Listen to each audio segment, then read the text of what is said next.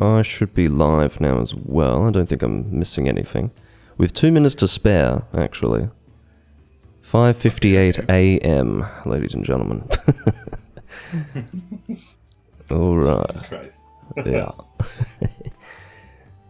Now, usually I have this bad habit of checking to make sure if everything is fine after I've gone live. So that's what I'm doing at the moment. Oh, okay. I think the biggest thing also is making sure that you're... you just see, oh, I missed something. Yeah. It's the same way I do it too. It's always like, oh damn, I forgot to change the title. Oh no, the tags are wrong, or the gameplay is not right. I have the wrong scene. It happened once that I took on the wrong screen and I just did some stuff drive-by on Rise and I wanted to play for you and people saw my Rise screen for like 10 minutes until I realized, oh damn. Yeah, I do think the worst thing that I've done, and I'm going to make sure that I do not have Discord notifications coming through. They currently are. No, it's not your Discord, whoever is watching. It's mine. That is now muted, fortunately. I'm glad that Discord had the presence of mind to allow people to have separate audio channels for the Discord notifications and for actual voice conversations, because I can mute that. What I was going to say was that the worst thing that I think I did was actually stream to the wrong Twitch account, which was not a great thing. But yeah, I was thinking, no one's turning up. What's happening today? Oh, I'm not live. Does that mean you have like multiple Twitch accounts? Streaming, or yeah, I do. Someone else and he's streaming too. Oh, okay. No, fortunately, it wasn't some random guy getting my live stream.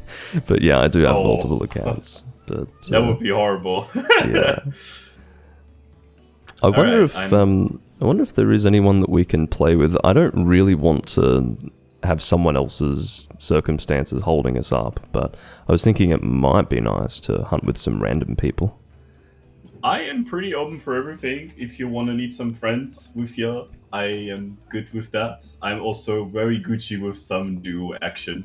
Yeah, so, I think we may start with that. From what I can tell, the last Gathering Hall status in Freedom 1 shows that 4 people are currently playing, so don't think there's much room for us anyway.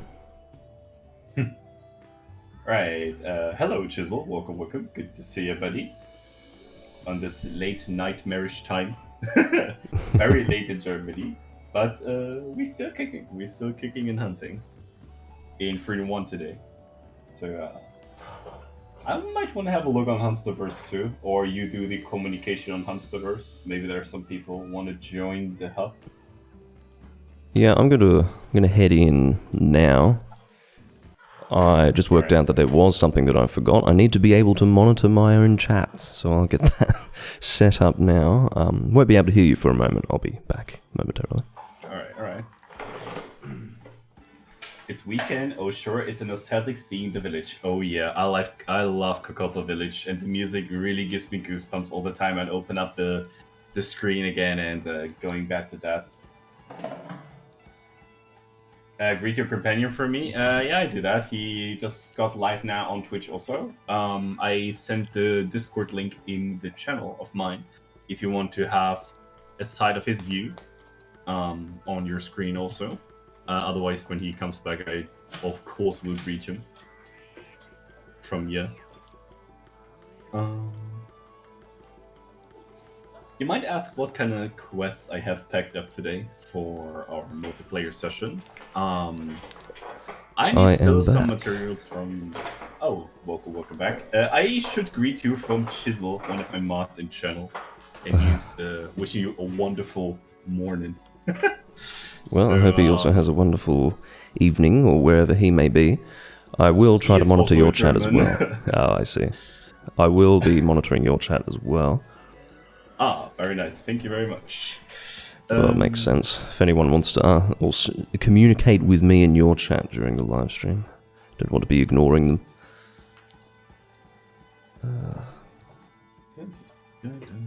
Currently, what I'm going to be doing is monitoring it on 2 phones, and I'm going to have both phones sitting in my eccentric multi-device keyboard. It's just going to be sitting in there anyway. The wonders of my setup. I'll monitor that one there.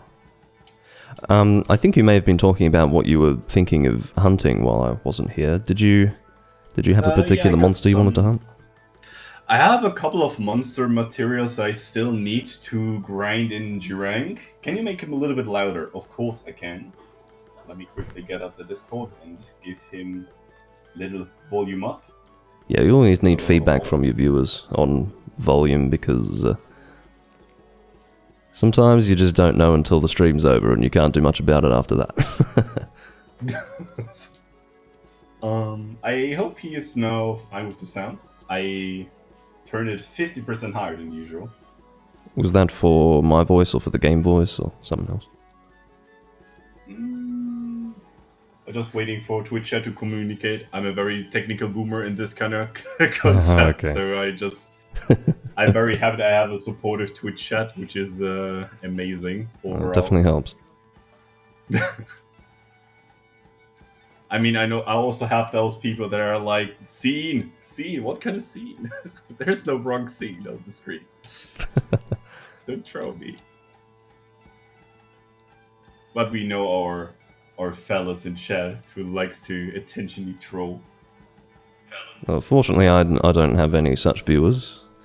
My people tend to behave themselves. I think if they didn't, well, I don't want to go giving them any ideas, but yeah, it's ill-advised. Every streamer. Having to actually, no, it doesn't matter that I'm sitting through an ad on your stream. Quite frankly, I don't need to. Well, I may as well look at the playback. Good. So, any hub we want to get in? Let's see. Oh, wrong. Yeah, we'll just probably just sit in the normal one, and which is usually fun. You can watch people come and go and do their own thing. Let me go for manual and select the hub. Oh, it's this system with the ABC instead of the numbers. Let's go for the Gathering Hub G, because this will be a GG day.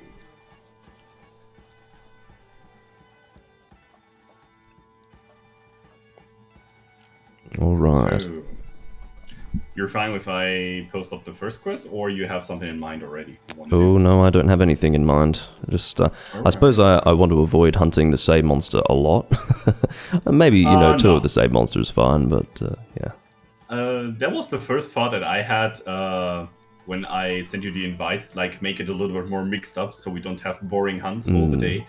And I thought about we would make it a little bit classy this time and not going for some annoying monster in the first place, so we're going on with a Rathalos. Yeah, I mean, well, you've already stepped on my toes. I was going to post a Lao Shan Lung immediately, you know, because that is the most fun hunt. No.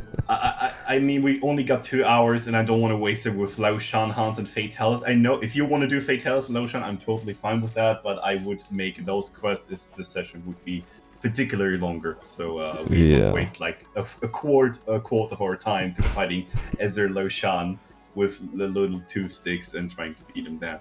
Yeah, so, I have to say it is insulting that Capcom even brought Lao Shan Lung into the series in the first place, but I've said it a few times, it is so inexcusable that they brought him back in Monster Hunter G, Monster Hunter Freedom 1, Monster Hunter DOS, I think, Freedom 2, Freedom Unite, and then again in Double Cross Generations Ultimate. I mean, what were they thinking? Did we really need that? I mean, I'm not a huge hater on Lao Shan in that way, or like in that regard, but he is a monster that... It's kind of annoying you can't kill him earlier, like you don't get really rewarded by doing well. You basically just stand in Area 5 to enter it once you beat him like the entire road, and then somehow he's dying at the very entrance of the arena and you can't carve him entirely, which is another problematic overall. Like, you can't carve him that consistently 9 times. And even with like crouching carving, it is super hard.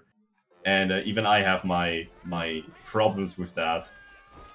So I can totally understand the jankiness of people don't liking Lao Shan, but I like him more about the physical, or like the over objectively things, like how he looks like a huge mountain dragon, has a little of the taste of an oriental Asian dragon taste. I really like that one.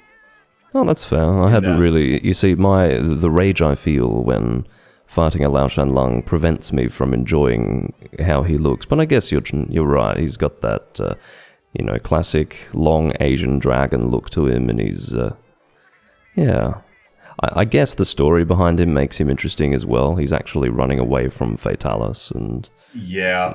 The first time I heard about it, I couldn't believe it. Like, how can such a gigantic monster running from a Fatalis, and if you don't understand the entire story of Fatalis, you don't really believe or can grab the enormous force that is laying in his four horns, and he destroyed an entire hunter village with their entire hunting clan over a night with just one breath of fire, which is shattering. I suppose, I think it's really interesting that Fatalis has this really basic look. Like, he's not I guess he's intimidating, but he's just a standard black dragon, and he's so much, strong. Right? Yeah.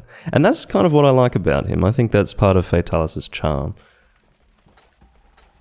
The first thing when I was a kid, and I see this cutscene where Fatalis was flying over Castle Shrade, and I thought, like, well, this doesn't look very terrifying at all. And one of my friends back then, they said, do you know what kind of things are on Fatalis' scale in his, like, scale coat or suit?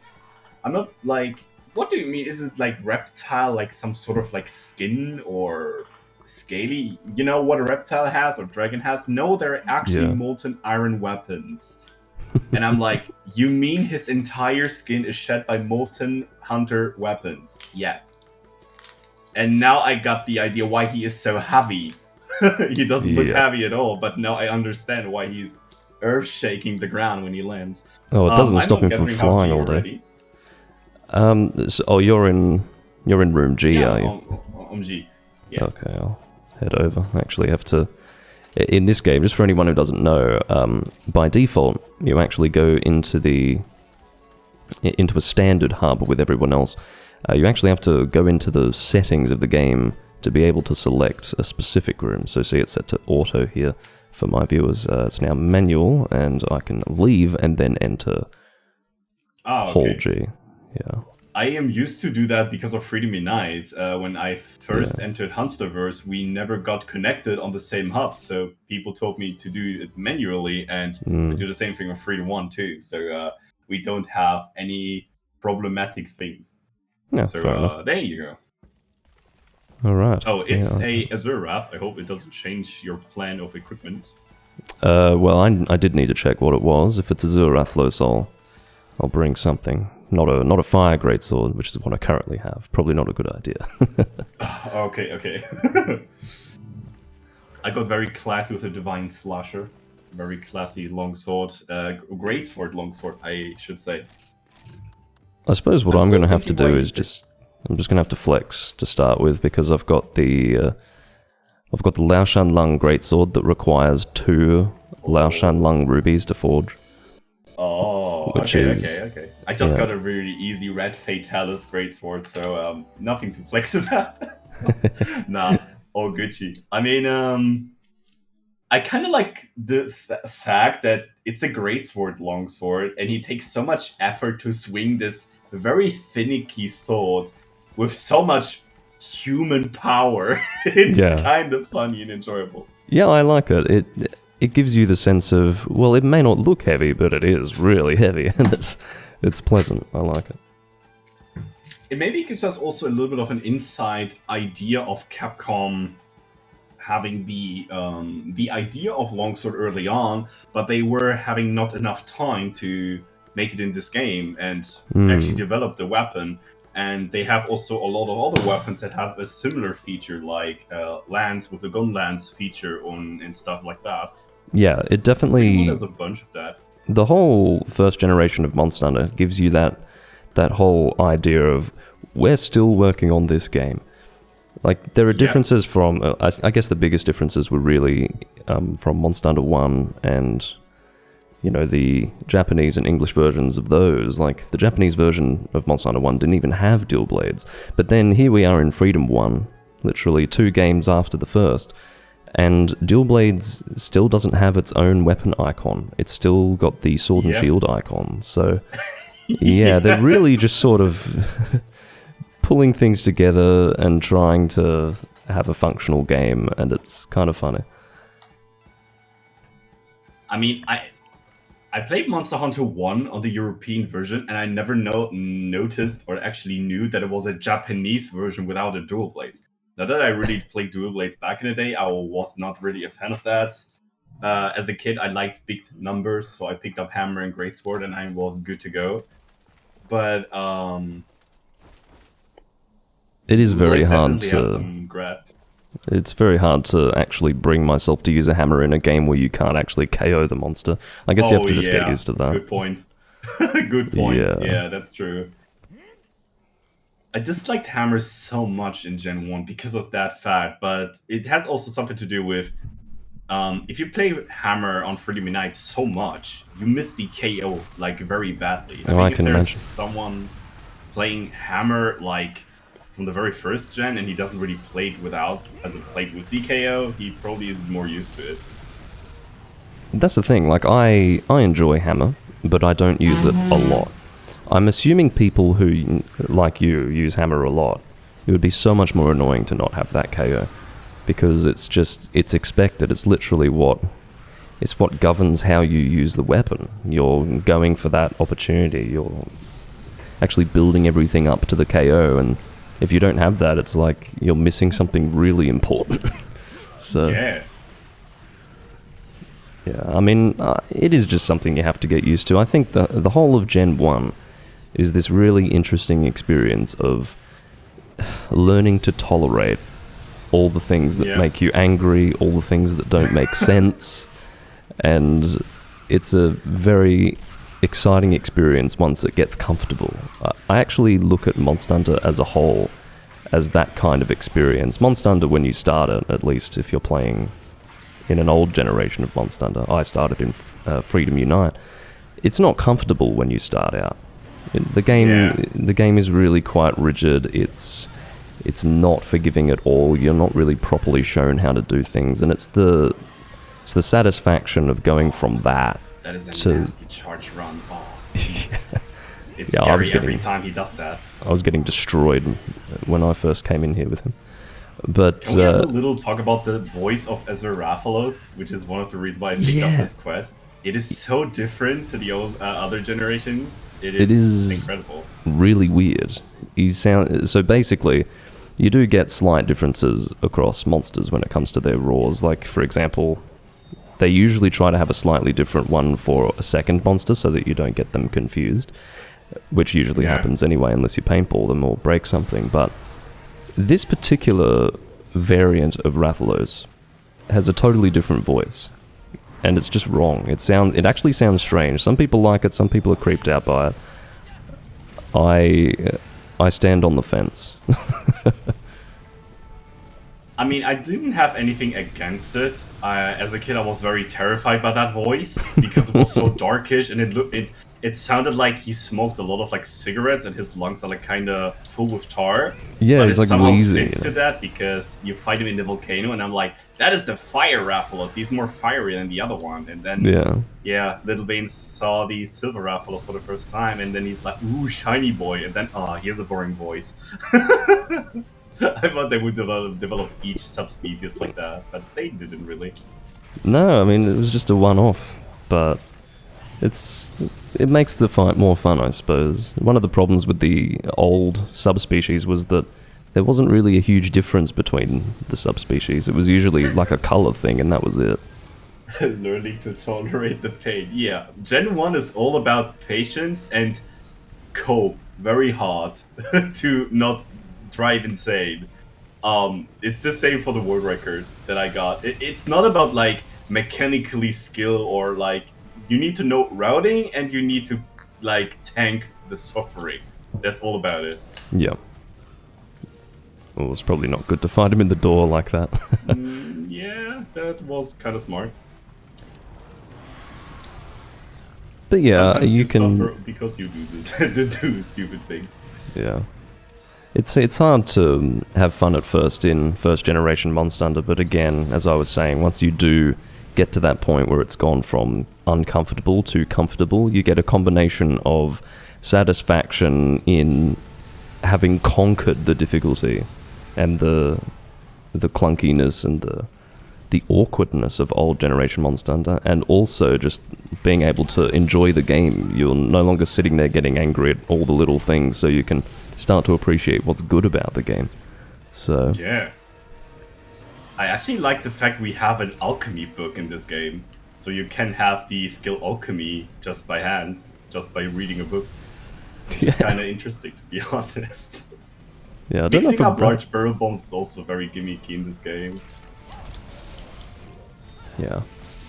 Well, you'll probably notice for those watching my live stream, and I am reading the chat, guys. It's just, I'm having a conversation with a person, so I'm probably not going to be reading the chat constantly, but you will notice that hit lag, like actually hitting a weak point in this game, even more so than second gen, as in Freedom Unite, it's really, really noticeable. Yeah. Like, your game actually stutters really hard, and it's nice. It's that satisfaction, You really feel like the stutters are pretty normal.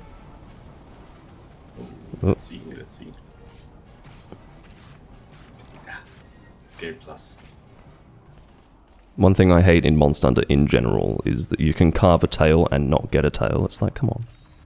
Oh yeah. I mean, if it's a rare drop, sure, but how much frustrating moments I got in Monster Hunter Freedom 2 to get this damn Rathalos lance, and you need 10... Well, no, it was this game, where you need 10 Azure Rathalos tails, and I'm like, are you kidding me, video game? Like, 10 of them? 10 freaking tails? Like... it's funny, it's not even the first game where they've done that. I think, well, actually, it may have been the first game chronologically that did that, but I know that they continued with that.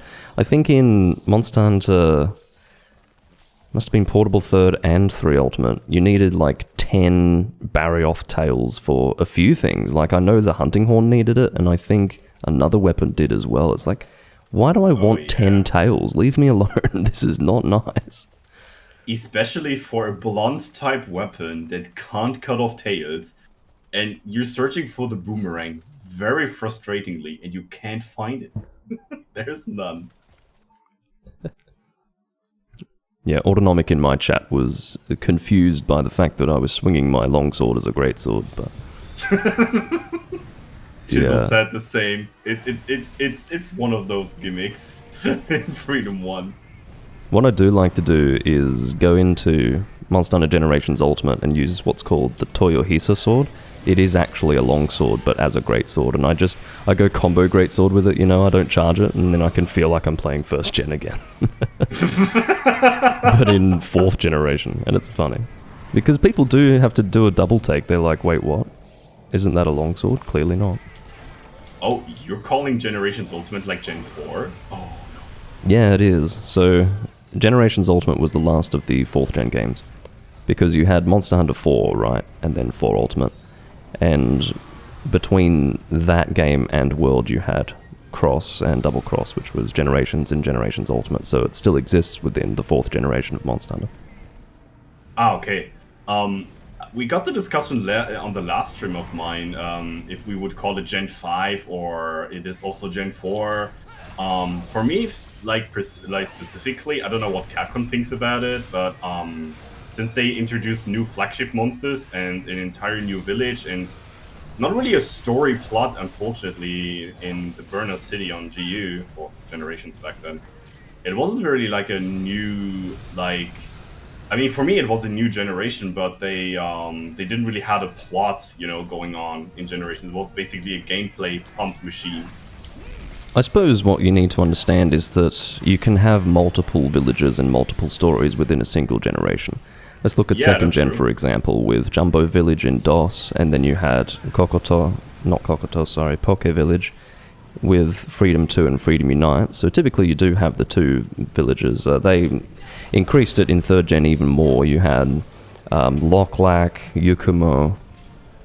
Well, I suppose just to focus on the offline villages, it was Moga Village, Yukumo, and also... oh no, it was just those two. But still, Okay. that's sort of standard. And then as well as that, you can very clearly tell that they're using the same building blocks for Generations Ultimate as they were with, you know, all the games that came before it. Like, there are literally the same assets being used for a lot of them. It does look different because they do work on them a little bit visually, but aside from some animation improvements, it is the same. Whereas 5th generation was literally everything was done from scratch again. It was completely different. Side of us? How did you do that? Freedom 1, jank. Yeah.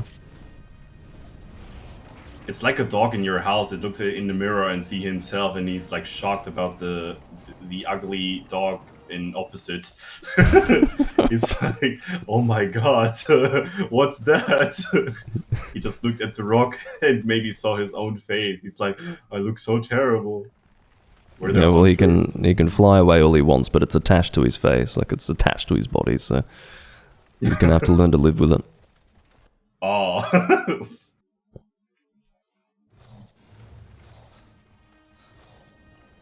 Oh wow, that voice, Jesus.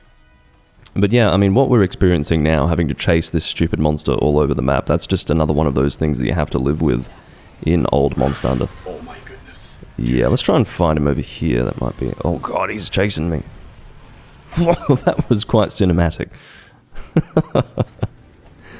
I didn't even hear him like start flying. He just came up from the corner and just rammed his claws in my face. Well, that is the Rathalos experience. He just runs at you. What I love is that the run animation of Rathalos and Rathian in 1st and 2nd gen becomes the exhausted run. Just the whole animation of falling on the ground like that. Oh my god. What the hell? Oh, that was you. It looked like I got hit by the Rathalos. I was thinking, god, he's only limping forward, and I just got flung into the air. It was pretty funny, actually. Just the slight movement of his leg is throwing me. So absurd. He's just coming to Area 9 to get one hit, and then he starts limping. It's like, okay. We just ignore that, I guess. Well, I'm glad we're dealing good damage anyway. Yeah. We definitely got some huge powerhouse weapons on our back. Greatsword feels really good, great. I'm not always liking to use Sword and Shield in this game, even it's super powerful. But I like my big swing sword. I hope I've been playing alright. I haven't actually been paying attention at all. Hopefully my subconscious play can handle 1st gen Greatsword properly. I probably can, but... It's not too hard, I guess. I can do very well. I just do okay, I guess. Well, my hope is that I've been aggressive enough to deal consistent damage. Can you stay in 5 so I can maybe lure him there? Let's see what he's doing. Could be a plan. He is flying. Oh. And now he stops flying. Okay, this game is so jank. Yeah, it is very dangerous to go and fight him in 6. Well, dangerous as far as you wasting your time, because often he doesn't stay there for very long.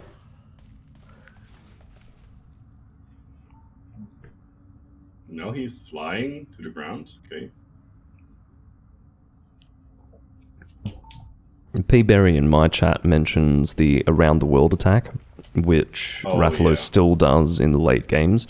It is interesting. I mean, you're getting a taste for old Monster Hunter while playing the newer Monster Hunter games. You're literally just standing there waiting for him to fly around, and then he generally misses you anyway when he actually comes to attack you. So it's really strange that they kept that. It's a very awkward attack. I think he left Area 6. Yeah, he's here with me now. Oh, okay. You can strike him down. If you get him.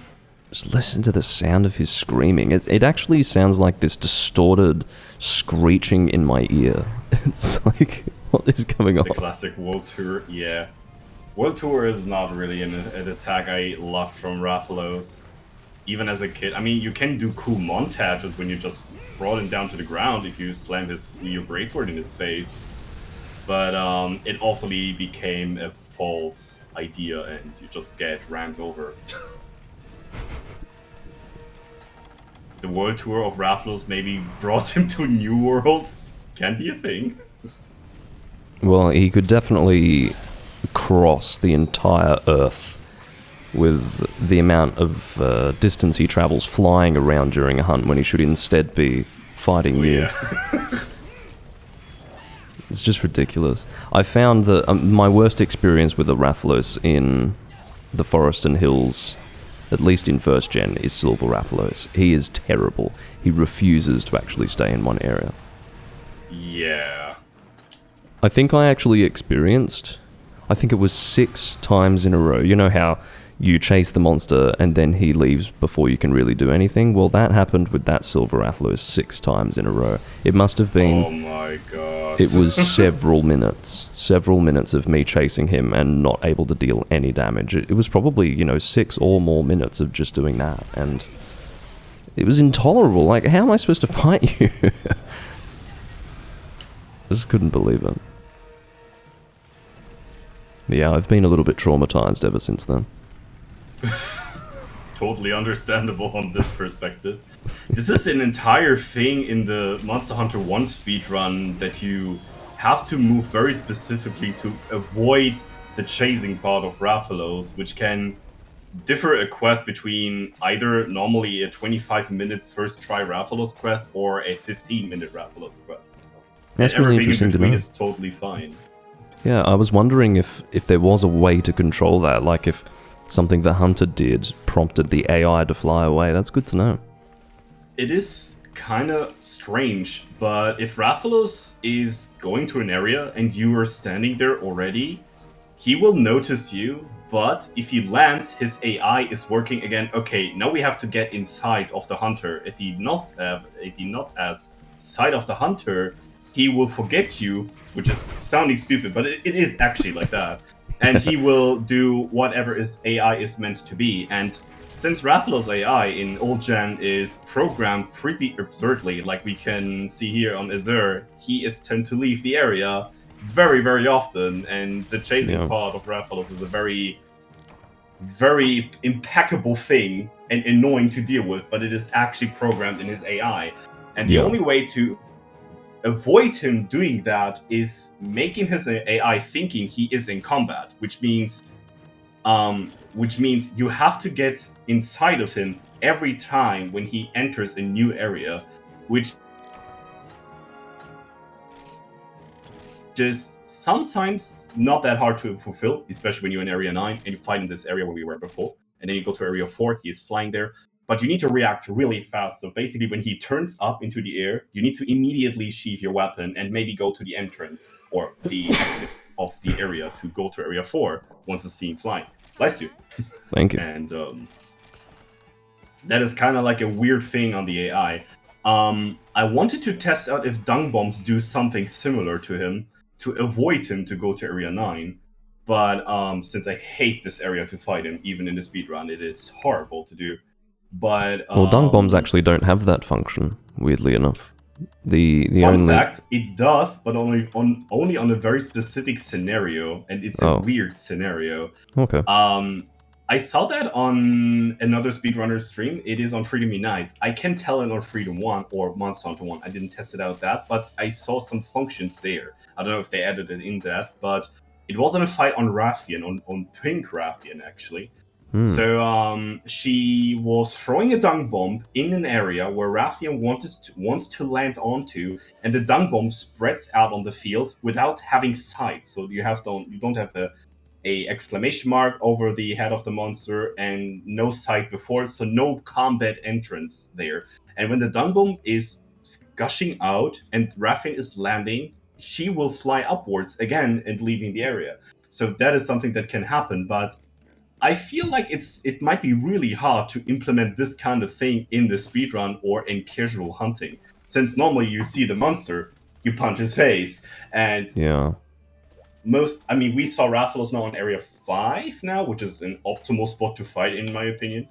So not really a use there, but if you want to prevent him to go to Area 9, maybe that might be a strat. It's interesting because in first generation Monster Hunter, I guess the very beginning of Monster Hunter, Capcom expected us to hunt in a way that no one does. And I saw this video, I don't think it's on YouTube anymore, I can't actually find it, but there's this video of a guy hunting Rathalos. It must be a very old video. I think it was actually recorded before it was even uploaded. Like, it's very old. It's traditional Monster Hunter 2004 hunting. And it's like nothing I've ever seen before. The way this guy was hunting a Rathalos was like that. For example, we're talking about how the dung bomb, as you describe it, might be hard to use in an actual hunt. Well, anticipating where the monster is going to land and waiting there for them and just setting things up for where they're going to land is just... That's actually what Capcom was expecting. And I'm not even talking traps. I'm talking like dropping meat to lure the monster in a specific spot. Yeah. And like just stuff like that is just... I've never seen anyone hunt like that. And it was incredible. Just the combination of this really old analog looking recording of the first Monster Hunter game, plus just the way this guy was hunting, and obviously the fact that it is Monster Hunter 1 and just the way that it looks in general. I mean, it was just... It is the most interesting. To the idea of hunting a monster, right? Yeah, it has that thing actual in Freedom hunt. 1, we could do something similar on the Gypsaros quest because we knew where he landed on Area 3, and I placed some tinked meat to paralyze him, which never happened actually. But you can sleep him somehow with some sleepy meat. It works on that. Any quest in mind? I didn't have one. I can make a decision if you'd like me to, but... Sure, I like rotations. Yeah. I'll have a look and see what might be flying fun. the carpet towards you. Alright. I'll see what's around. How about ore mining? That sounds like a great way to spend the night.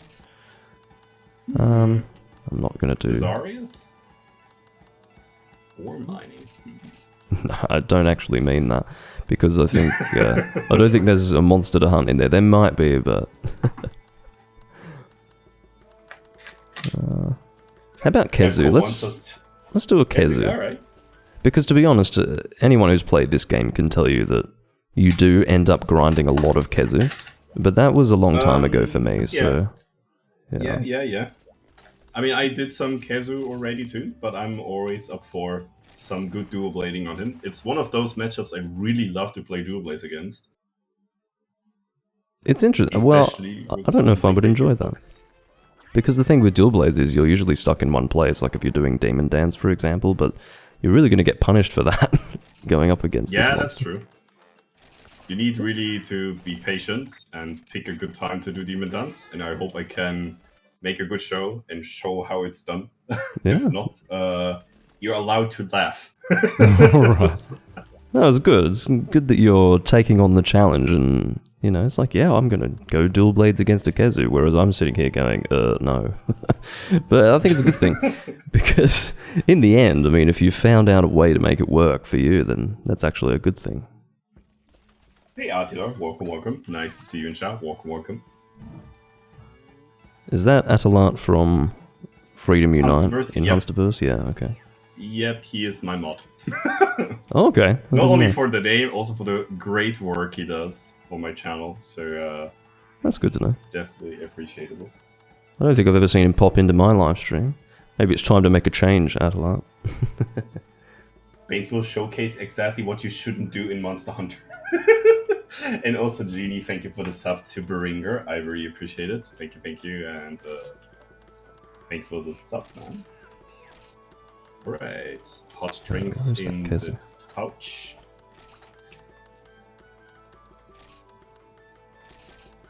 Now, do we want to do... Oh, actually, I'm already set up for standard Kezu, so we'll do that. Alright. I was thinking of maybe doing red, but no. Each kind of Kazu. Picking up the terrifying corpse blades for those Kazus. Unless we were fighting the red one, which always confused me why he has a water weakness. I think it's good, because in my opinion, if you're going to have a subspecies, give it a different weakness so that we're actually using something a bit different against the monster. Because, yeah, or give him something that he moves differently. Makes him special.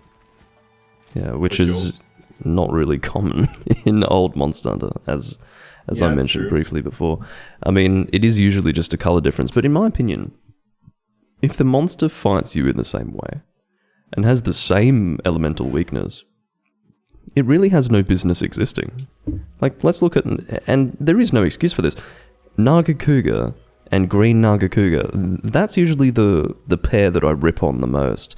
Like, what the hell? I mean, that is third generation, and they thought it was a good idea to have a subspecies with the exact same weakness, and that had no difference except for the fact that it was green. I mean, who is doing this? I don't want to be, like, little picking, but Nagakuga and Green Nagakuga has actually one difference, and it's so minor that people don't really agree with it. When the Green Nagakuga is throwing his feathers towards you, you get KO'd. Oh. It's actually a thing. It's actually a thing. I was thinking the same kind of way, and I thought, like, yeah, at least he has a green weapon design, and that makes him maybe a little bit special, and his weapons are working differently. But actually, his tail spears or tail spikes can KO you, which is very minor, but it is a difference. I wouldn't disagree with it by saying that doesn't happen. I would instead disagree with it, or at least suggest that it might not be accurate, because I'm not sure if it's only Green Nagakuga. I think maybe regular Nagakuga can do it as well. I know that Lucent Nagakuga can do that.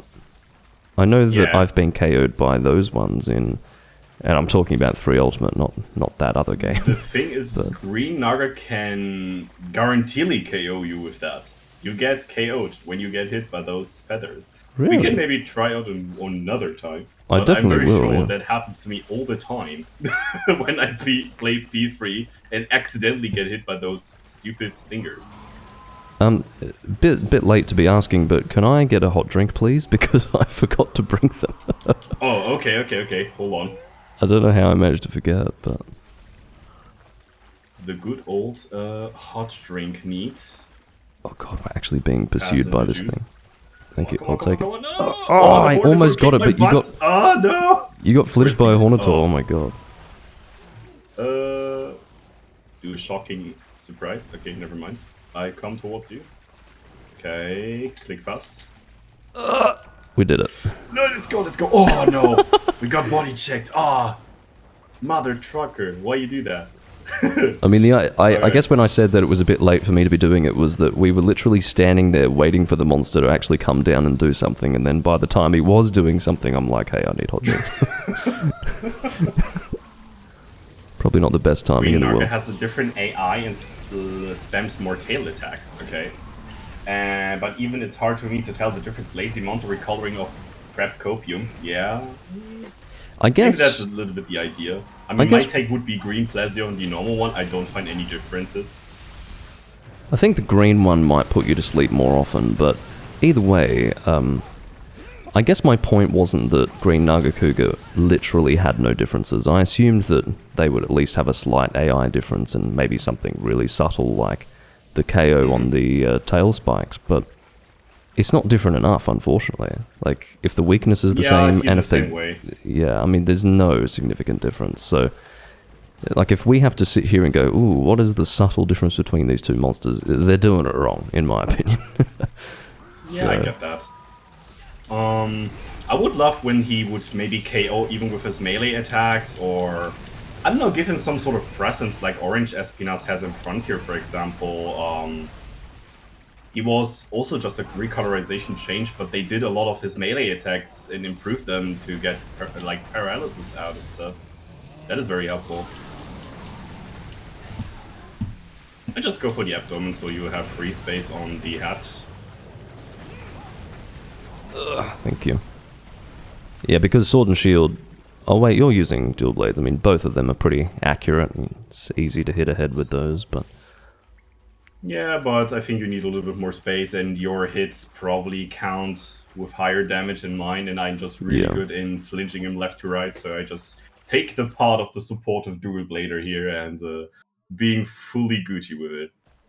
Did he leave the area? I thought he did for a second. Not yet, he's just getting at the end of the cave and just wants to body slam me again. Oh, is he doing the thing where he just runs around the ceiling aggressively for no reason. I think his AI is currently stucking into, should I really leave the area? But I'm in rage mode, so I need to fight. But yeah, he is confused. I have very low HP, so I should probably go.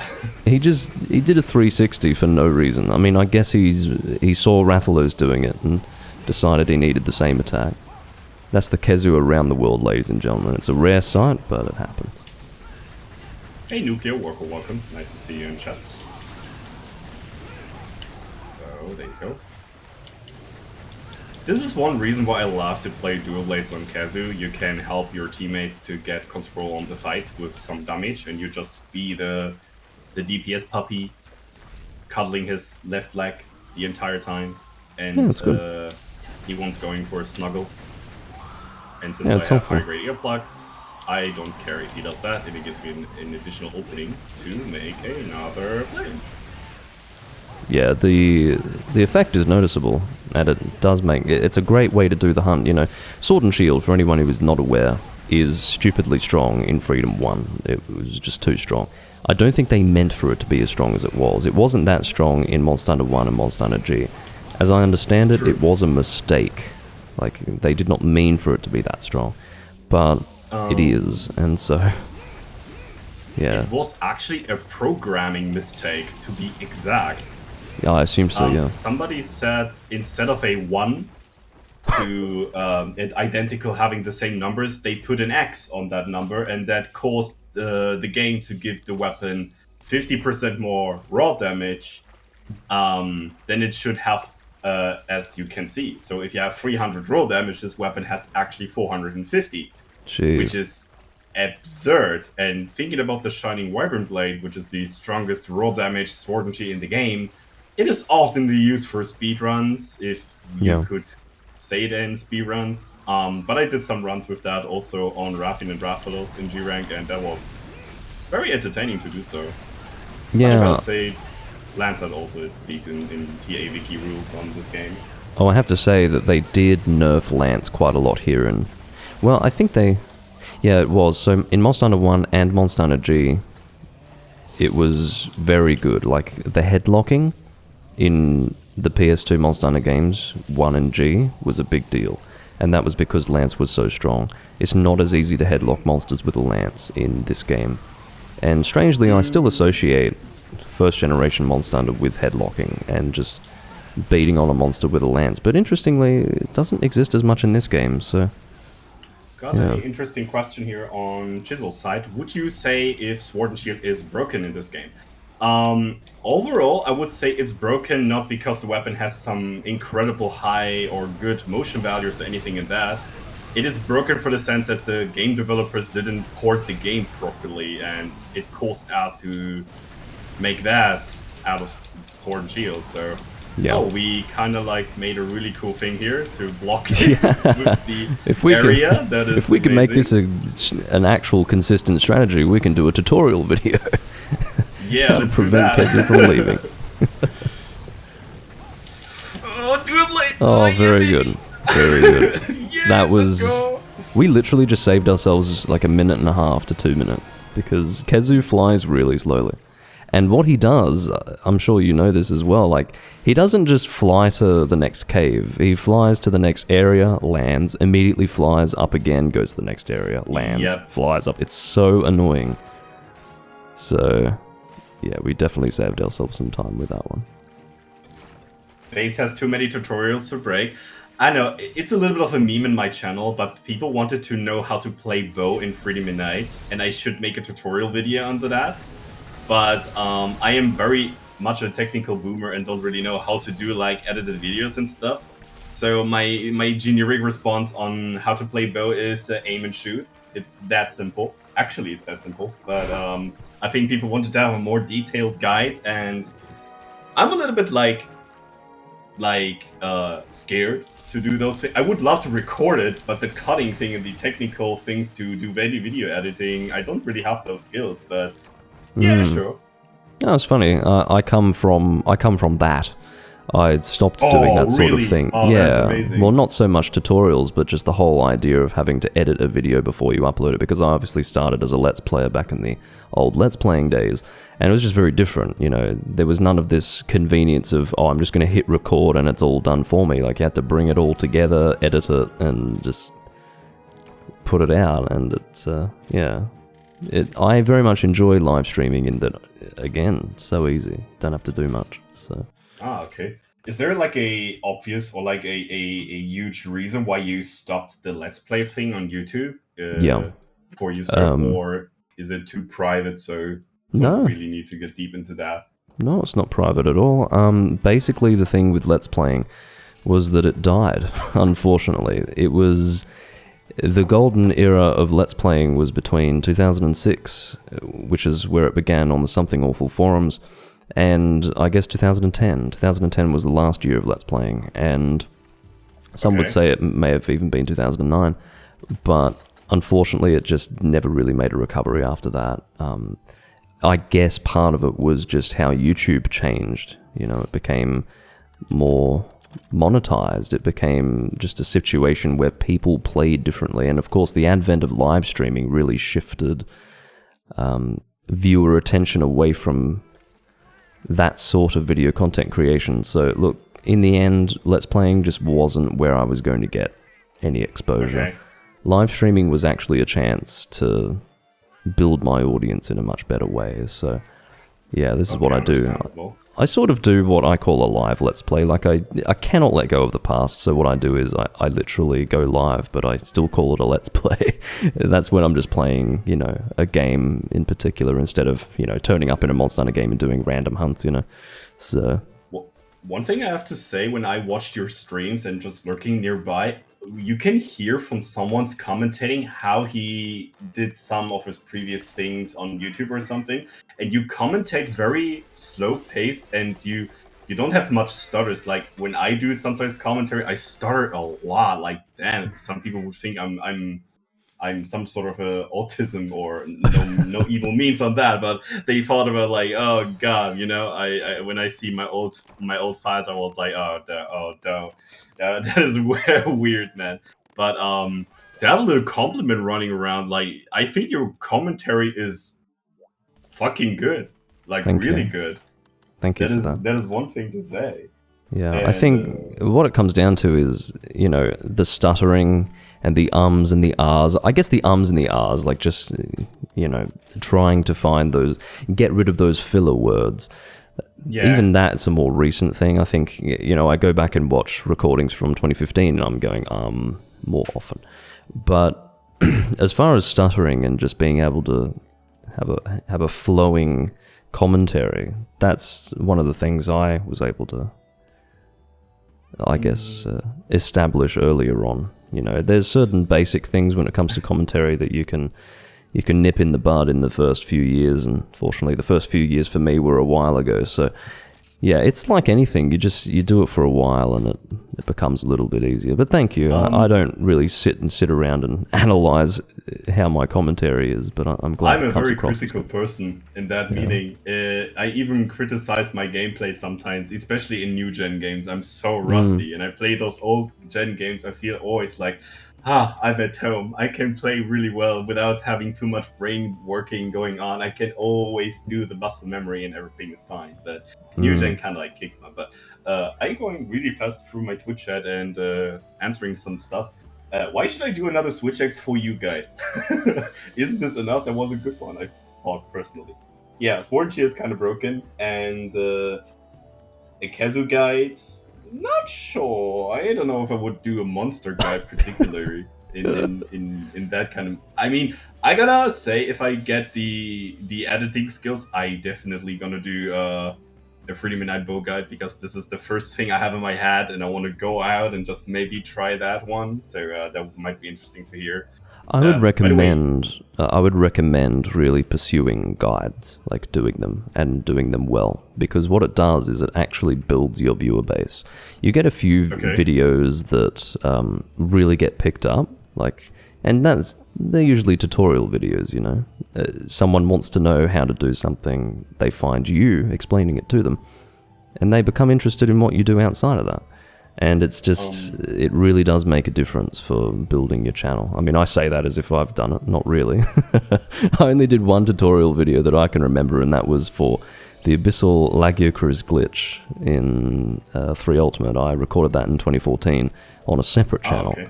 But yeah, and I didn't really get any benefit from that, but I've seen it with a lot of other content creators. You know, they build their viewer bases by having a few really, really well established tutorial videos, and it creates traffic, and it's really good. So I would do it, but I don't really have the willingness to dedicate the time. The next monster we're gonna fight is a Plazioth, so keep your Sonic Bombs up and your Froggies in the pouch. Sounds good. I don't even know if I've got any Sonic Bombs in my box. Because of how this game is, I'm just so... I don't have any combination materials in my box because there's like no box space, so I feel poor. Yeah. Constantly material poor. I can't do anything. I've got Screamers, I've got 99 Screamers, so I guess I can make some. I'll do that. The game with the best RNG, how's it going? Hey, Nazi with the Jersey, my brother from another mother, how's it going, man? And also, who's this person speaking to? I thought it was a video you're watching. Yeah, that's what I meant with his voice is soothing, and you feel like you're watching a video. That's my co-streamer here called Draculestia or Lord Xor. We're doing some Freedom 1 today and having some G-Rank fun time with random hunts. So yeah, feel free to join, sit back, go get some popcorn, and enjoy the show. Oh yeah. I think it's Screamer and... Yeah. I'm trying to remember the combination material for Sonic Bomb. It's Screamer and I think... Gunpowder. Gunpowder? Jeez, okay. Yes. Wasn't expecting that. Sometimes I forget the combinations for things because I'm so lazy. Like what I do is I'll combine everything in a big batch. Like I'll just do it in bulk. I'll combine like hundreds of this thing and then I don't have to worry about it again. But it causes me to forget what the combination is.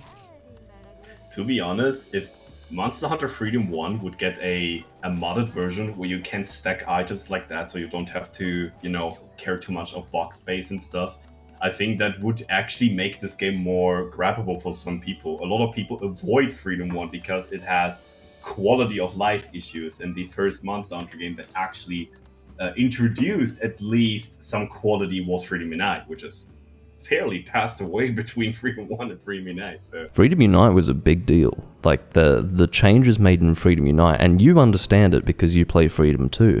It was huge. Just the difference between those two games is immense, and people don't understand it because they look at screenshots from Freedom 2 and then screenshots from Freedom Unite and they're like, oh, it's the same game. But it's not.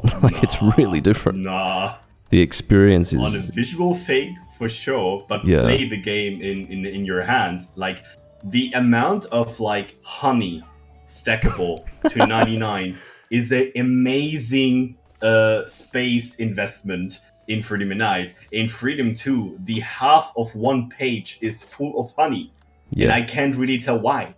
It's just you can't stack limited of 10 for each. How it works is if, like, whatever limit you have on what you can stack in your inventory, that's reflected in your box.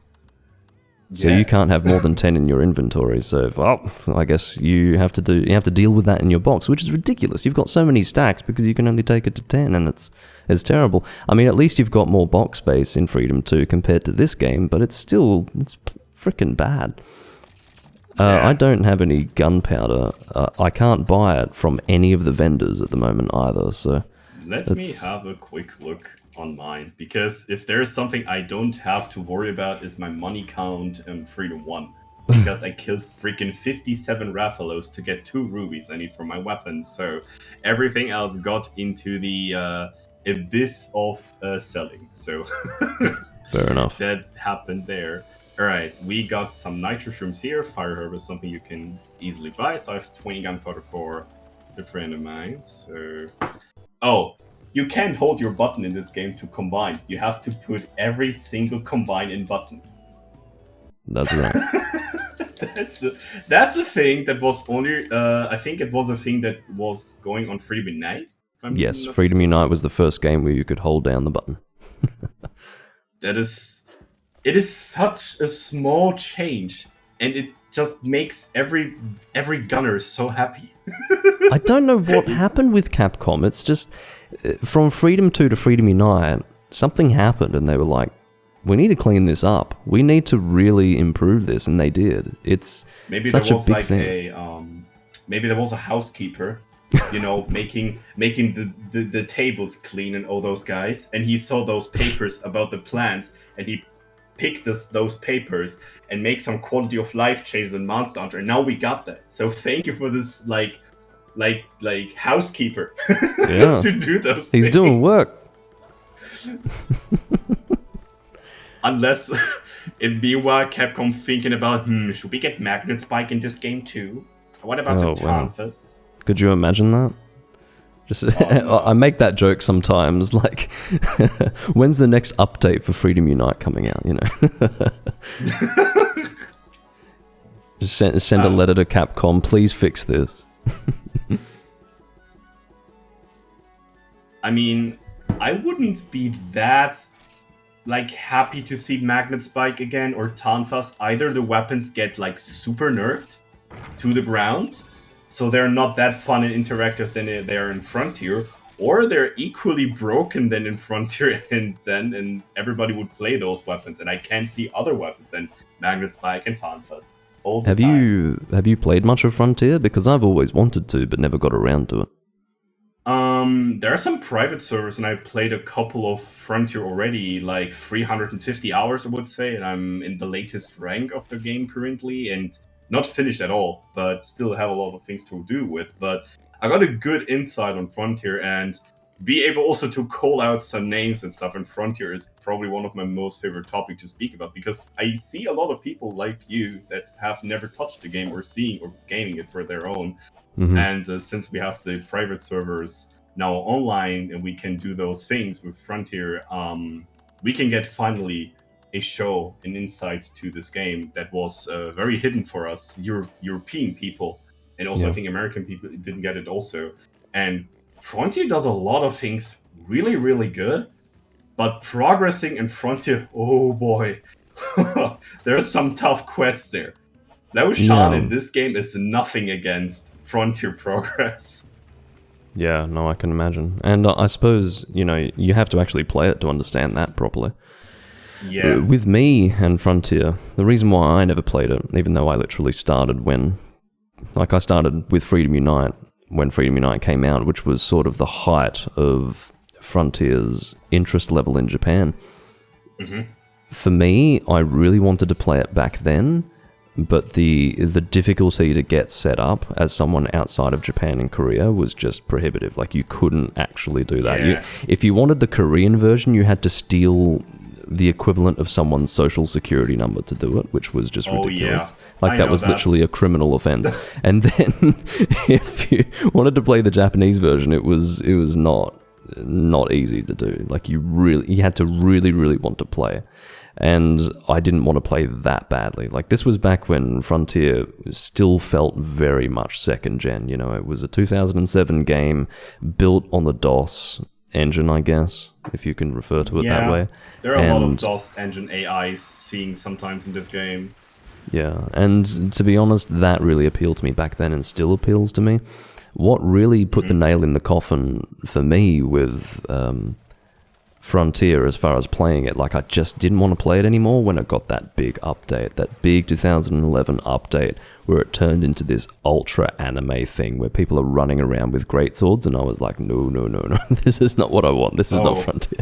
That is the Frontier G update where you can get the extreme weapon playstyle, and I gotta say it looks super weeby. I know that, but I can definitely tell you, extreme style is very gameplay impactful, and it is a very excited feeling to play with extreme style. But the weird thing about extreme style is every other style you have before, you're starting the game with Earth style, and then when you get to a certain rank, you get Heaven and Storm style added to your equipment, so you can change styles, like in GU. Yeah, well, that's where it came from, yeah. Yeah, exactly. And Extreme style is basically a combination of Earth style and Storm style, plus this dash and some enhanced features like Sword and Shield can do it's called a EX dodge, which is an attack dodge that does damage and gives iframes, and you can kind of chain it really quickly. And you can run with your weapon drawn out. Greatsword can guard point. Switch axe can guard point. Yeah. Longsword can guard point. Like, there's a lot of things that weapons can do now, but they Yeah. kind of like need to get these perks because Z rank or G rank is really, really tough in this game. Even I have my problems with those perks on my switches, and I'm very used to use switch axe, but it is not enough for beating those Zeniths alone.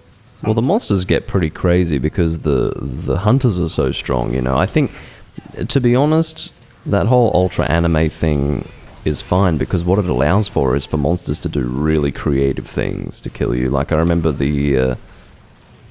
I don't know what he's called. It could be Zenith Nagakuga. One of the Nagakuga versions of Monster Hunter Frontier, where he gets you in the tail spike attack and he hits you repeatedly. Like, you're literally stuck in mid-air getting assaulted over and over again by this continuous tail spike attack. And I don't know how it is to play against that, but just watching video footage of it, it's really, like, I've never seen anything like it. It looks terrible. Like, I don't want to deal with that. There's a bunch of monsters that can do like combo attacks and do a lot of like really terrifying attacks that are feeling very unfair, I gotta say, sometimes. Yeah. There is, for example, a monster, or like, not a monster, but there's an elemental blight in this game. Each elemental got an extreme blight, which when you get inflicted by it, you will cause some major problems. So normally when you get afflicted by a blight like Thunder Blight or Fire Blight, it is some sort of a problem, but not very impactful. On Zenith quests or Zenith monsters, this is an entire new thing. So you remember Fire Blight, right? One of those very little tiny dot effects you have on your health bar, and you get a little bit of like red health damage, and when you don't have red health, then you drain your HP on 3, you know? Yeah. Well, Extreme Fire Blight also causes damage on your max HP, which means it increases your max HP, and this is really fast, bad. depending on which level of Zenith you're fighting. Thunder Blight gives you a heart attack, which basically means somebody has to reanimate you, otherwise you will get a heart attack and die. That is very, very unfair. No, Water Blight causes damage on your stamina and drains your stamina repetitively, and that is very scary. Ice is the easiest one. You basically get in an ice chunk and you can move, and when the monster hits you, you die. That's about it. Yeah, that's... And Dragon Blight, at last, it prevents you from healing entirely. Wow. You can't even get a life powder. You can't heal yourself from vampirism. Nobody can heal you. You just suffer. Frontier really wants you to die. Yeah. No, this is what happens. I mean, it's very dangerous to make the hunters so strong, because if you make the hunters so strong, they need a challenge. And it's... Yeah, exactly. Yeah.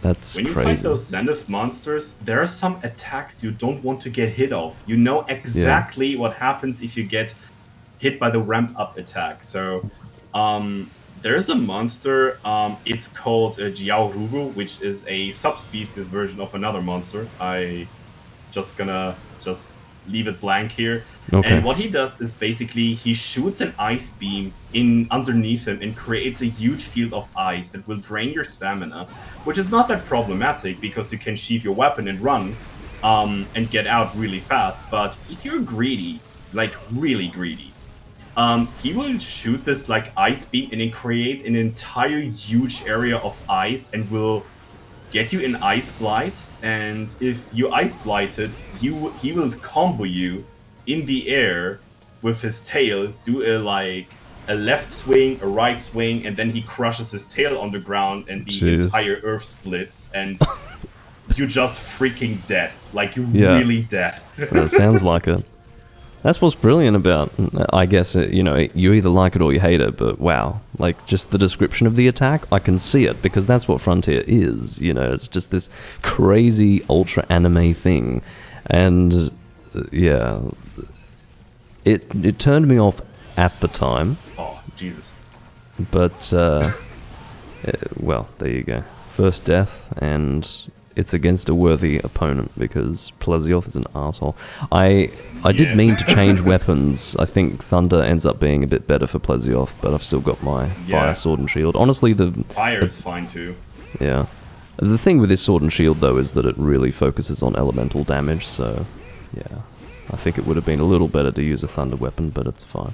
Hopefully he's not too far away from dying. But. The cool thing about Frontier is if you really know how to learn a monster, how to fight it, and you get with a good set on it, you really feel encouraged to fight this monster, and you learn it, you get better with it, and you can get so strong in Frontier. It's not even funny. Like if I tell people on Twitch that I can four-shot a Fatalis in Frontier, and they're like, "Are you cheating?" No, I'm actually that strong in Frontier. If I fight a HR4 Fatalis, I can do 4 charge attacks with my Greatsword, and he freaking dies. Does he have the same amount of like health? Because health in Monster Hunter is consistent across all the games. He has the same amount of health. Yeah. The thing about the thing about Switch Axe or Greatsword is, for example, my Greatsword that I have in Frontier has a bloat roll damage amount of 3,300. And a element that is called Blaze, which is a mix of fire and dragon, which is certainly good for Fatalis. And you can have a lot of skills that are, I would say, high risk, high reward, which is also implying the gameplay or like the playstyle of Frontier. They're like skills. They give you 100 Trura if you dodge an attack successfully for 24 seconds. There's also like a skill that gives you 50 amounts of sharpness when you dodge an attack successfully. There's also a skill that gives you a additional bar underneath your character's name, and if you do certain actions like dodging, attacking, blocking, you will get higher movement speed, higher sheathing speed, everything. Like you can turn really crazy. Like if people think For You has a lot of skills you can have in your armor, with like 6 or 7 activated skill. Imagine in Frontier there is a single skill. It's called Sword God. It gives you fencing +2, sharpness +2, razor sharp, and you and the thing about fencing in this game is it does double hits and also prevents you from bouncing. So yeah, Frontier, let's make it short, it's crazy. It's insane. It is absolutely crazy. Like the whole concept of what's acceptable in Monster Hunter is just thrown out the door. It's like, nope, we're going to absolutely empower the hunter to the extreme. And you know what? I think I understand. Like when I hear things like this, I understand why Monster Hunter never came to the West or to Europe or any place outside of Japan and Korea. It's because they're the only, on the whole, they are the people culturally who can deal with a game like this. Culturally, it's a bit too much for most countries outside of Korea and Japan. I mean, that's extreme. And also just the whole idea of you will be utterly crushed if you don't know how to play this monster, play against this monster. But if you actually start to learn how to evade every individual attack, you will succeed and be rewarded immensely. I mean, it's really intense. It's a good thing. There's a good talk here.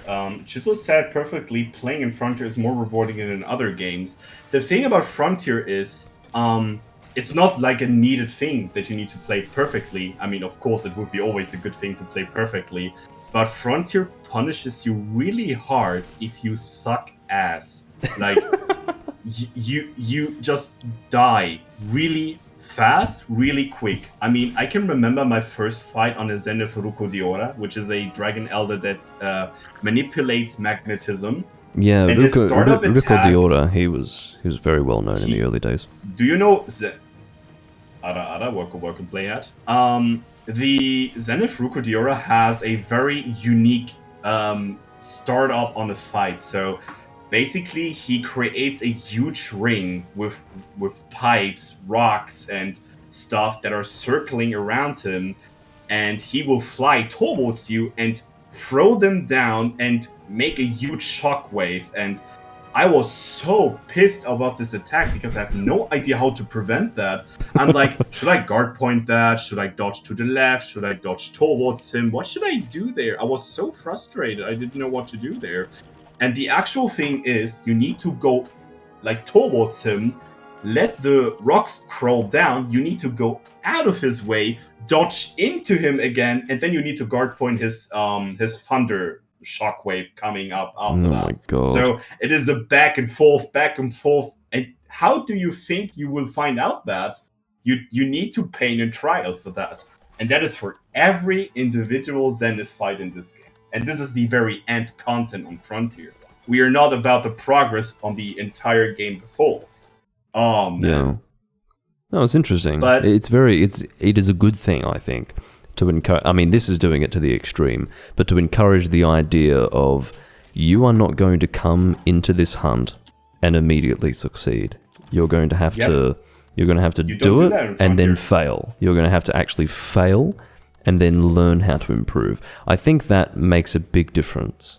Because what it means is that even very good players, people who up until that point weren't really challenged by anything, or at the very least conquered everything before that point, they're still forced to be in that situation where, wow, I am dying, I'm failing, I need to improve.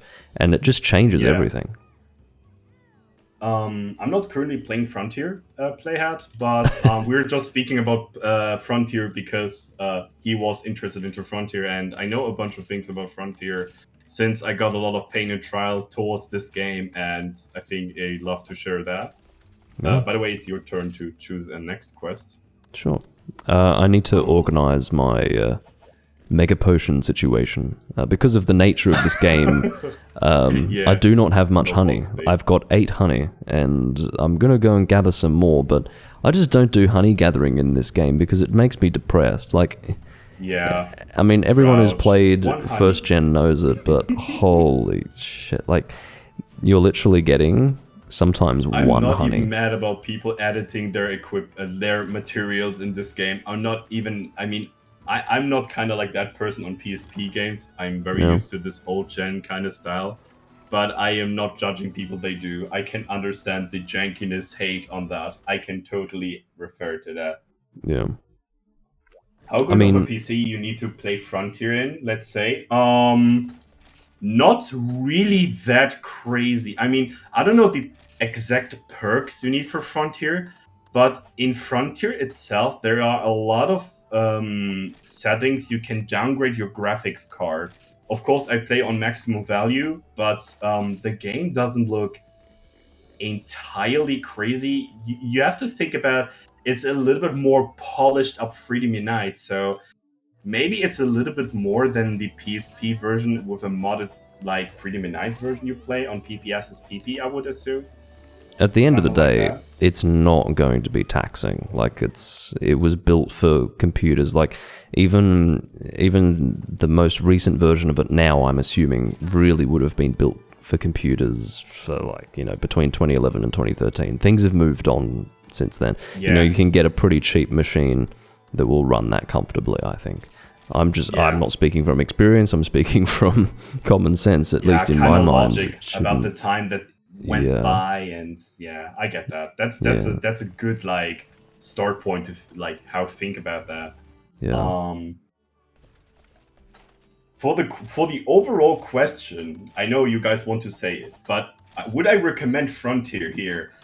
The thing is, if you're not playing Sunbreak right now, which is the right now top game to play now on Monster Hunter, and you really want to play something that is very like dragging you into his world, even not with lore, but with a lot of gameplay in there, and there's a lot of things to find out. Like, Frontier is a weird mix of old and janky, but also very quality of life improving. Like, the Frontier stack thing is you can stack item to 999 times, which is cool. 999. Okay. Yep. Frontier has no money problems. You're always too rich for the game, so you don't have to worry about. Yeah, I never have seen my character have lower than 9 million zenny. Oh my Or god. 9 million G-Rank zenny. Money is no problem in Frontier. The Yeah. actual problem in Frontier is you don't get those stupid rare items. The reward system in Frontier is so frustrating. I heard Fighting a about that very monster- early on, yeah. You're fighting a monster that is super difficult, like a Zenith Espinas, or I don't know, like Shantian, or a Conquest Fatalis, like just to throw names at you. You fight this monster for 20 to 25 minutes solo, and you get 3 items at the end of the quest, which are 2 shells and a horn. And one of that is a broken item. And you think, that is not rewarding at all. Sounds like first gen. Yep. It's DOS, so it's not far away from that. Yeah. Well, yeah. I mean, people may not understand this, but at least this was something that I recently realized. But the whole idea of second gen, like what I considered to be second gen, was actually just Freedom Unite, and that was different. So to be honest, second gen is much closer to first gen than some people might expect. Generally speaking. Yeah, progress in Frontier is a long time really fun until you go to Geishu and Goshu rank. Those 2 ranks are horrifying. What are those? I've never heard that before. So, in Frontier, there are very separated ranks. So, the HR1 and HR2 are very normal, low and high, like low rank. HR3 to HR4 are high rank. And then HR5 to HR6 are Geishu and Goshu rank. So HR5 is Geishu, Kishu, and HR6 is Goshu rank or Go rank. Those ranks are very specific. A lot of Frontier original monsters are there, and they pack a lot of those monsters in those ranks immediately. In HR5, so the Kishu rank, you have 22 key quests and 96 quests on this level. The first time I saw that, I was shocked. Yeah. I felt like, how do I ever gonna finish all those quests? Well, God bless, I didn't do that. But 22 key quests is a bunch. It's the most key quests on a rank level I ever saw in a video game. And the thing is, those key quests aren't like, all of them are like not super easy. There are like 5 quests in total that are stupidly hard. For example, there is a quest where you have to fight, I just throw a name at you, a Abiorugo, which is a green brute wyvern with huge red blades on its tail. And there are 2 of them in the same area the entire time. They have the exact same AI. That's awful. They go the exact way all the time. And I had to get a friend with me and 2 other people to have a chance to not get comboed by those guys. This is terrible. One of those guys attempts to charge at you always from miles across like a raging bullfango, and the other one is spamming his combo one-shot attack over and over again until you freaking bite the grass. This quest is horrifying. It sounds horrifying. There are also a lot of the Geishu rank is very terrifying on those quests, but there are also a lot of cool burst monster quests. In Frontier, there are a lot of like unique monsters. They're called the Burst Origin monsters. And what they do is this the red Kezu or the It is white the Kezu? red one, yeah. Okay. So the thing about Burst Origin monsters are they all look like flying wyverns or bird wyverns, but they're really unique on their own. One of my favorites, to not spoil a lot for you, maybe you get one time the hand into this game. I don't know. We'll see. But there is a monster. It's called Meraginasu or Meraginasu, and it's a bat monster. So just think about a Rathalos that has huge ears, has dark scale with orange color points kind of in that, and he is blind. He can't see you, he can only hear you. And there's a feature in this game about weapon sounds. Hunting horn is the loudest weapon, and the guns are particularly very silent. And this monster doesn't hear you, and if you crawl to him, he will not realize you until you're really like underneath him, basically. And that is such a unique mechanic. And in Frontier, there are a lot of monsters like that. Like there's a Well, Kezu is very much like that, you know. Kezu? Yeah, so Kezu can't see you. Yeah, but the thing about Miraginasu is he has a stance where he opens up his ears and wants to hear around his area. And if you are silent, he will not notice you. And you can crawl to him. And imagine you have to fight this monster in a huge cave. In a huge watery cave with some bright lights there. This monster is so cool. And he has a unique element that is called the Dark Element, which is a mix of ice and dragon.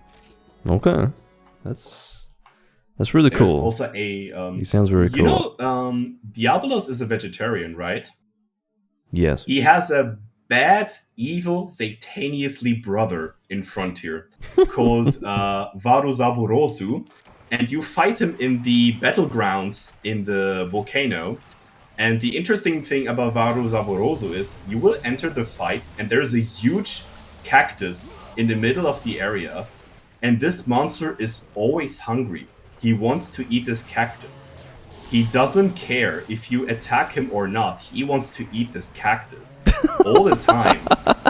He is rushing to this cactus, spiking it with his horn, throwing it up, chomp it, and then he digs down in the ground, and then he pushes upward again, and everything on this area is burning, and you need to run for your life. Otherwise you will die in a huge flaming state. It sounds like a metaphor for some sort of drug addiction. I mean, what's going on with this monster?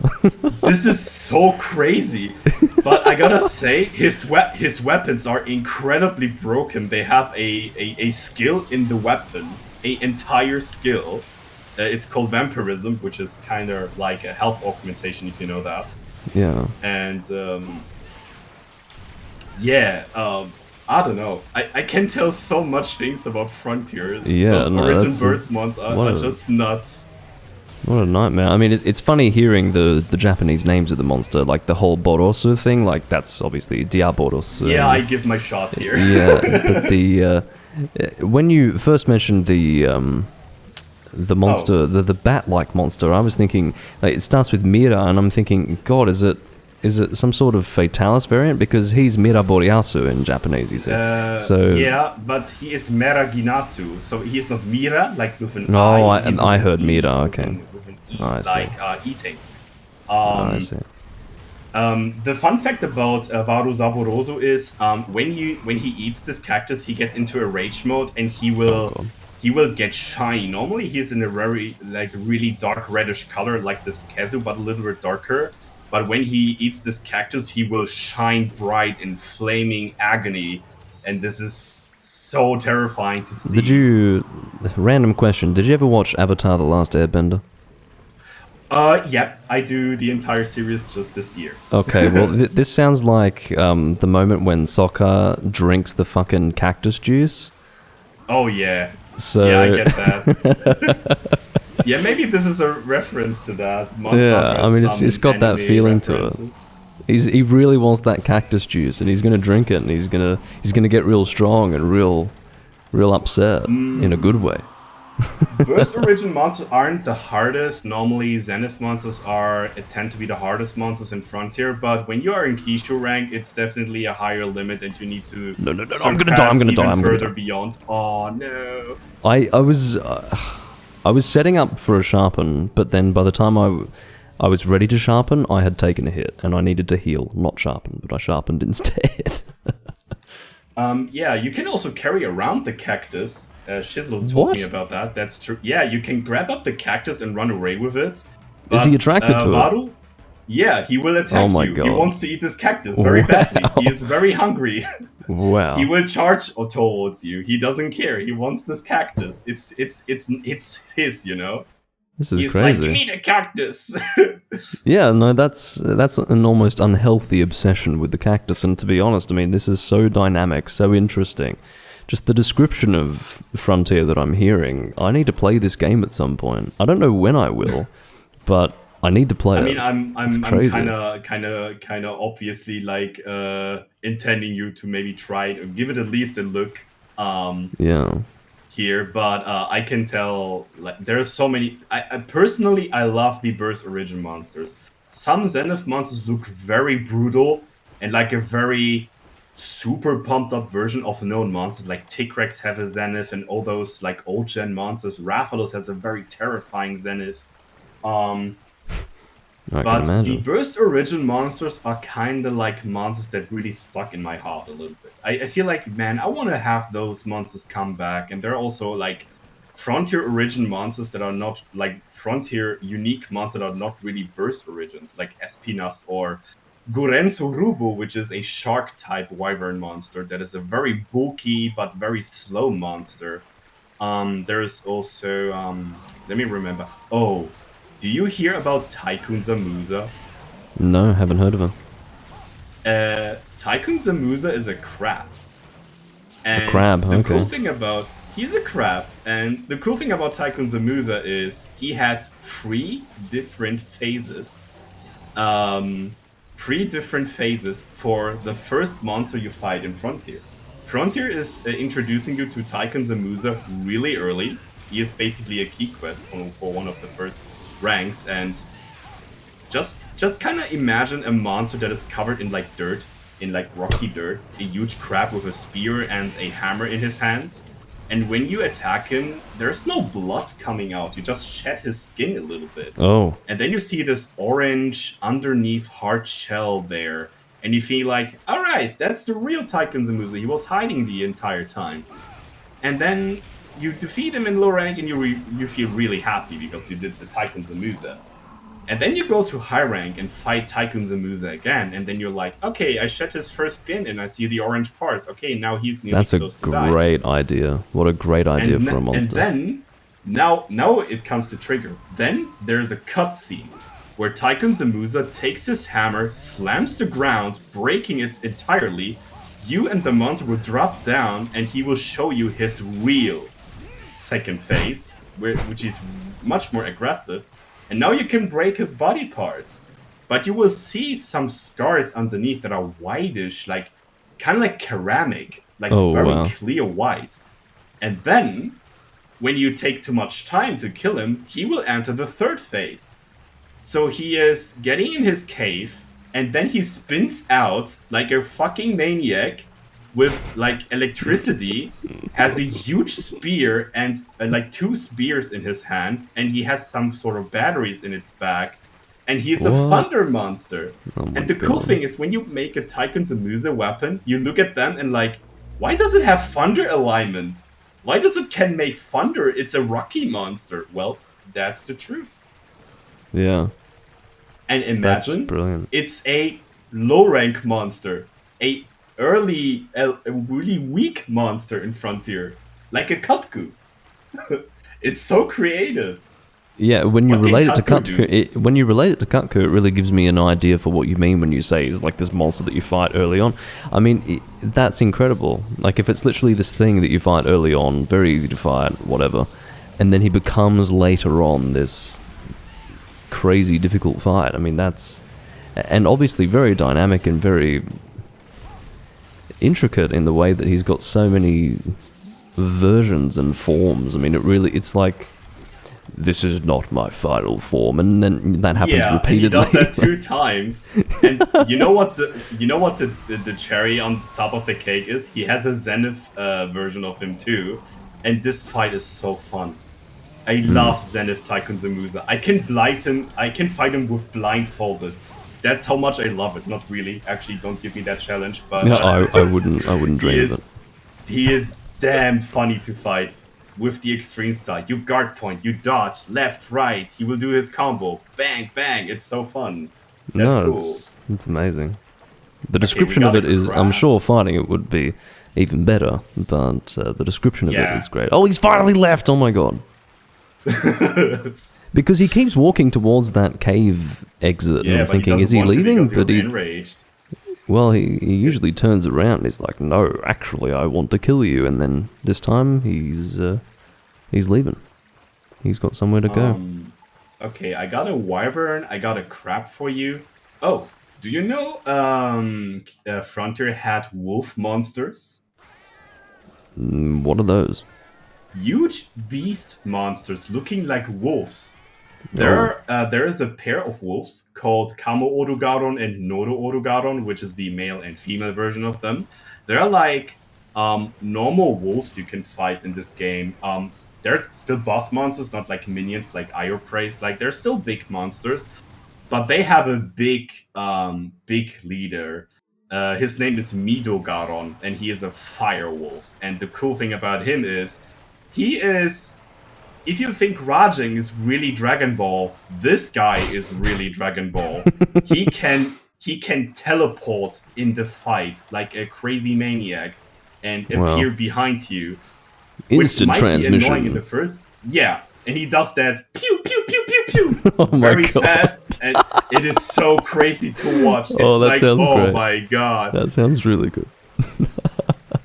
He also have a Zenith, but forget about that. We don't want to go even more crazy. Mido Garon is already really crazy on its own, and he It is sounds like the G the rank origin of version. Odogaron from Monster Hunter Yeah, World. exactly. I That's think great. Orogaron is called Wolf Monster or Wolf Beast, kind of sort of that, Yeah. which will definitely make sense in that way.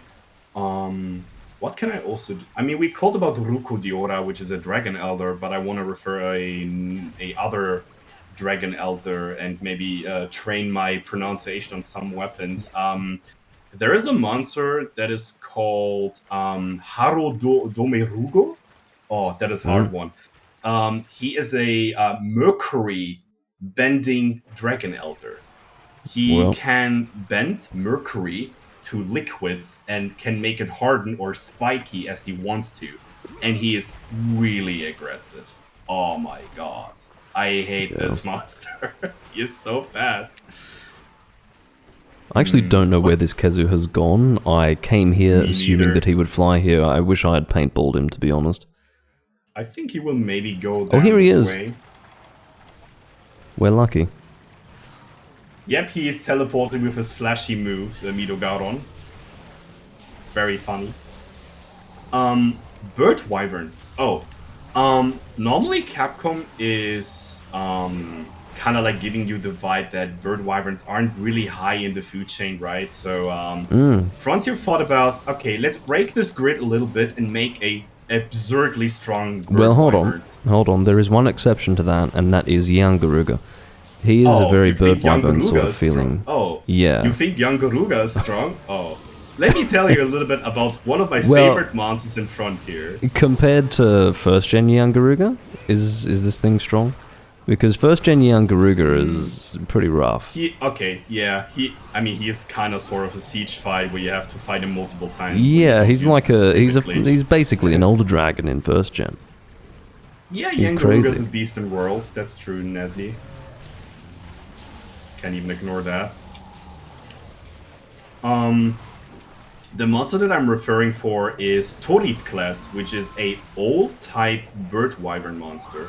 So he looks like an owl with huge white feathers, and his wings are very powerful, and he uses the element of lightning to his serve, and he can flash like Gypsaros, but much brighter and much more annoying, to be honest. And he can control the lightning like as he pleases, and he can, for example, smash the ground to create a huge lightning spark that will hit you very badly. He flies very fast and all those kind of things. Tornado class is also really good looking. Um, Hmm. and the cool thing, when he turns into rage mode, he doesn't scream just at you and he's like, "Meh, I'm mad, where's my cheesecake?" He is more like, well, let me spark myself so I look like a freaking fucking electricity bar, so don't touch me. So he is crazy. Just for an update, I'm being absolutely savaged by this red Kezu right now. Every time I heal myself, he jumps at me. Like I will finally heal the health that I lost, and then he just jumps at me, and that happened 3 times in a row. That was really bad. maybe when you stand like a 1 or 1.5 meter away from him, so you don't get barriered from that, he shouldn't normally jump with his AI. No, Normally, at least. he jumped from a distance that I've never seen him jump before. Like, he was really far away. Like, that was outside Oh, of okay. bowgun critical distance, and he jumped at Oh my me and got me goodness. with his red foreskin face. I noticed that Oh my God. Nazi referred to this monster as the red foreskin. I mean, that is basically what's going Yeah. on. This Yeah. and I'm dead. I apologize for this, God. but seriously, I'm at red stamina because I didn't have the presence of mind to bring hot drinks, and I'm being absolutely destroyed right now. And I think people watching my live stream will understand what I'm dealing with. The worst possible thing is to have red stamina when you are shield reliant. If you're using a weapon with Yep. like a shield, I it's get not that. good. I have a hot drink in for spare, so if he maybe cool down for a little bit. Oh no, he's attacking! Damn it! No, don't If die, we, Mr. Baines.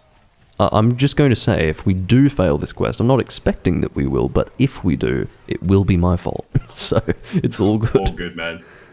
I try to take the greatsword carry arms and do it for good use.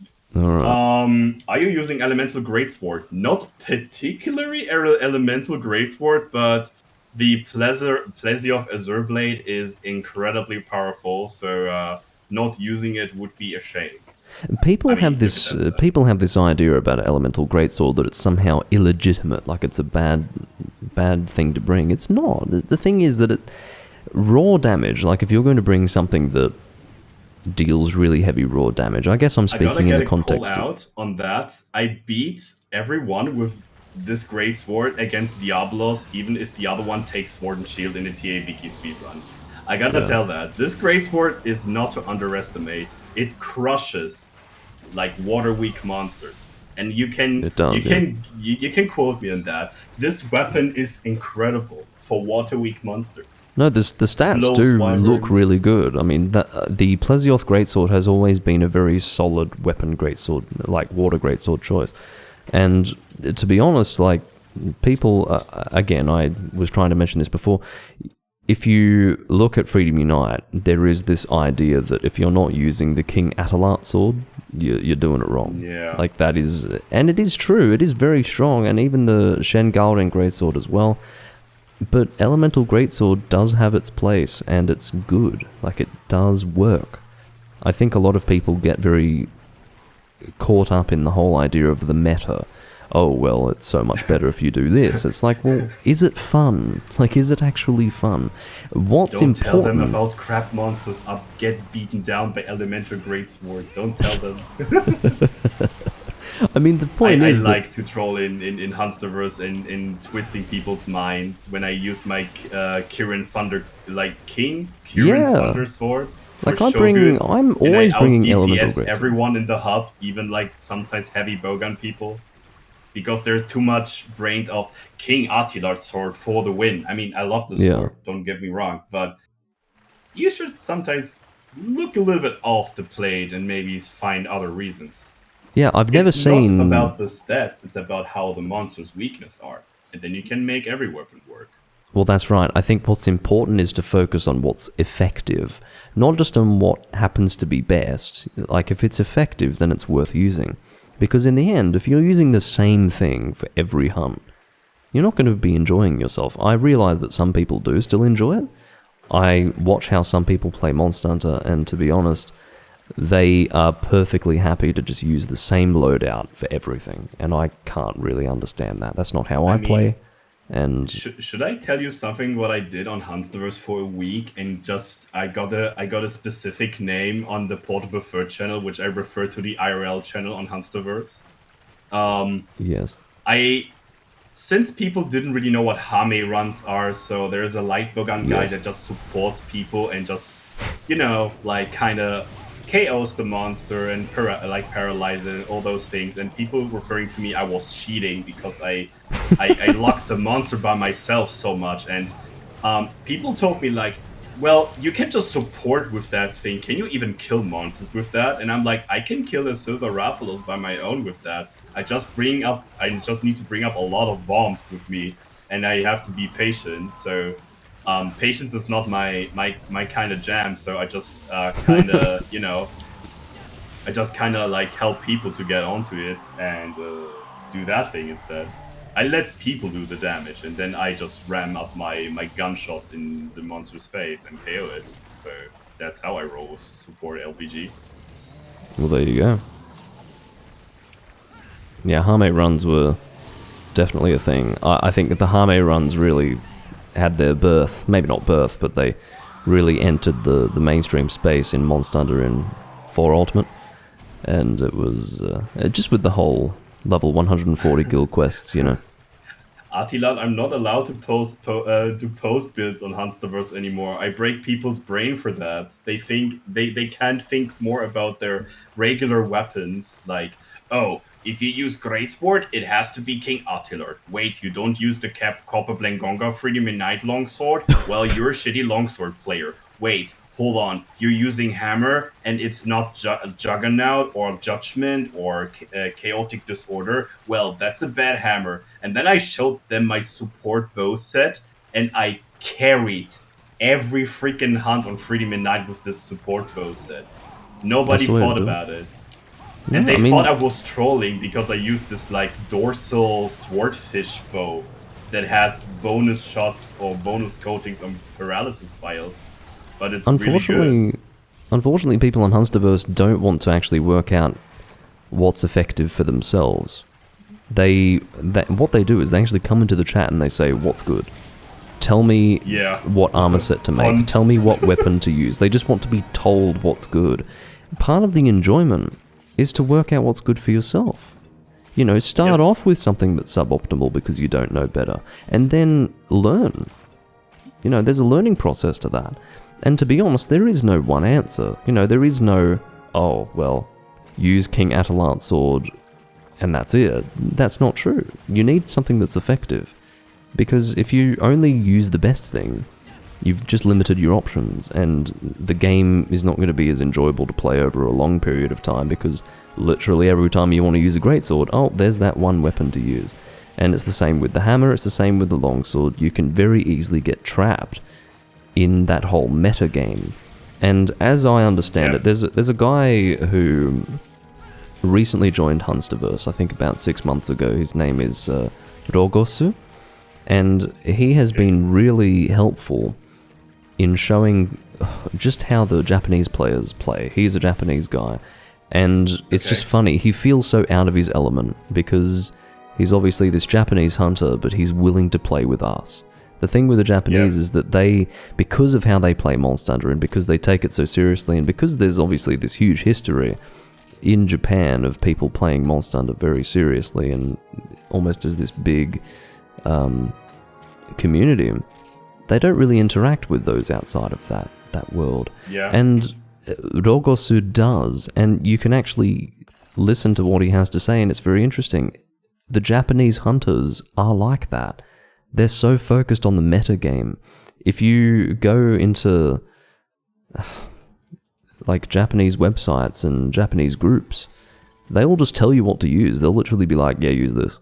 This is what you need to do because this is best. Now, in my opinion, yeah, I understand why it's helpful and beneficial for people to use what's most effective, but you're missing out on so much enjoyment to only use the best thing. And I think a big thing about Monster Hunter as well, especially the older games where maybe there isn't as much content, it's really important to find options, to be able to fight a monster and say to yourself, well, what should I use for this fight?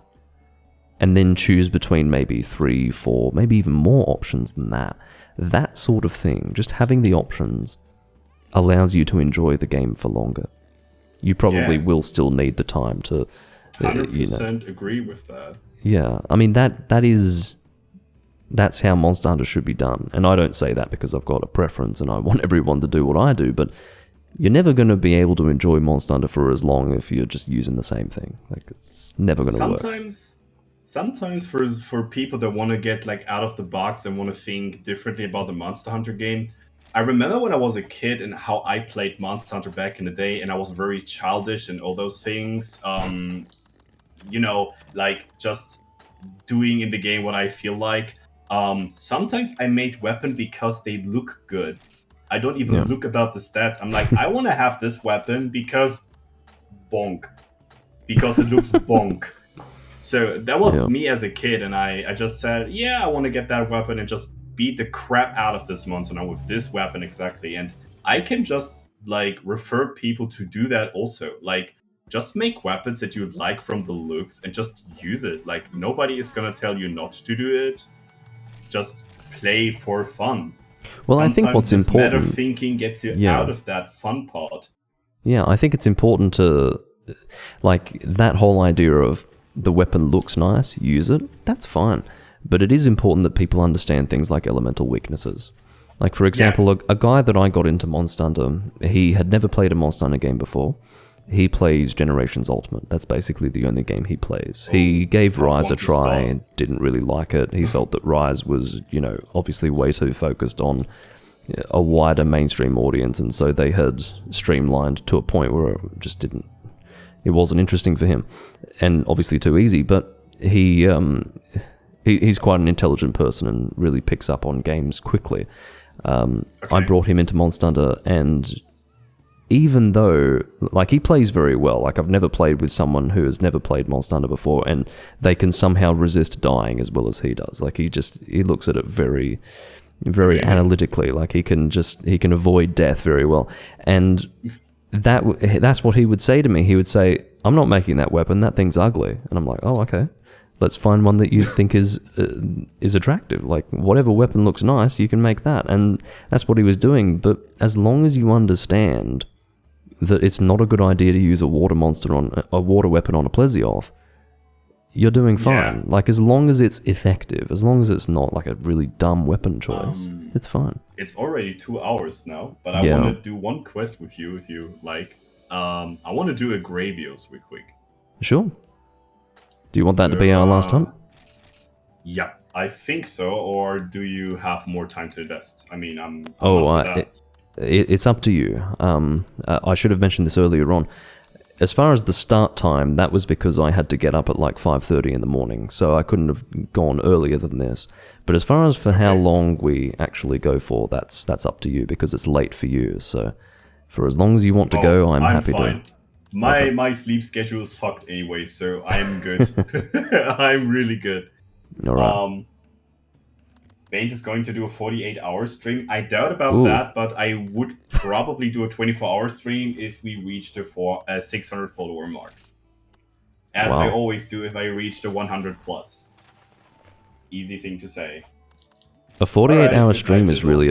I don't think anyone should commit to that. I think that's a bad idea. 24 hours, you mean? Oh, I thought you said 48. 48. Yeah, 48, no. I did 24 hours a couple of times, but 48 is...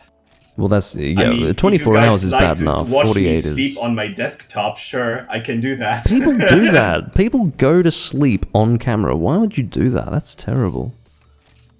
I can't imagine that. I would feel like so watched. Yeah, so exposed. You're a man, you sometimes have some, biological things happening. You sometimes scratch something you shouldn't do on cam, and people record that, and now you're the ball scratcher on Twitter or something. Well, maybe if you've got your camera trained only on your upper body, it's okay, but come on, like, I don't know what I'm doing when I'm asleep. When you're live, you want to have some control over what you're doing on camera, but if you're asleep... Exactly. Like, what's going on? I don't know. It's quite uncomfortable. I don't think I'd be willing to do that. But anyway, some people approach it differently. But yeah, that's weird. And also, who's tuning in to a live stream with some guy sleeping? Like, that really is just that. It's the other end of the spectrum. I want to watch a guy that is snoring in the stream for some ASMR. I mean, there's yeah, lovely. This is the content that I subscribe for. I mean, it is the other end of the spectrum, the whole Let's Playing thing that I was talking about. Well, that's the other end of it, where you're literally sleeping on stream and people are like, when's he going to wake up? When's he going to start playing again? I mean, fuck. Like, what's going on? It's crazy. Anyway, Gravios, I'm going to bring a Pierce bow gun for this one. Ooh, delightful. I wanted to do that too, but I thought about to bring up some sword and shield because I was actually thinking you do the same. Yeah, The heavy bowgun strat. obviously for anyone Bring up who's some spice. not aware of how first gen is, or especially Freedom 1, the sword and shield on a Gravios normally wouldn't be a great choice. You know, this is a monster that is heavily armored, and sword and shield is just, you know, pretty... it doesn't have much verticality to it, but because it's Freedom 1, you're dealing with a weapon that...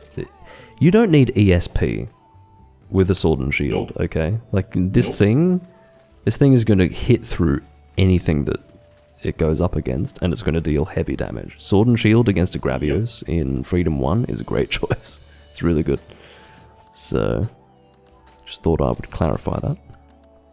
I need to get some potions, and I definitely need ammo as well. Should be able to purchase that in the hub area. I gotta say the mix sets in Freedom 1 look always kinda random, but this set particularly is unfortunately really good, but it also looks stupendously idiotic. Like, it looks like a damn Kirin clown here, and have freaking good skills, which only are 2 in common, but Sharpness +1 in Sharp Sword for Sword and Shield is really, really juicy. Yeah. Now, unfortunately, I mean, this is how I've always played.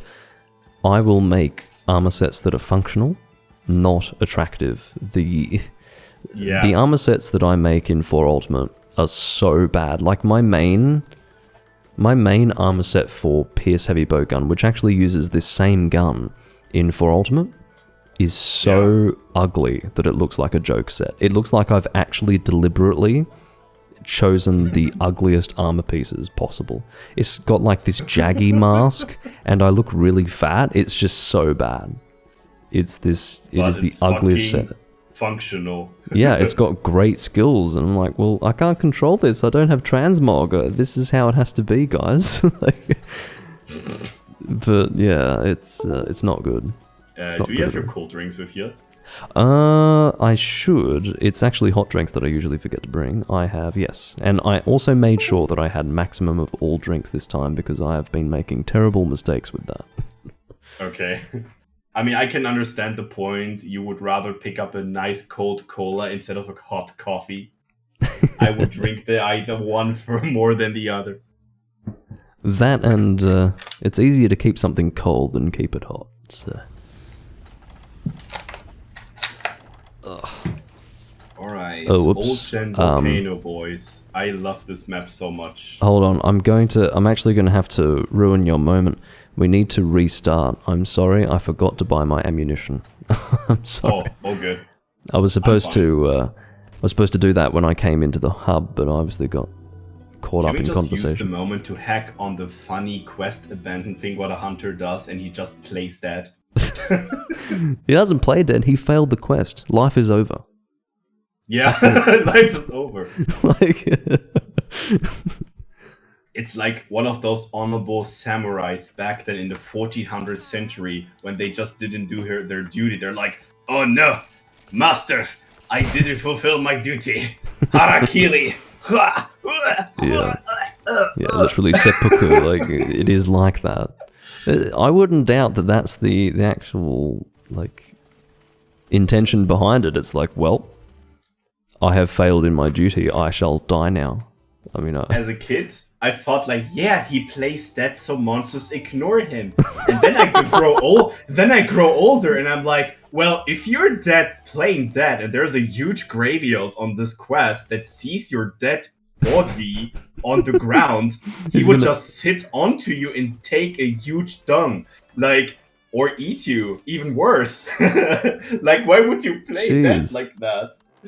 I don't know about I don't know about taking a dump on him. I mean, do monsters see a dead animal and shit on it? I mean, usually that would only be to say to other monsters, "Hey, this is mine to eat." But like, oh, corpses, protein. Like a crazy gym guy seeing some protein shake on the street. Oh shit! Oh, give me that one. Cannibalism. This is gonna make me build muscle. If he pretends to cart the felines, we'll give him the free ride back to the guild hall. Well, that is absurdly criminal, but it makes kind of sense. I mean, why not?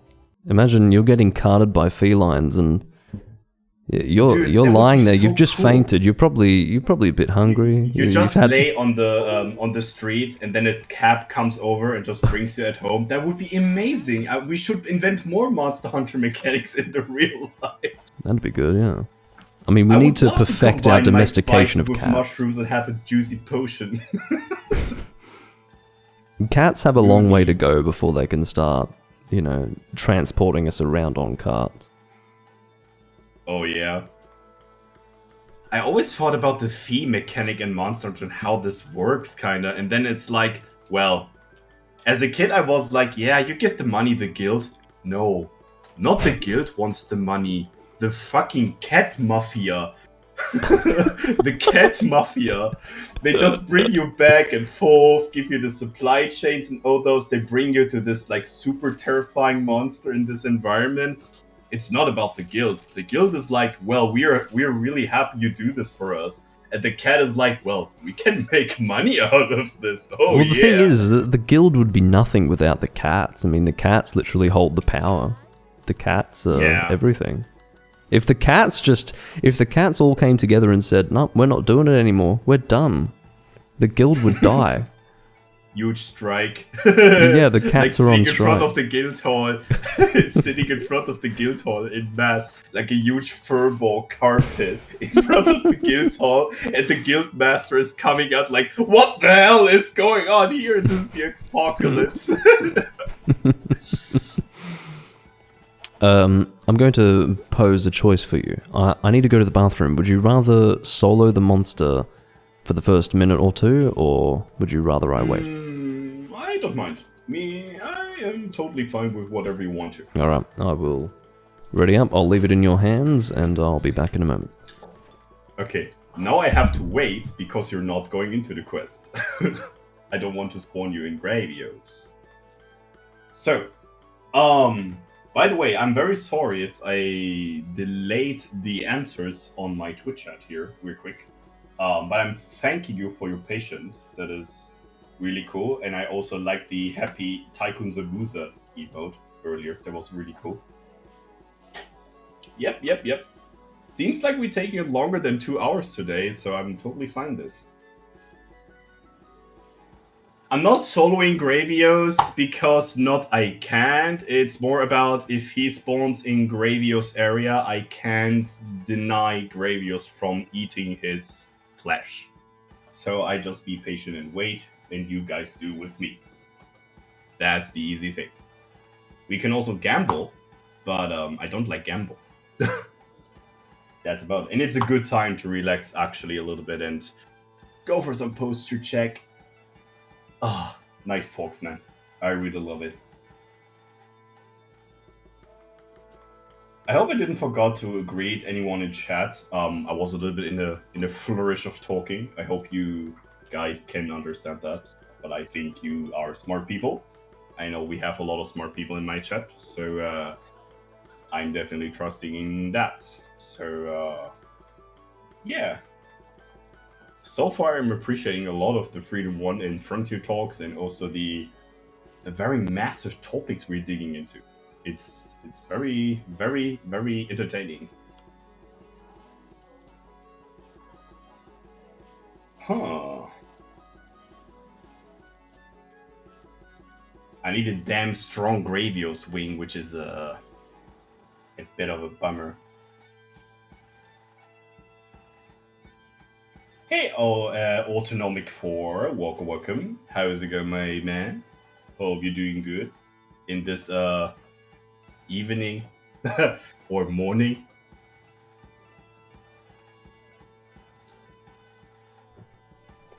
I have returned. Oh, welcome back, gentlemen. Thank you. We are going into it. Alright. Admittedly, if I had spawned in the area with the Gravios, it probably wouldn't have been very good. Doing good. Sounds nice. Autonomic. Very good. Oh, Autonomic is one of my viewers. He's gone and turned up in your chat, it seems. Oh, thank you very much, man. I appreciate it. That might be a perfect time for a shout out to Doomlink's channel. So you should definitely get a look on his channel too. The link of that is in my Discord, and if one of my mods isn't too lazy or sleeping or gaming as well, he might post the command or the link in the chat on his channel too. That would be grateful. I would say grateful like a great Swordo, but this is a Sword and Shield run. Which again, wait, which sword and shield? Oh, you're using the, oh, yes. You're using the I sword use and the shield that budget looks like it version. should be an ice sword and shield, but it's actually a water sword and shield. Yep. I mean, it's in a volcano, so it should make more sense now. Yeah. It's more, you opened mod view and got hit by 4 ads in a row? What the hell?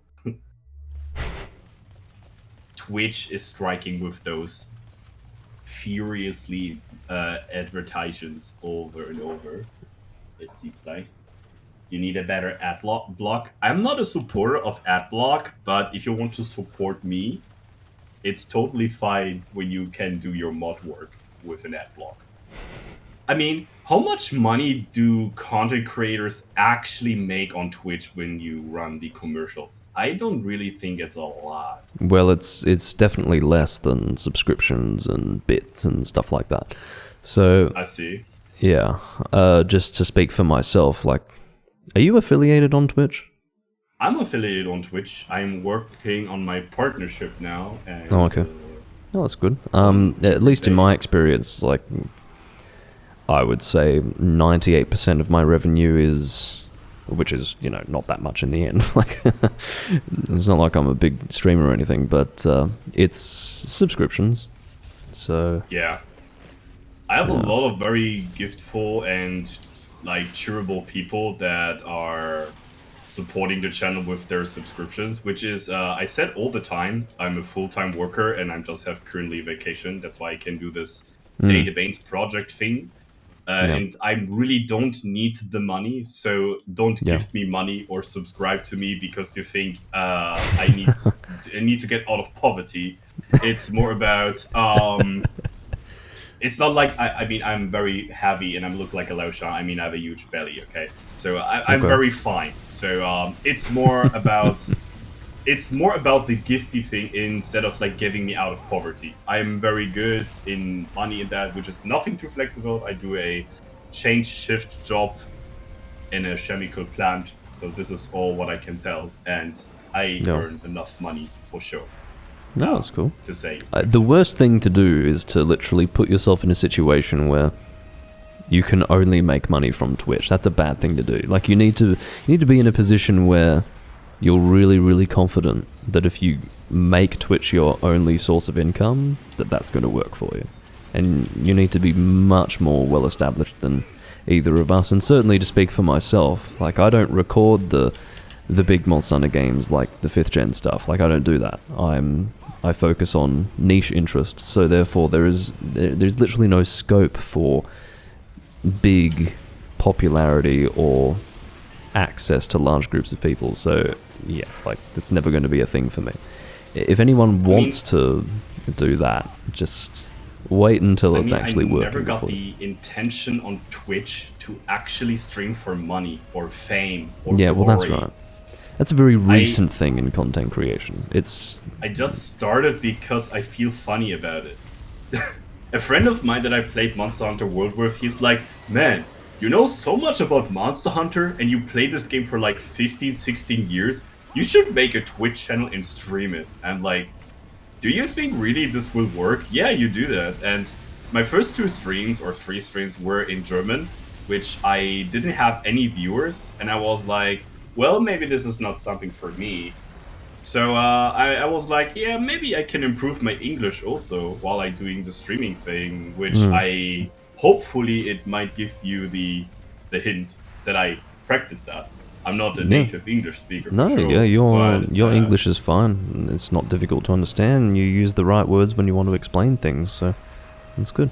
I sometimes have the stutters, I gotta say, and I'm very thankful for that comment, by the way.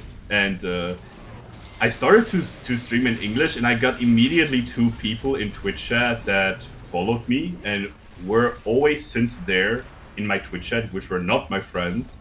One of my oldest viewers is Attilard, I think. Oh, yeah.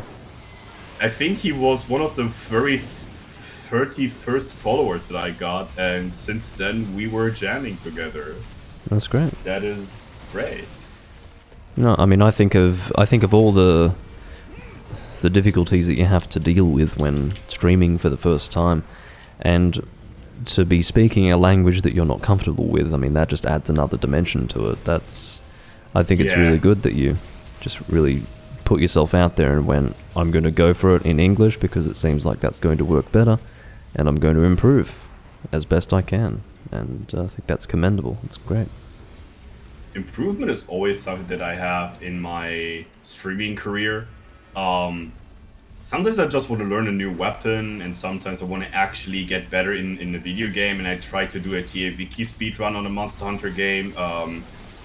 I have some of competitive aspects in my stream. I also do some funsies and stupid stuff. I mean, people know that for sure. And I also do like collaborations and stuff. I'm a very free-minded guy in that perspective. So I just do whatever I please, and I think this is what people at the end of the day enjoy about my content, which is maybe very flexible to say, or like maybe not the right time for that, but this is something I do also. I speak what I have in my mind. I have kind of like a verbal diarrhea, or you might say. So I just speak what I think of. Sometimes it's good. That's the way you should do it, barely in my on opinion. the TOS sometimes. Sometimes it's very competitive and very game detail, like some sort of a meta thinking, you might say also. Yeah. Well, that would be an example where that's perfectly okay. Oh my god, I got so unlucky. The Vespoid pushed me in front of his head. Oh my goodness. We are getting assaulted by Vespoids at the moment. I mean, you feel it a whole lot more when you're a ranged player like me, but I think I had 4 Vespoids trying to stick their abdomen spikes into my face, and it wasn't good. Can you charge a pellet shot on your gun? Charge? I mean, like load pellet shots? Can you shoot pellet? This gun probably can, but I didn't bring pellet ammunition. Let me have a look. Oh no, this gun actually cannot shoot any pellet at all. This is the ultimate multiplayer-friendly bowgun. I mean, pellet is kind of like against multiplayer, but also plus multiplayer, because you can kill Vespoids really fast and brain deadly easy with pellet. That's true. I hadn't even thought of that. I'm so resistant to the idea of using pellet online that I didn't even think of bringing it for Vespoids, but that's a great idea. Unfortunately, the Crimson Fatalis heavy bowgun can't shoot any of it, so yeah, this is the first time. I suggest no solo Gravios run. What does that mean? I just carded once, come on, okay? It wasn't even my fault. It was the fucking Vespoid gang mafia that was coming across the corner and just kicked my butt when I was paralyzed.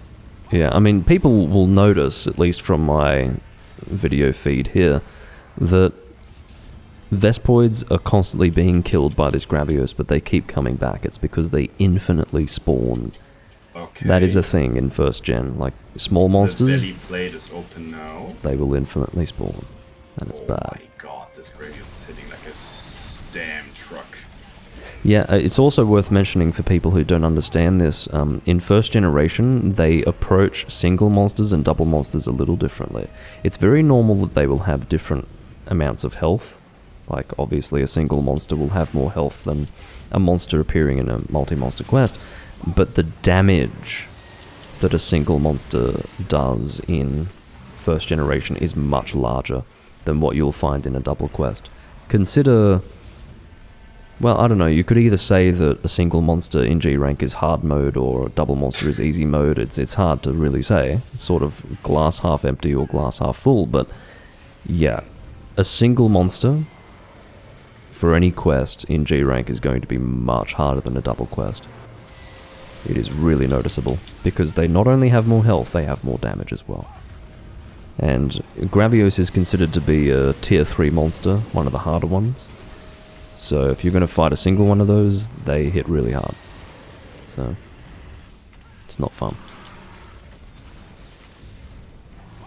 The good thing, however, about Gravios in the first generation is that he will only shoot his laser beam in one direction. They made a big change to that in second gen. I don't know if it was a DOS change or a Freedom 2 change, but he actually has a sweeping horizontal beam that will really mess up a gunner. There are ways around it, but you have to be ready for it. You can't just be standing in some random place. This is the perfect time for Hunsterverse chat to kick in and say, roll it. Yeah, roll all the fire beams he shoots at you. Roll it. What's the problem? I mean, there's no risk. You just roll through it. Yeah, it's not a one-shot, you know. Defense pressure. means nothing if you just roll everything, okay? You can hunt naked. It's all yeah, exactly. Murakun12, thank you for the follow. I appreciate it. If you have any questions about Monster Hunter or mine person, you can type in chat so. Otherwise, I wish you fun on gaming, lurking, or chatting, whatever you desire, and thank you, and welcome to the Baneable family. So, quick introduction. So, speaking of glass is full and empty, I know from one of your streams that I watched very carefully, I know you're a huge drinker of wine. Oh, yes. If I gonna... That's true, right? I was not mistaken. It's not just wine, it's any alcohol. Like, I'm currently drinking champagne, but, you know. Oh, feisty. I'm more of a... I'm a very, like... You should probably... you could probably say, like, a pure German. I love beer. Yes. As my love symphony is beer. Man, my last stream, or one of my last streams, I was drinking Paulaner, so... Oh my god, this is so this is Munich German tasty beer. If this is ice cold, oh man, this is another level of sexy. It was in a can, it was straight out of the fridge, nicely chilled, straight out of... Oh, it was good. I love that beer. It's very good. The thing about Paulaner in Germany is it's so expensive. I mean, oh my god, it's well, so for you, heavy. See, this is the thing. For you, it's expensive, but for us, all of the beer that you have to import, it's expensive already. So it would be so much more expensive for us. I mean, we live with it. Like, I drink a lot of Belgian beer, right? And that stuff, like the high alcohol by volume, already makes it more expensive. But you have to import it, so it's really stupidly expensive. We put up with it. So for Artilord, a German is somebody that drinks beer, eats sausages, and is good in engineering. Well, if you can refer Monster Hunter as a sort of engineering with building sets and stuff, and my liking of meat, even without sausages, is definitely there. So I might be 100% pure German right here. Well, it's all about the bratwurst, you know. Like, just keep eating sausages all day, man. It's the German stereotype. I mean, I know that you're an English-speaking person, but are you from Canada or Australia or Australia? I'm from Australia. Okay. Which is why if I'm importing beer, for example, or anything, it's expensive because it has to cross the entire length of the Earth almost, or at least half the length of the Earth. Yeah, I get that. I gotta say, the only thing that is hitting me on Graves is the fucking poop. He just poops me all the time. The fire poop. Yeah. Well, that is one negative aspect to going Blade Master against a Gravios. He is designed to mess with people who are close range.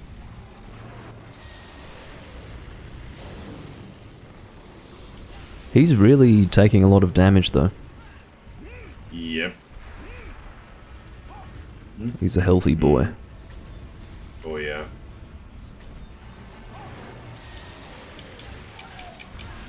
Yes, finally you flinched and he didn't poop again. He has to run out eventually, just surely. Lightly say fart, but I think fart is a little bit of a strong word for this guy. I mean, maybe he's just taking a little poop, you know, just a little gas. He has to let it out. He's been building it up. This is what I mean. He has to run out eventually, surely. Can't just infinitely shit. I mean, I don't want to let him want to be him like charging like a Diabolos all the time, also. But if that's what he's gonna do now, okay. He's getting some exercise. Ugh. It's crazy that he can do the hip check, because you look at the monster and you think, I mean, can he really move that quickly? But the hip check animation is this really fast, it's almost like an athletic attack for a monster to do, and then you look at the Gravius and you think, should he be able to move that quickly and just like, you know, stick his body out real fast and then recover? I mean, doesn't look quite right. I gotta say also this Gravius is enormously big, I think. I hope he is a gold crown, actually. I don't have it yet. I'm not sure if he's big enough for a gold crown. Gravios monsters are usually pretty big, I mean. But I have found that I'm pretty bad at judging monster sizes. I didn't, like, too. Years ago, I never would have admitted that. Years ago, I would have said, oh no, I have a good idea for monster sizes, but now I've been proven wrong too many times. You know, I'm like, oh, this is a gold crown, guys. It has to be, and then it's not. And that's happened enough times now where I just have to admit it. Like, I have to say, no, I've got no idea. Ooh, a golden sign of hope. Yeah, finally getting close to killing this thing.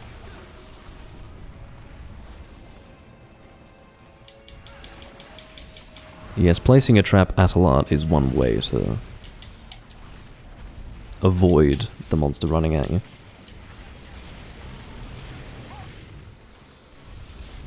I think the only monster I can refer the size relatively precisely is probably Plesioth, because when he is gigantic in Gold Crown, you can barely reach anything from him besides the legs. Plesioth is huge. I don't know if everyone truly understands this, but Plesioth is one of the largest monsters that you can fight that's not like a giant Elder Dragon. Like, he gets so big. He's a gigantic monster. I mean, we're speaking about a 3,000 plus size monster here. Yeah. Like, he's huge. Which makes it really bad when you consider how he moves. I mean, just those constant tail swings and the hip checks. If you combine that with a monster that big, it's really nasty. Oh no.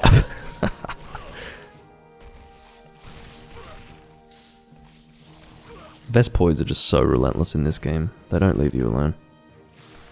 That is also a good thing to measure, like, sizes when you have like obstacles on the map that are like equally sized or like Yes. kind of fixed. Yeah, I think that's how people work it out. Coma sacs. I got 2 coma sacs on this card, which is great. Just need 2 more for my sword and shield, so I can do a interesting dual strategy. Maybe we can do this stream. Do you have a good hammer? Yeah, I have a good number of hammers. I mean, I was talking about the fact that I don't like to use them, but I have a few. I want to test out a thing. So somebody takes a sword and shield that can sleep the monster, and the other one takes a hammer. And what we do is wake up Bonk. So every time when he is sleeping, you just give him a ghost swing on the head. Preferable on a Rathalos or something that is easy to hit. And I want to see how much he can tank. Because I know that I can need 3 ghost wings to kill a high rank Gypsyros. So, depending on that, maybe when we get more sleeps than that, maybe it's even better. And there's a good sword and like a good status set in this game with Young Garuga and a poison mushroom on the hat piece. We'll see how that goes. Like, I don't, at least to speak for myself when it comes to using a hammer, I'm not used to doing golf swing wake-ups.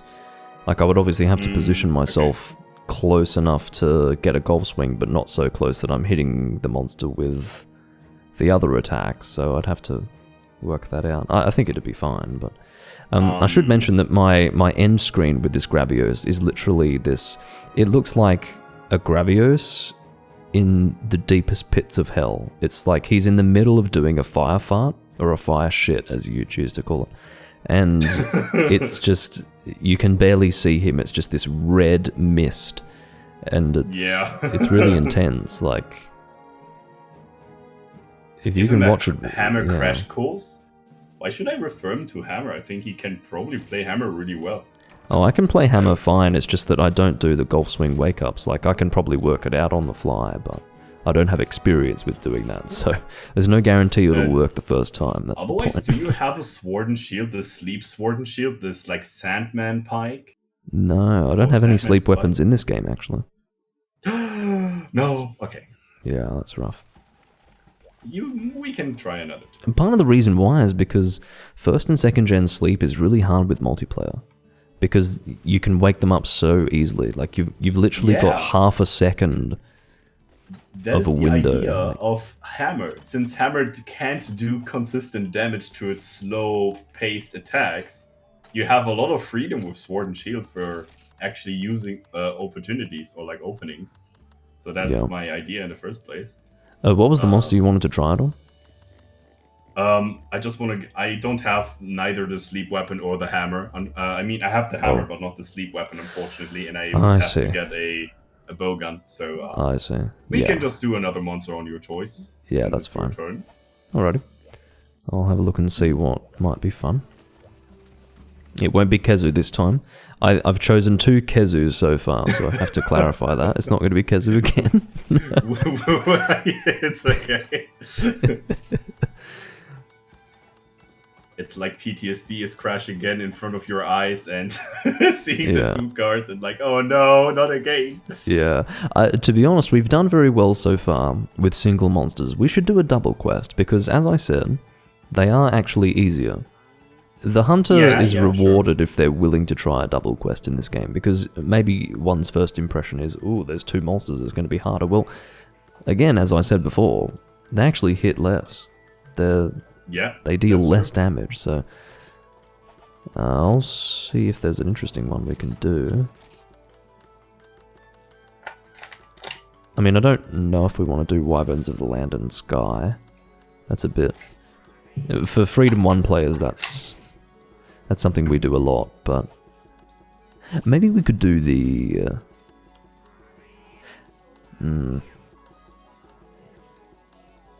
Let's do the standard Wyverns of the Land and Sky, the red and green Rathalos and Raytheon. Oh, perfect. I have a really nice weapon for that. I just showed it Twitch chat, and I think Twitch chat wants to see some true elemental greatsword in action. Fair enough. Elemental greatsword is actually the meta in this game, since you can't charge.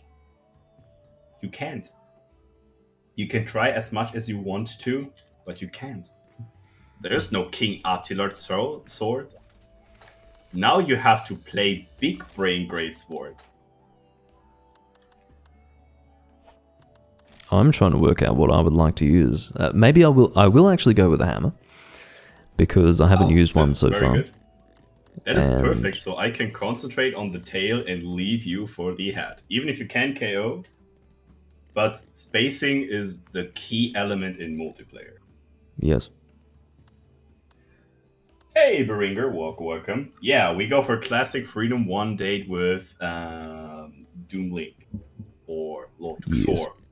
Or for some people, Draculestia on Hunsterverse. Yeah, there's I suppose it's just Doomlink specifically for video content creation, but there are those 2 other names for, other stuff, but I try to keep it consistent though. I see. It is Switch X, but worse. Don't say that. There is nothing worse than a Switch Axe. How do you feel about the Switch Axe, Baynes? Because to be honest, I don't like it very much. I can use it, I can get some fun out of it, but I'm not a Switch Axe guy. I just don't want to give, speaking. I don't want to kick in the gutter, but I'm the greatest Switch X nerd out there in history. Really? Okay. Well, very wow. Hard. And I am actually a lover of old gen Switch Axe because I like the big, sluggish axe hits and the sword in the sword mode go swish swish. I am Wow. very certified Switch X main, so There are some it things that I've hurt. said about Switch Axe that would physically hurt you. Like I've had very long rants about how much I hate Switch Axe, and I've actually said that the greatest mistake Capcom ever made with weapon design was to bring in Charge Blade and not replace Switch Axe with it. And Okay. Oh my god. so I'm guessing you feel very differently, and that's okay. I think that's great. The thing is, I can understand the jankiness of some people about Switch Axe in old gen. I can understand that. Sometimes the weapon doesn't feel like a new gen. New gen Switch Axe is a damn relief for the Switch Axe player community. But I grow up with this weapon. I am a base try Switch X Oh, player, you're one of those and people. That's so good. I collected those Mechalite ores and iron ores and those stupid small monster bones in the Oh early man. game in the Moga Woods to get a Switch Axe to test the weapon out of blind before I even see the fish mongrel in the Moga village. Yeah. And I love this weapon so No, much. look, to be honest, I would have felt very differently about it back then, but today, as I sit here now, I can respect a guy who started in Tri Switch Axe. Like, I get it. Switch Axe in Tri was the big thing. You know, they literally sacrificed, 4 weapon types to bring that thing in? And it was all about the Switch Axe. And yeah, people loved it. And to be honest, if that was your starting point for Switch Axe, I understand. And look, I should tell you that Switch Axe in that game was pretty weak. Like, it wasn't good. They made it look like it was strong with those huge inflated raw values, but it was pretty bad. But it was fun. The You know, it was motion interesting. values are pathetic. Yeah, I get that. The motion values are really pathetic, and the only way that are balanced out the bad motion value is power foul on Switch X, which is the actual reason why meta Switch X are power foul Switch X in Gen 3, 4, and Generations. So I would prefer Gen 5 to Generations, but we stick to Gen 4 here and Generations. So people didn't really think of elemental Switch X is a thing because people said to them everything is good with power file. And then I'm a Right. very OG Switch X player, and I'm like, did you ever play the Shenmoran Switch X against Uragan? It works Yeah. wonders. Yeah, that's right. It's the same thing. And you know what? The funny rough- thing is, I have to say, like, back in the Tri days, I was a Gen Moran Switch Axe guy, not a Cdeo Switch Axe guy. Like, I was all about that elemental file. For sure. Yep. And the nice blue sharpness. Yeah. From a No, I weapon. did not use the Cdeo Switch Axe. I saw most people going for that because it had a power file, and I said, nope, I'm not doing that.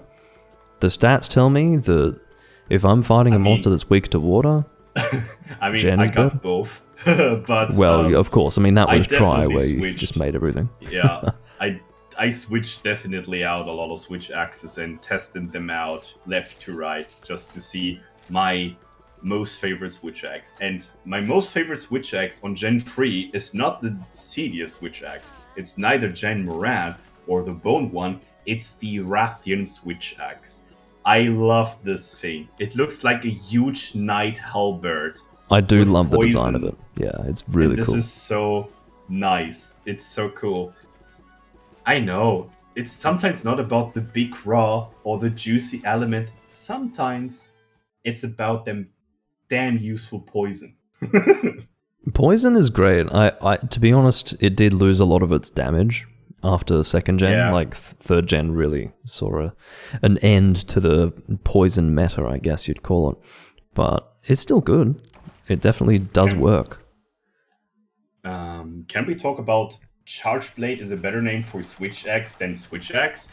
Well, normally in the Japanese version of Switch Axe, they call this weapon a Slash Axe, and the Switch Axe is the Charge Blade. So the Japanese people did definitely something very clever and definitely more like reasonable than we European people. But I'm used to name the words while I use the Switch Axe name for it. Oh my god, I needed 3 attacks to cut the tail. Jesus. You guys starting a podcast? We just did a date today, and I think we are podcasting now. Yeah. No, I mean, I should clarify for anyone who doesn't realize this. Baynes and I have never had a verbal conversation before this live stream, so, you know. Oh, Yoo-hoo! sorry. There you go. That's your mistake for going for the head.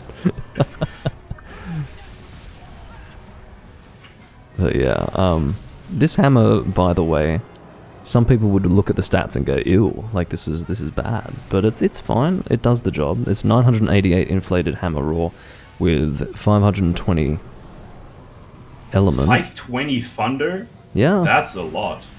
Well, Do you that's use what the makes up spin for it. often? Yeah. I do. The problem is that because of the input lag or the bad input detection of the game, I spin out really often. Like, for example, I just spun out with the hammer right there, and I actually pressed the triangle button at least 7 times across like maybe a 2-second period, and it just did not do the attack. The wings, since they have a 70 motion value on Dragon Elemental, and they still do a lot of damage, but aiming for that is still difficult, even for a greatsword guy. Wait, even for standard Rathian, she has. The I think hits you might on be. values in this game are crazy high because of no weakness exploit. That's why I think it's 70 or 60. I'm not sure. I think that's I know for the head is silver and about gold 100. though. I think for a wing weak point. I don't know if that's for the standard ones. Yeah, that's for raw hit zones. Oh. On Silver, Lost, and Goldian, but on the regular ones, they have huge elemental weak zones on the wing. I did not know that. That's really good information. That happens if you run monsters and you really want to know everything before you start a quest. Shit, I forgot about that. I could probably take on lands and showcase some flinch locking in this game, but I forgot about it. I gotta do it the next time, for sure. You know, like, Twitch chat always wants me to go super professional in old gen games, and if I play new gen, and I really want to be professional by myself, I just be the biggest goober ever. So that's about it. I mean, that sounds pretty natural. That sounds like how things normally go. You know, when you're organized and ready to go to do well, you absolutely blow it. You're just like, oh fuck. But under a more casual situation, yeah, it's no problem. It's funny. It's sort of what you'd expect. I don't know if I should be doing. Oh, that's nice. Oh my god. That's nice. Mom, get the camera! Okay, what? Exactly, Mum, get the camera. Everyone needs to see this. This is one of those moments. I mean, that would be the ultimate in high risk, high reward. Actually, Baynes aimed the backswing away from Doomlink, top 1% greatsword maneuver. Dude, Wow. We're playing multiplayer and we are at VoiceCon. Do you know what happens if I just sent him to space? That wouldn't be really friendly. There is a friendly way of playing greatsword, and there's a not friendly way of playing greatsword. Which you happen to see pretty often in Freedom Unite communities, you know. Yeah, we don't refer Hamsterverse in that. Yeah, Hamsterverse is a little different to playing with 2 people on voice chat. This is very different. Oh man. I mean, the monster is toppling, it's KO on the ground and screaming for help, and 4 hunters are there wanted to beat the crap out of it, and what is this one guy doing? Yeah, let's play some barrel bombs. And everybody in the hut is like, no! That is my absolute pet peeve, and you see that too often. What gets me is that exactly what you just said is something that I have seen in every generation of Monster Hunter that I've played across 13 years. It's insane. Everyone does it. They don't realize that by placing those barrel bombs, what they've done is, yeah, they've dealt some good damage with those barrel bombs, but they've prevented 3 other people, possibly even 4 people, because if they hit themselves, they can't do anything either, from actually hitting the monster. Like, 2 barrel bombs is not better than 3 hunters hitting the monster. It's just, it doesn't work. You know, you have to... there are ways to play the game. I mean, you can be really strategy focused, or you can at least do the bare minimum of what makes sense. And it just doesn't make sense to prevent people from hitting the monster. Yeah, I wanted to prevent him from doing that. Oh, that's alright. When you come up to the map and just instantly charge towards you. That's alright. That's the Rathalos experience, man. And there's Attila's way of using Greatsword. Just fire up a huge backswing in Frontier, level 3 charge, and kick up everybody into space in the hub. Yeah. I'm pretty sure Atalat was the person, and I was in the chat at the time, like, Poco was fighting a Teostra and was going for the head, and I think Atalat dropped bombs on the fucking Teostra head while the monster was, like, on the ground. That's why... You're one of the honorable Banes guardians out there. You need to prefer good greatsword manners. The people will come back to me. I mean, it was pretty bad. What did you tell those people? No. The Attilat I know can flinch lock Dragon Elders. What did you do on Hunsterverse? Well, what he did was he turned himself into a meme. Like, that was recorded by Poco, turned into a GIF, and then made into a Hunsterverse tag. And so, like, you can literally tag that, and it's video of Teostra falling on the ground, Poco going to the head with his dual blades, and then Atalat drops these fucking bombs on the head right in front of him. And it's just, like, it was bad. And he got savaged in the chat at the time. Like, I was part of it. Like, I'm not going to say that I wasn't part of it. I savaged that guy. I was like, what the fuck are you doing, man? And Atalat said something like, I was taking the opportunity when it came, and it's like, well, okay, good for you, but like, you know, you've prevented people from hitting the monster. I mean, it's not helpful.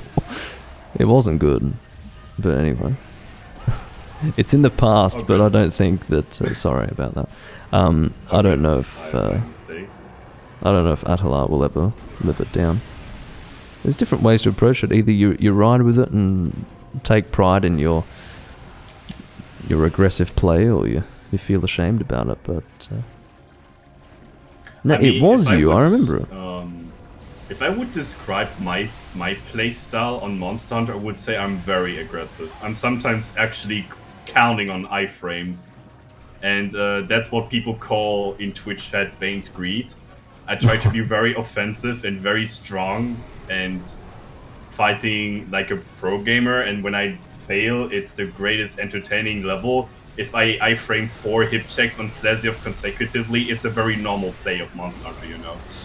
Yeah. It's like... Well, I just succeeded in... run on Rathalos, well. Yeah. I mean, you're talking about, you know, embarrassing yourself and like failing in the moment when you're supposed to succeed. Like, I queued up a nice spin golf swing on this Rathalos as he came down, but the game refused to let me actually do a golf swing, so I spun out and then got a fireball in the face, which was, yeah, not a great moment. Honestly, the input detection of this game is a problem. Have you played the Japanese version of this game by any chance? I played Monster Hunter DOS, and that should have very similar input detections. Yeah. With analog controls. Yeah, so the situation with the bad input detection of this game, much like you, I'm sure, I'm playing the European version, and it's really bad. But Monster Hunter Portable, which is the Japanese version of Freedom 1, that does not have the bad input detection that the US and European versions of this game has. Oh, and really? Okay. Yeah, so I think it's also not perfect, but it is so much better than this.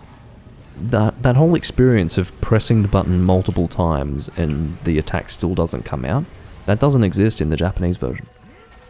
So occasionally I will play the Japanese version, and my plan really is to get to a point in Freedom 1 where I have built my character to the point where there's nothing that I want to forge anymore. You know, like, I've built my character perfectly fine, there's nothing for me to do. At that point, I will just play the Japanese version and nothing else, because, I mean, I can read Japanese, but not all of it. and so Oh, it's not comfortable okay. overall for me to be playing the Japanese version. I mean, But- the only thing that I can do in Japanese is doing funny, like, English-Japanese words mix up, like Reito Swordo. But that's everything I can do. And Yeah. it's people love that, kinda. It's like cat videos. It works. I mean, you'd be surprised how many English words and phrases exist in Japanese. I mean, the biggest thing with Japanese is to learn the katakana alphabet, because I mean that's a huge part of all of it. I mean, that's for foreign words, right? And so much of that language is just literally English phrases. If you were to learn Japanese without having properly learned English, I think you would be in a worse position than someone who spoke English really well, because there's so many English phrases. It's crazy. Okay. And also in Monster Hunter as well, because I think stylistically they wanted a more Western feel, so there's a lot of like English words and phrases that exist in either weapon names or armor names, things like that. Like the food that you eat, a lot of it's basically written in English but in Japanese, and it really helps to be able to understand English, you know. By the way, Twitch chat, you know what the cool thing about Elemental Greatsword is? You can also refer this as Free Greatsword, because the cool thing about Elemental Greatsword is you can basically play like a newbie. You just swing your sword, and it doesn't matter where you point it at, it does good damage, regardless of raw or like elemental weak spot. Greatsword on elemental in this game does great damage, actually, verbally and seriously. Mm-hmm. You should give it a chance. Give it a chance. I don't even know if I've got a raw greatsword in this game. I'm trying to think if I have one. I don't think I do. I think it's all elemental stuff. I mean, there's one good raw greatsword I have in my chest, which is the Divine Slasher, which is actually the best raw greatsword in the game. Okay. But Yeah, I don't have that. The weapon that I have in my hand is probably the best elemental dragon greatsword. There's also the Babaroi blade, which is good for fire, so referring to fight against Kazu and some other shenanigans. Yeah. There's also the Azure Blade from Plesiov, nice for water, and for thunder you can go for Kirin. So you have all the elemental greatswords in your hand. Kirin is... I'm not sure how that compares to the... What do they call it? Devil Slicer? Do you have the Devil Slicer? Slicer is fine too. Devil Slicer is more like a... Should I say it in a bad word? Like a budget version? It's still good, like, don't get me wrong, but it's more of a budget version. But I hate to fight Kirin, so I take the budget version with pleasure. And it looks cool also. That's good to know. I always assumed, I mean, Kirin I'm assuming has much higher element, but lower raw. Which... Yeah, I mean, of course it depends also on the monster that you use. For Plesiov, I will still use the Devil Slasher, since it has great raw hit sounds on its legs. But I think, when I'm not mistaken, let me quickly grab through my head. I think there's a monster with a huge element, like thunder weak spot in the game.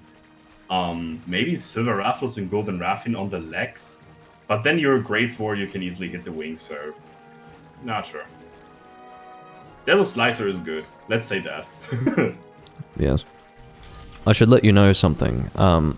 In my community, there's this little joke about the Rathalos and Rathian monsters.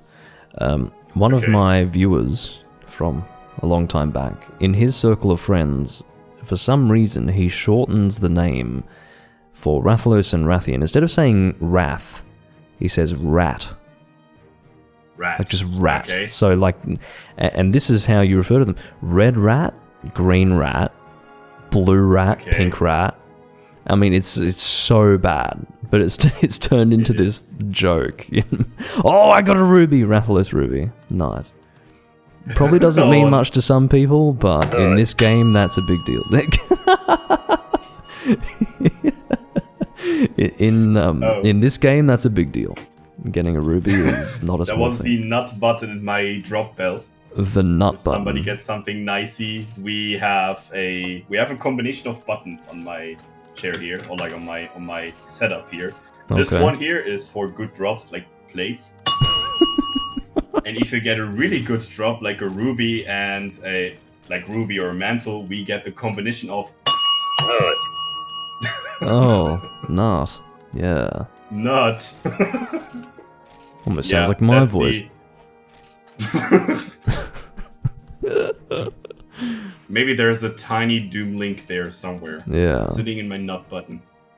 Maybe. Who knows? Oh god. Well, that was the rafts, and you get a ruby, which is even better. So Yeah, I can't complain about if that. I go- I don't think I necessarily need one, but it's always nice to get that lucky. I'm sure there are still some rare items that I need in this game, like rare drops, but yeah. At the moment, I'm just hunting for fun. I think there's it's really lances and dual blades that I need in this game at this point.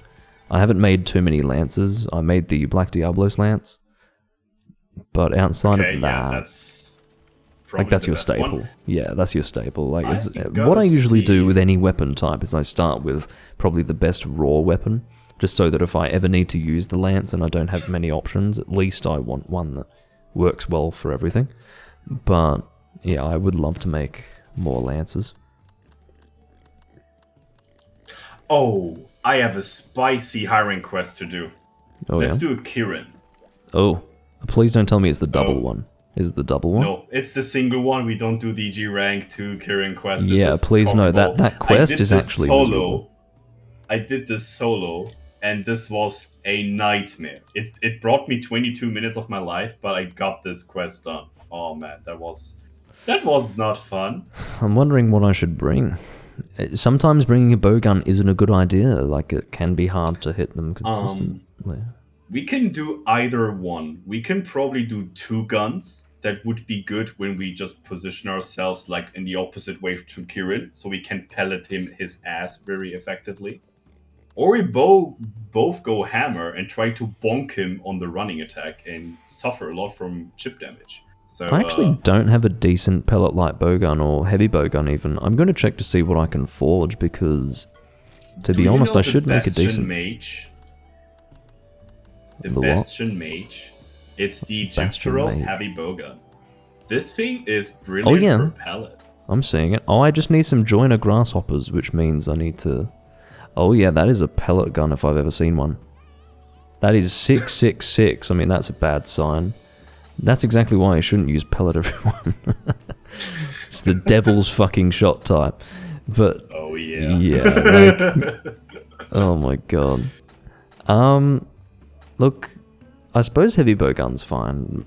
I think I would generally prefer light bowgun for Kirin because he just jumps around constantly, and I feel like I need to keep up with him and his movements. So I don't know if I would be comfortable with heavy bowgun against him. Do you have the Dead Parasol?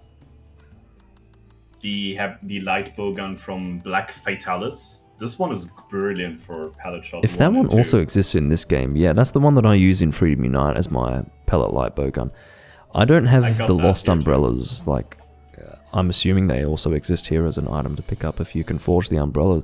Oh, unless that's not needed for Fatalis. Like the Lost Umbrella item. Let me have a look if it can be forged. What's it called again?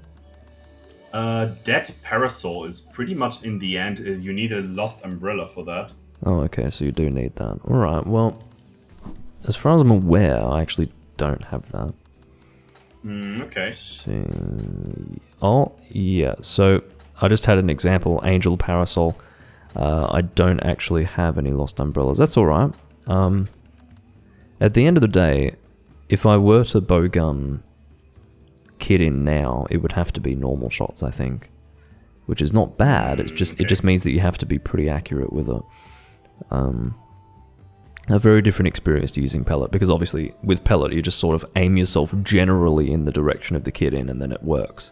Whereas normal shot, you actually have to get that consistently on the head, and you're aiming at a monster that is constantly running around and jumping around, and it works sometimes, but I would prefer something like Evade Extender, and evasion skills in general do not exist in Freedom 1, so...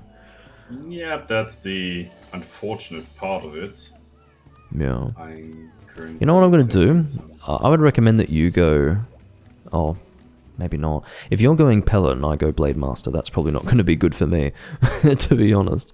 I can be patient with my shots. I try to... Let's do that. You try to attack him when he's turning, and when he's running away, so he's basically facing with his butt to us, I try to pellet him then, so you're not in the way, and I can do free damage.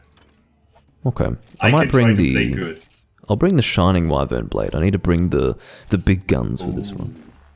Oh. Yeah. Click clack, let's go. Yeah. I mean, we have to, right? It's just a high rank current, so you should eventually not be that annoying. And it's not too bad. And also, Kirin, whether it's high rank or G rank, doesn't have too much health. Like, Kirin is a low health Elder, so... Technically speaking, Kirin is not an Elder in this game, and the reason why is because Elder Dragon, as a classification, I don't think existed in 1st gen. I think they first brought that in 2nd. I am kind of sure he is an Elder Dragon. He is obviously called an Elder Dragon in 2nd gen, but what I mean is I don't think they were called Elder Dragons here. Which is something that I only recently realized. I always assumed, they don't have species for the monsters. Yeah, that's true. They don't really name so it technically speaking, Kirin is not an Elder Dragon. So, you know, I could technically say that Garuga is an Elder Dragon because he has the purple special quests. My headcanon is that young Garuga is an Elder Dragon in 1st gen, and I'm sticking to it. He's got the special purple quests. So, we need some scatter nuts. I hope I can buy them real quick. I'll be back in about 2 minutes. I'll be away for a moment. Alright. This is a good time to focus back on Twitch chat. Okay. Tiny Doomlink. Oh, yeah, okay. There was an out of context clip that I don't want to say, but somebody got it again. So, damn me. So, potions. Where is the pallet when I need it? Hello? Okay, no pallet here. Need pallet level 1, so I can go for the Guardian. The petted gun rivaling.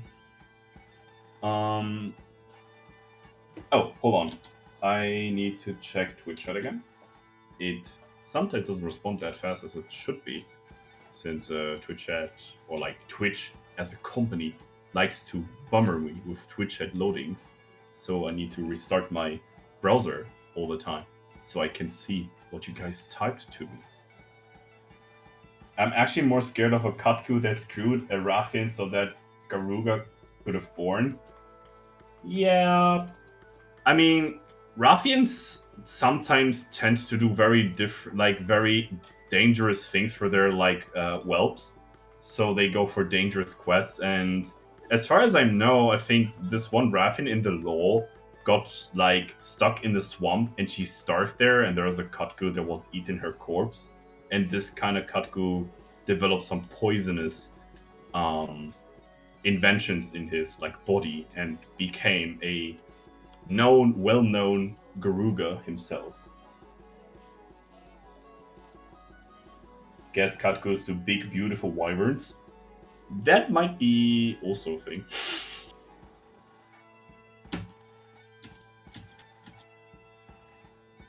I mean, oh. I was very creative with the Monster Hunter here. So, save. So, there we go.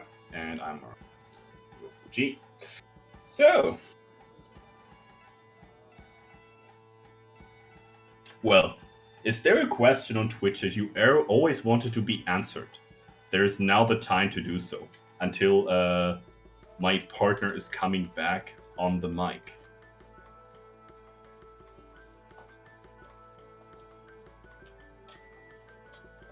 And I really hope the question is not coming like, bow guide when? What's your bank account? You mean like how much money I have on my bank? Oh my god. What kind of question is that? Yeah, I mean, I said to Twitch that you can ask me now everything. No, he's not. That they are really bugging you, and he's not asking how much you've got in there. Card. He wants your bank details. He wants access to your account, man. My bank account is definitely placed on planet Earth. That's what I can tell. What's your favorite monster in Frontier? Oh my god, that's a huge question. There's a lot of very like unique and interesting monsters to fight. I think for the most interesting mechanic overall, I would probably say Meraginasu that I referred earlier. But I mean, if we would restrict it to species like bird wyverns and like flying wyverns and brood wyverns and stuff like that, that would make it for me way easier. But if I would get an overall answer for that, it might be Meraginasu. I just like just as a concept, I think he's the most interesting monster. Yeah, he's blind and hears when you step into his cave, and he's like, "What's there?" And then you're quiet, and then you can sneak up on him like a little assassin, and then you can take the first hit on him, and then you hear his scream for the first time, and it's so, it's howling. It's amazing. Yeah. Oh, whoops! I need to deposit all of my rewards from the previous quest because my box, or my inventory rather, is currently full. Oh, I need to go also really quickly in the bathroom, or more like I need to get something to drink. BRB. Oh, good. The stream is mine again. Yes. I'm so used to... Well, I'm not used to having someone to chat with, so usually it's just me crapping on. What I will say is that I'd like to apologise to my audience for having failed to send a notification for this live stream, and so one of my viewers, Beta, has only just come in because she only just got a notification from Twitch about the live stream. And yeah, that's technically my fault for not having sent out a notification. So yeah, you never want to rely on Twitch for notifications to go out. That's a terrible idea. Yep. That's why I always announce on my Discord. Yeah, I try to, but sometimes I forget. Yes. I'm trying to... I mean, I literally... For some reason, I don't have space to put a Rathalos Ruby in my box. I have to find something to sell. Maybe insect husk. It's a very tricky item, and we always have them in our pouch. I actually don't. I'm very careful to not put insect husks in my box.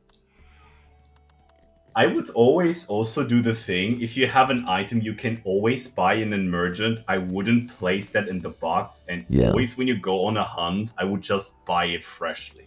Yes. It's maybe something you need to put some brain work on it, but it is definitely keeping some space in your pouch. Yeah, I've definitely...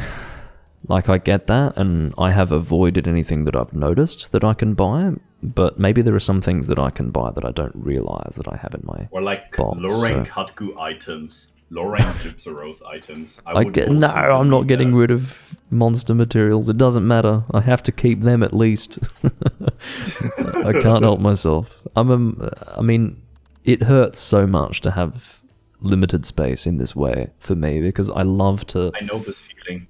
I love to just hoard all of my... like, yeah, I don't need this material. 2 weeks later, in a multiplayer session where everything is on pressure and you need to go back in the hub really quickly, otherwise the people get impatient. Yes. There's this one scale you just sell 2 weeks ago and you need it for this weapon. And you don't have it. Exactly. ItsBaynes noise. Exactly. I mean, you never want to be in that situation where you had it, sold it, and then you need it. That's really bad. And okay, I'm getting rid of this catalyst. I have one catalyst that is taking up space in my box. That is out of here. When you Goodbye. have honey and bitter box, you can combine them and make more space. That's but right. you don't have much honey, right? You referred to No, that I earlier. mean, I do not. I think I'm actually out of honey. I used all of the honey that I had to make 10 mega potions, which has reminded me to go and collect more. I don't collect honey at all in this game. I just bring potions and like blue mushrooms and herbs. I just don't try to pick up mega potions. I know it's super comfy, but I have no space. I have no damn space, and I got pretty good so far. I mean, to be very honest, it close to saves you run from out the of gravy. misery. It saves you from the misery of collecting at this terrible thing. I just got 3 insect husks and 1 honey from this fucking honey box. I mean, it is so bad. It's insulting. They I can't believe needed it. freaking 4 generations to make a normal honey collecting system. Try Ultimate. I love your farm system. It is simple, it is effective, and it's no brain. Stick it in, give him some catalyst, and let it run. It's so easy. Freedom Unite. Every time you do a G rank quest and you have made some 4 mega potions, chugging in, and you go back and you get 4 honey back. Yep. You will run out of honey just by nature in G rank. It is, as long as you use them, it's a thing. Yeah, I don't have too much of an issue with that in Freedom Unite. That sort of system encourages you to actually use mega potions less, but you're still given the chance to get decent honey. The problem with this game is that you're being encouraged to not use too many mega potions, but on top of that, you're barely getting any honey at all. Like, it's common, for example, just with me there, to get 1 honey each time. Like, 1 honey is not okay. Oh my god. 6? Sure. I mean, we're comparing 1 to 6. I mean, yeah. I'll take the 6, please. 1 honey is bullshit. And quite frankly, 2 is what's most common. 2 is what I usually get. If I'm super, super lucky, 4. But that's rare. It's usually 2. And if I'm really lucky, 3. 4 is almost impossible. So this honey box can just die. Like, it's awful. Those bees are damn lazy. Yeah. I mean, it almost makes me upset, but I've gotten used to it, so like, I'll be alright. I'm really struggling. Like, there's that 1 honey that I got from that stupid honey box. I'm currently struggling to find space in my box to actually deposit it. I don't know what I want to sell. I have to sell this, like, mushrooms. Like, I have to get rid of these mushrooms. These nitro shrooms, they have to go. I'm out of here. These nitro shrooms cannot stay. I like storing materials like this, but this is what Freedom 1 does to you. You have to be ruthless. You have to just say, nope, I may need this at some point, but I don't have the space. So I need to get rid of it. Alright, I should be ready to go now. I'm coming in. Need to make sure I buy some potions, though.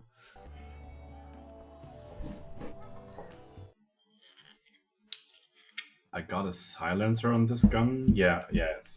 I need to get a silencer. Well, Otherwise, hold on. Pellet level 2 has too much recoil. Hold on. This is important. This is very important. Yeah. Silencers do not affect recoil in 1st gen. It doesn't? Nope. What does it do then? This may be hard to hear, but all it does is make your bowgun quieter. That's it. It doesn't do anything else. Yep. That's all it does. That's all it does. It doesn't do anything except make your bowgun quieter, and I don't know what that means. I don't know how that affects your hunt. It must do something. Man. I need to get the power barrel. Get the power barrel. The damage. Get it, man. I need to get the damage. Yeah, like, this is not a case where they haven't told you anything about the recoil. It's because it doesn't affect it at all. Like, you'll notice when you try to select the silencer, it doesn't say anything about it. It doesn't say anything about recoil. It is because it doesn't affect it. Long barrel doesn't give me damage either. Yeah, you know what it does? It increases your bowgun range. I think it has an effect on critical distance. It doesn't increase damage. People don't understand just how different first gen is. It's a special kind of place. It's a place where things that should make sense don't make sense, and it's sad. Yeah, I have a heavy bowgun with a huge long barrel on that shoots shotgun bullets. Okay. Nice. Nice. We can do that. I always thought I needed that recoil because of the pellet 2-shot has too much recoil. But if that's actually the thing... Not native PSP font. Hey, Incognito Man, welcome. Hope you're doing good, man. Incognito Man, just for anyone who doesn't know this, is the person behind FU Complete, which is literally a game changer for Freedom Unite players, of which there are many. He is to be thanked for his work in the community, and he has made a big difference. Big difference. I only recently got FU Complete. Do you have it, Baynes? Do you know what it does? I have never heard of that. That's probably because of my absence Freedom Unite, but yeah, like this is a big thing. There are a lot of things that FU Complete does, but the biggest thing is that it has all of the event quests preloaded, which means that all of the event quests from the international release, plus the Japanese event quests, are all loaded at once. I think there are 32 of them. Compare this to being stuck with only 6 maximum event quests, and none of them are Japanese. Like, it is a big difference, and it is huge. There are some additional things as well. Weapon previews automatically load. That would be one.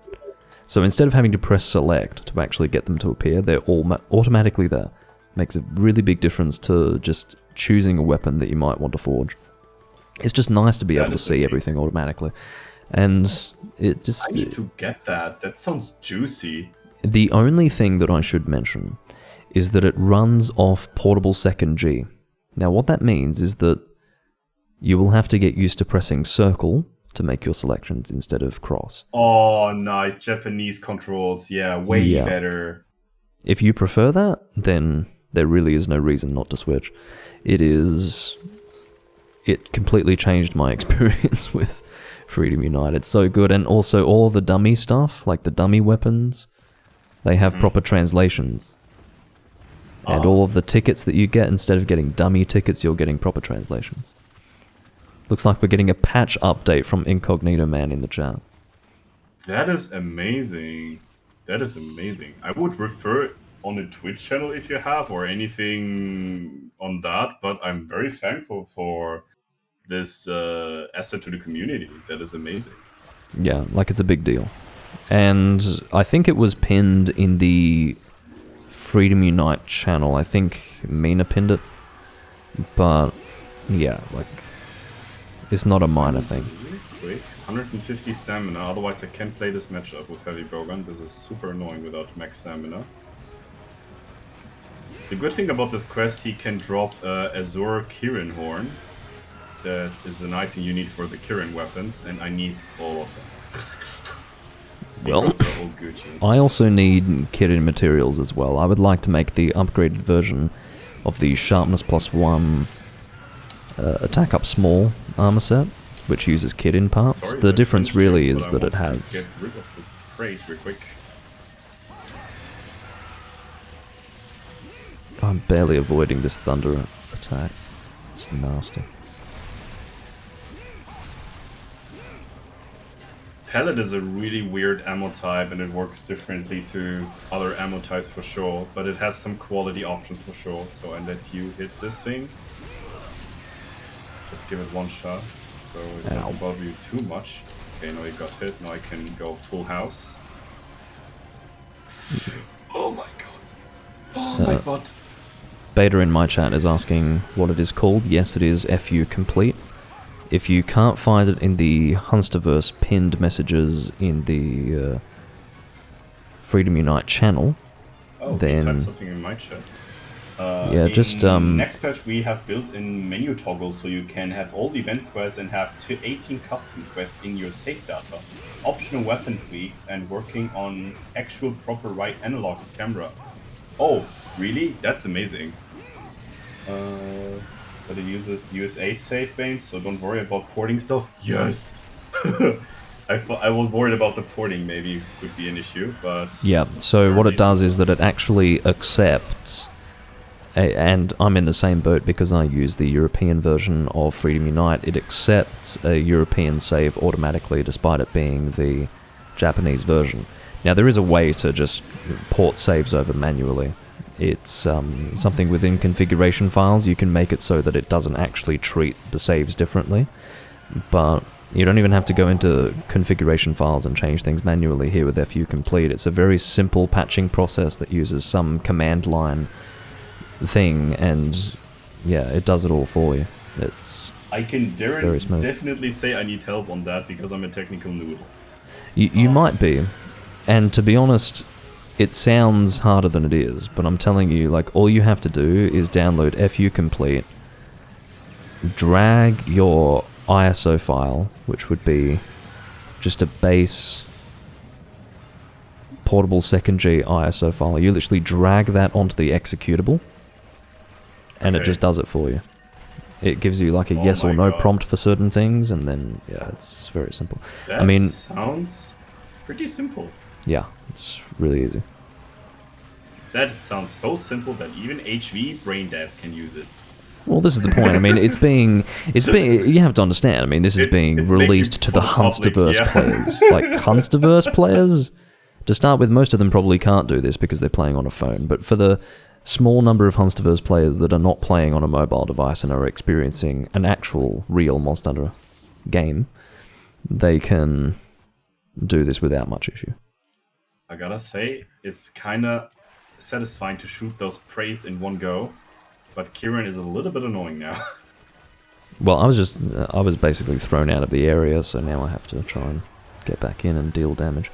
I don't know if you noticed this, but Kirin has a different running animation in this game versus 2nd gen. I didn't pay too much attention on its running animation. I'm more focused about his horn getting onto my butt. But, yeah, no, fair enough. Yeah, I get that. But it is, but there's, instead of, okay, so basically the difference is, see that little run that he's doing now? That doesn't exist in 2nd gen. Instead, he just jumps around. But here in 1st gen, he does actually have a little run that's unidirectional, and it just looks different from anything that he does in the later games. It's interesting. And it doesn't make a return in 4th gen either. In 4th gen, it's basically the same vibe. Just a little bit more polished, I suppose. Hey, Janik, welcome. Hope you're doing good, man, and you don't drink too much. Responsible drinking is very important. Yes, indeed.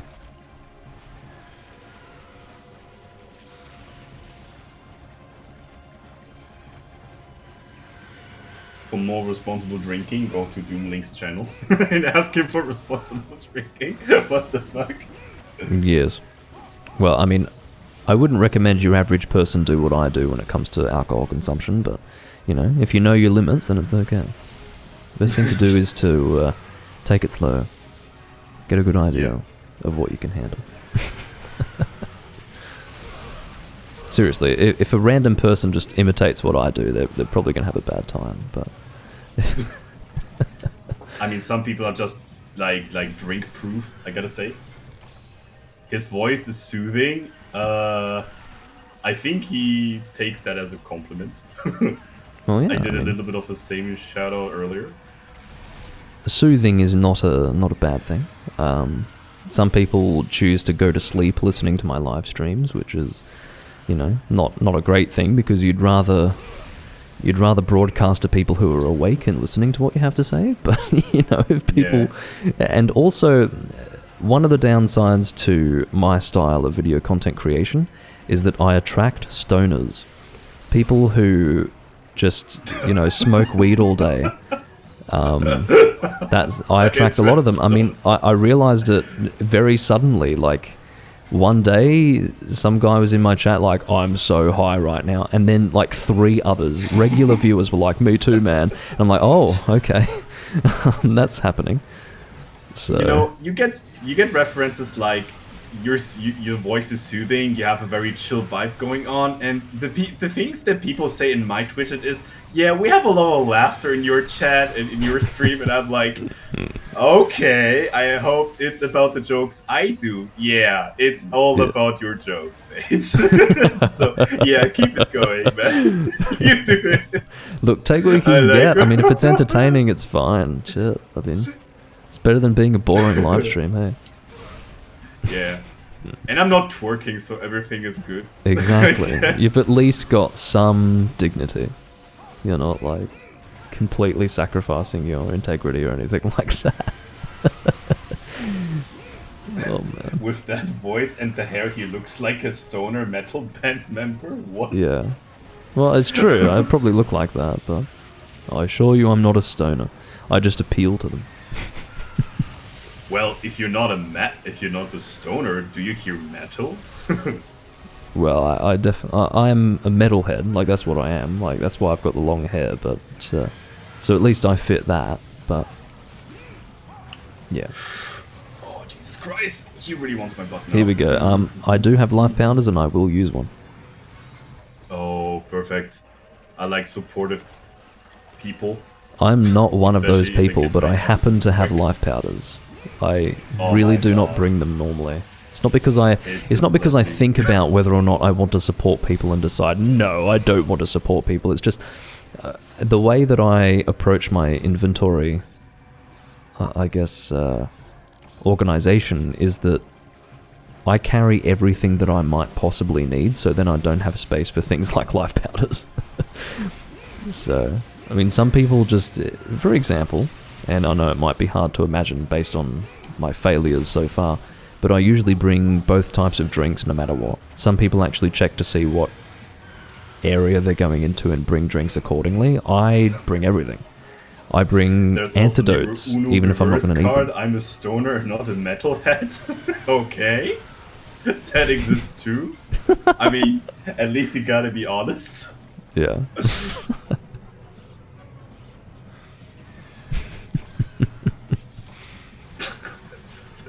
This is the moment as a Twitch streamer I'm speechless of what I should say about Twitch chat. Oh no. Just got to ride with it. Yeah, just Twitch vibe. chat's scary, man. Doesn't matter who you are. Did I actually unpack my wyvern fangs and got huskberries and small bone husks? Oh my god, I'm an idiot. I don't know how much longer this is going to go on, but a high rank kid up against a shining wyvern blade. I have more ammo. All good, all good. Okay. I have 60 more shots, but only pellet level 1, so I need to aim it really, really precisely. Okay.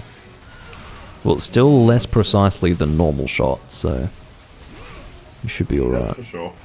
I'm being Oh no. assaulted by I saw an that Neopro. Io Prey jumping, and it was not good. Yeah, fucking bastard. Oh, I have pellet level 3 also. Why do I have pellet level 3? Do you have that? Probably has very high recoil, but you know, still good damage. You were high once and you listened to the research base from Monster Hunter World? Dude, this is shit hits. Okay. I mean, the things that I would do as a guy that is stoned is probably not hear Monster Hunter music. I would probably look in the air and just wondering how many like naked women are on top of there. Oh yeah, let's go! You look into the heavens and see naked women. I mean, that sounds like a good endorsement for the consumption of marijuana. I mean, I'm a bit different. I see. Oh, a Zerhorn and a Thundertail. Let's go. I just got a standard horn and hide plus. Oh my god, I'm so sorry. Yeah, well, Thundertails are what you want. Shots. I need a Zerhorn and Thundertails. Thundertails is the rare drop. Yeah. More or less. Is it absurd you can only craft him twice? I understand it. It's just that the standard changed in 3rd gen. In 3rd gen, you cannot have a minimum carve below 3. Like, 3 is your minimum. And I sort of understand it. It's the idea that you've gone and killed a monster. Sometimes it can even be difficult in the case of Kirin. You deserve your 3 calves. Like, you at least deserve that. Obviously, they're going for size. Kirin is very small, so you get your 2 calves. It's just a different way of... He could use the pouch space for more loot, but he chooses the life powder. Massive respect. Just wave and smile. Okay. Yeah. No, I'm not a support guy. That's not what I do. I'm not opposed to helping my team, but it's not a priority. Maybe I'm just a bad guy. Not There's sure. also this one guy in the hut that always picks up the things that do the most damage. And then he's like getting back to base camp with everything on his armor is shredded, his head is bloody red, and he's coming back crawling, and he's like, Mega Potion! Come on, Mega Potion, please! What's your demon drugs now, homeboy? Yeah. Mega Potion! He's just filled his inventory with power seeds, might pills, like just everything. Everything damage. Yeah. Damage only. I don't need to heal. Adrenaline, you know. Things here. Yeah, these dual blades I want to make, but they need special Kirin hide. But for that, I need to hunt a G-rank Kirin. But maybe later. I think I would need to. I would need at least 1 hour of convincing myself that I'm ready. Mega potion, more like you're a mega nerd. Welcome, man. Hey, it's Crimson Gunner. He's one of my viewers as well, but I think he watches you as well. Crimmy is an amazing person. Cool. He helped me a lot in Frontier to get some feed on the grounds of Mesa Porter Square and helped me definitely to go through the game at my start off point. And I think now I get some own experience in Frontier and can maybe talk with him a little bit about stuff, but he might be having a little bit of a more sharpened idea about Frontier since he has more sight in deep into the game's mechanics and all those things. That's nice. I suppose it's my turn to choose a quest. I'll have a look and see. Alright. I need some inspiration. Part of me wants to choose Yarn Garuga, but I don't want a 2-mana Yarn Garuga. Like, I don't want to do it. It doesn't sound like a good idea. Too much. Part of it sounds like a good idea, and then I actually think about it, and I imagine what it would be like, and I realize, no, that would not be fun. Let's not do that. I mean, to your average person, it might be a perfectly appropriate idea, but this monster is basically Elder Dragon level in this game. He hits so hard, and he has way too much health. So, I don't want to hunt with 2 people. If we were super meta and really had a perfect idea of how to deal the most damage in the shortest period of time, maybe. But I don't think that describes me, at least, so... A medical condition in which I must consume a power seed every 3 minutes, or I'm going to experience heavy pains, hallucinations, and convulsions. Okay. There's like a physical dependency on power seeds. Yeah. I must consume Man, you should one. definitely see a doctor. You should see a doctor about that. Exactly. Wonderlord in my chat is asking if I like Frontier. You've missed out on a big conversation about Frontier that we had before.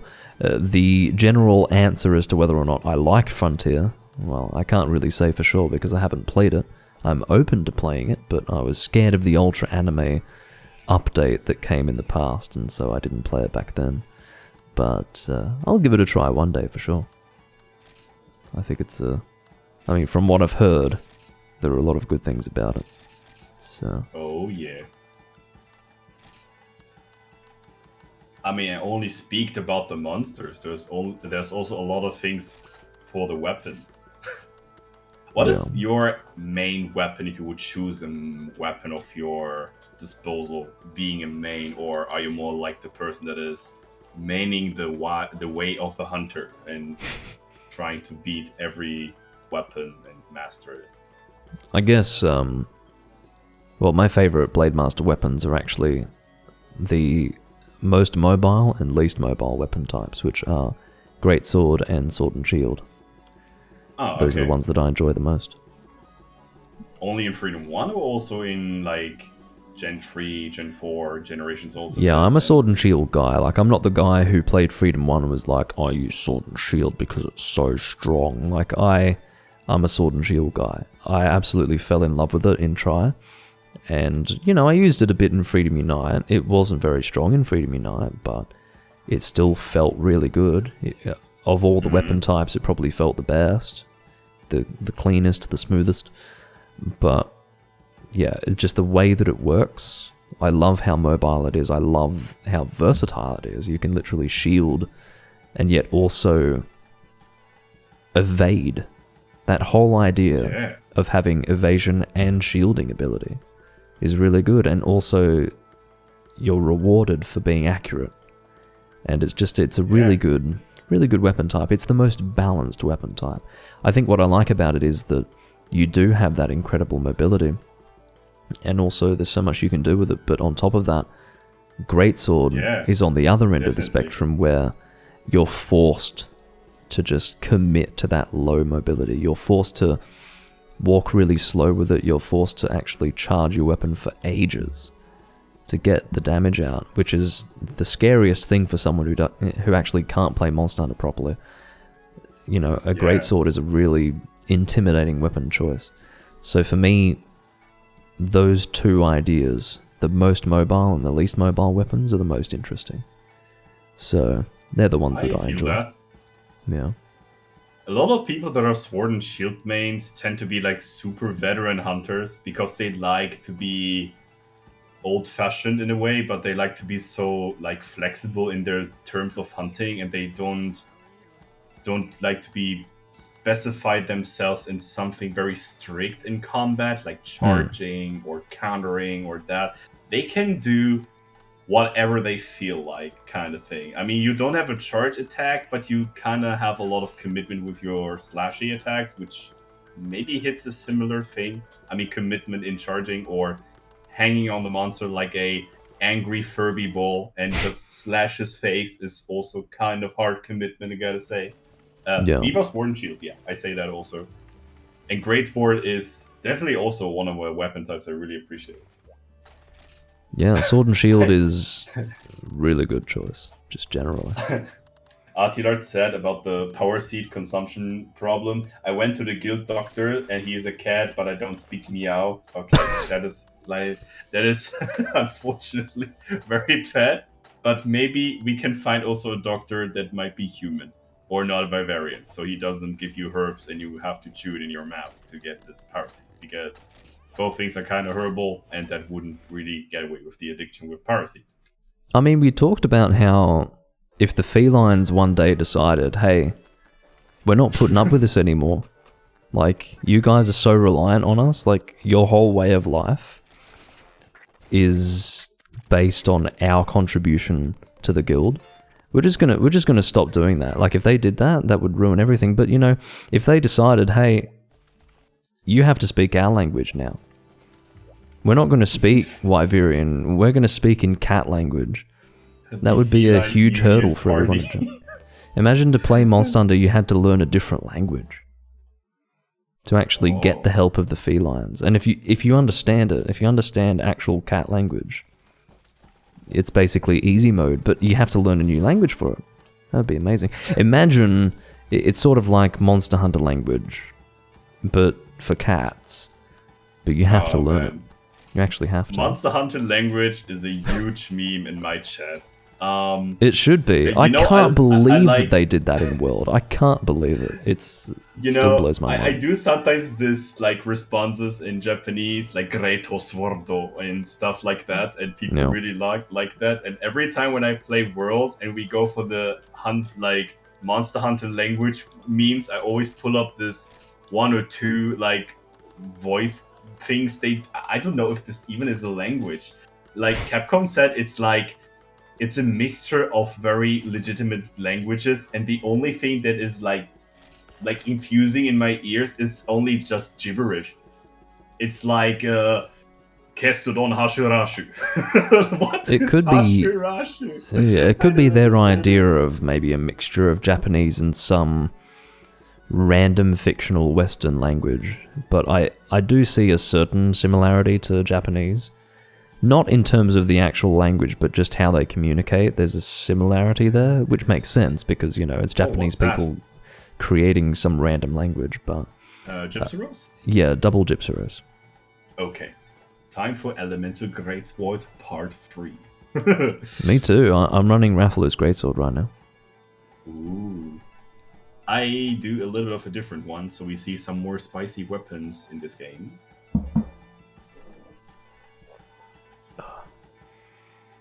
I'm ready for those tail attacks. Artilon is advertising your channel in a very, I would say, precise way, but I see that. For like some awesome commentary and responsible drinking advice. Drinking. Yeah. No, it's not a theme, like it's not something that I do every time, but you know, if you need to know, if you're unsure about how to drink responsibly, then feel free to ask and I can impart my knowledge on you. How are people referring to you on Twitch if they ask you something? Is it like they call you Doom or Lord or... It's always Dracu? Doomlink, yeah. So, as far as the name Draculestia, like the only hunter name that I have that with is Portable Third. I mean, I guess that's sort of one of my online names, but as far as like on Twitch and on YouTube, it's Doomlink, like 100% Doomlink. Like that's... okay. That's it, yeah. Is Doomlink like a referring to The Legend of Zelda, or is it just a connectivity, like the word for connection, like linking together? It is what a... has the roots of it? It is a Zelda reference. It is a name that I made in 2008, back in the Let's Play days, and I've stuck with it. Oh, okay. I've absolutely stuck with it, but yeah, it's just an alternative form of Dark Link, I guess.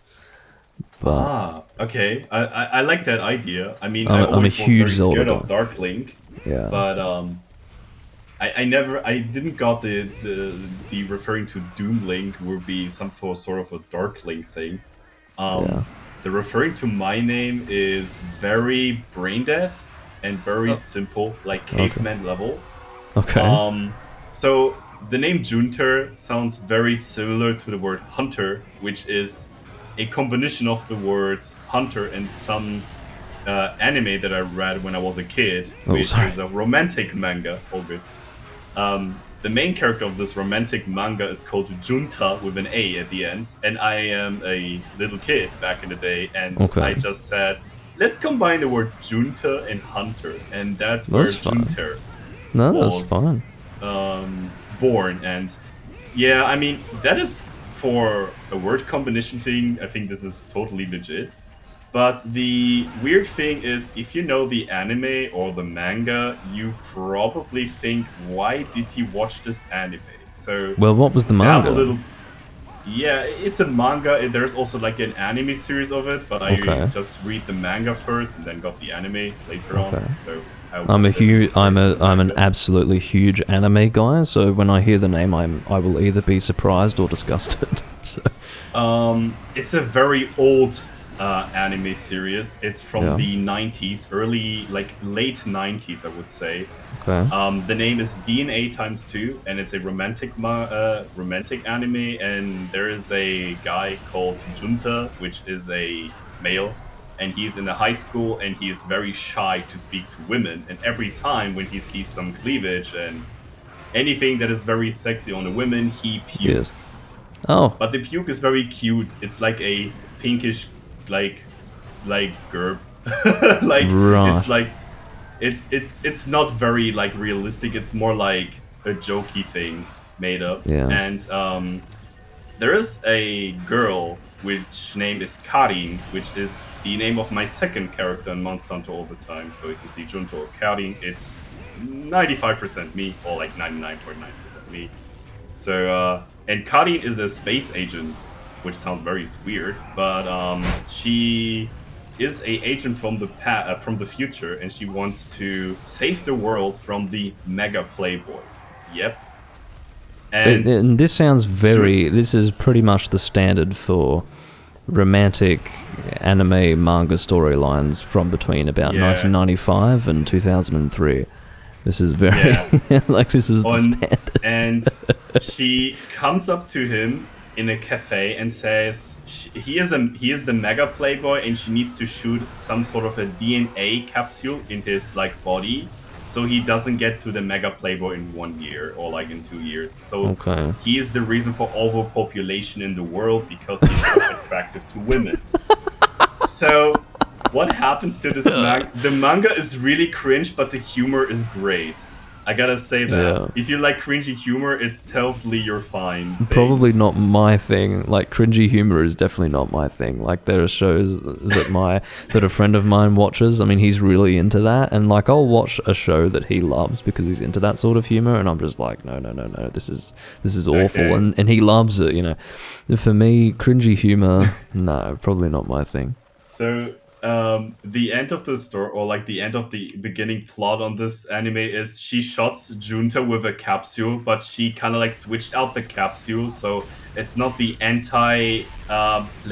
mega playboy capsule, it's actually the playboy capsule. So because of her, he ultimate became harem, the mega playboy. And the cool thing is when he gets to this mega playboy version of himself, he gets like reddish hair.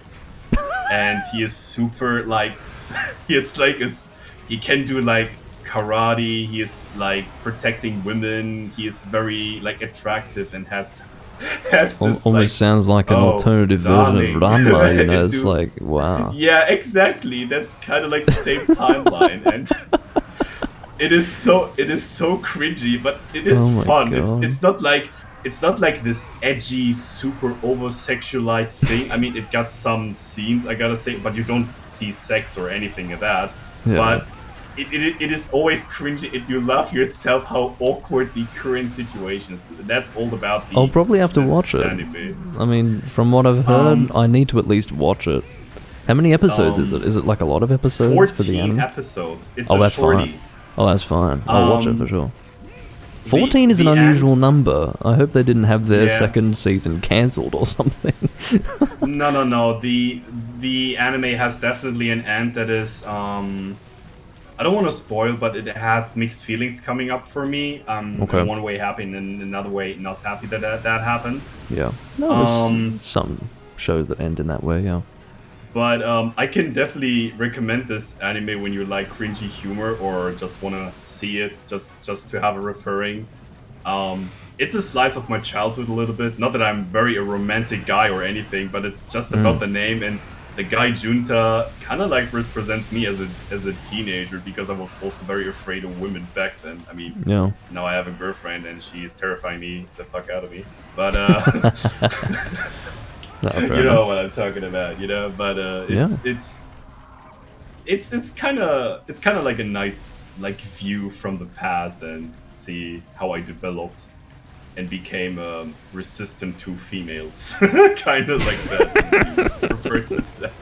Well, at least you don't puke when you see them. That's a good thing. Yeah, I don't do that, but I when I was in puberty, I became super nervous on cute girls, and I mean, I have a huge kink on redheads. My girlfriend is a redhead, and good for you.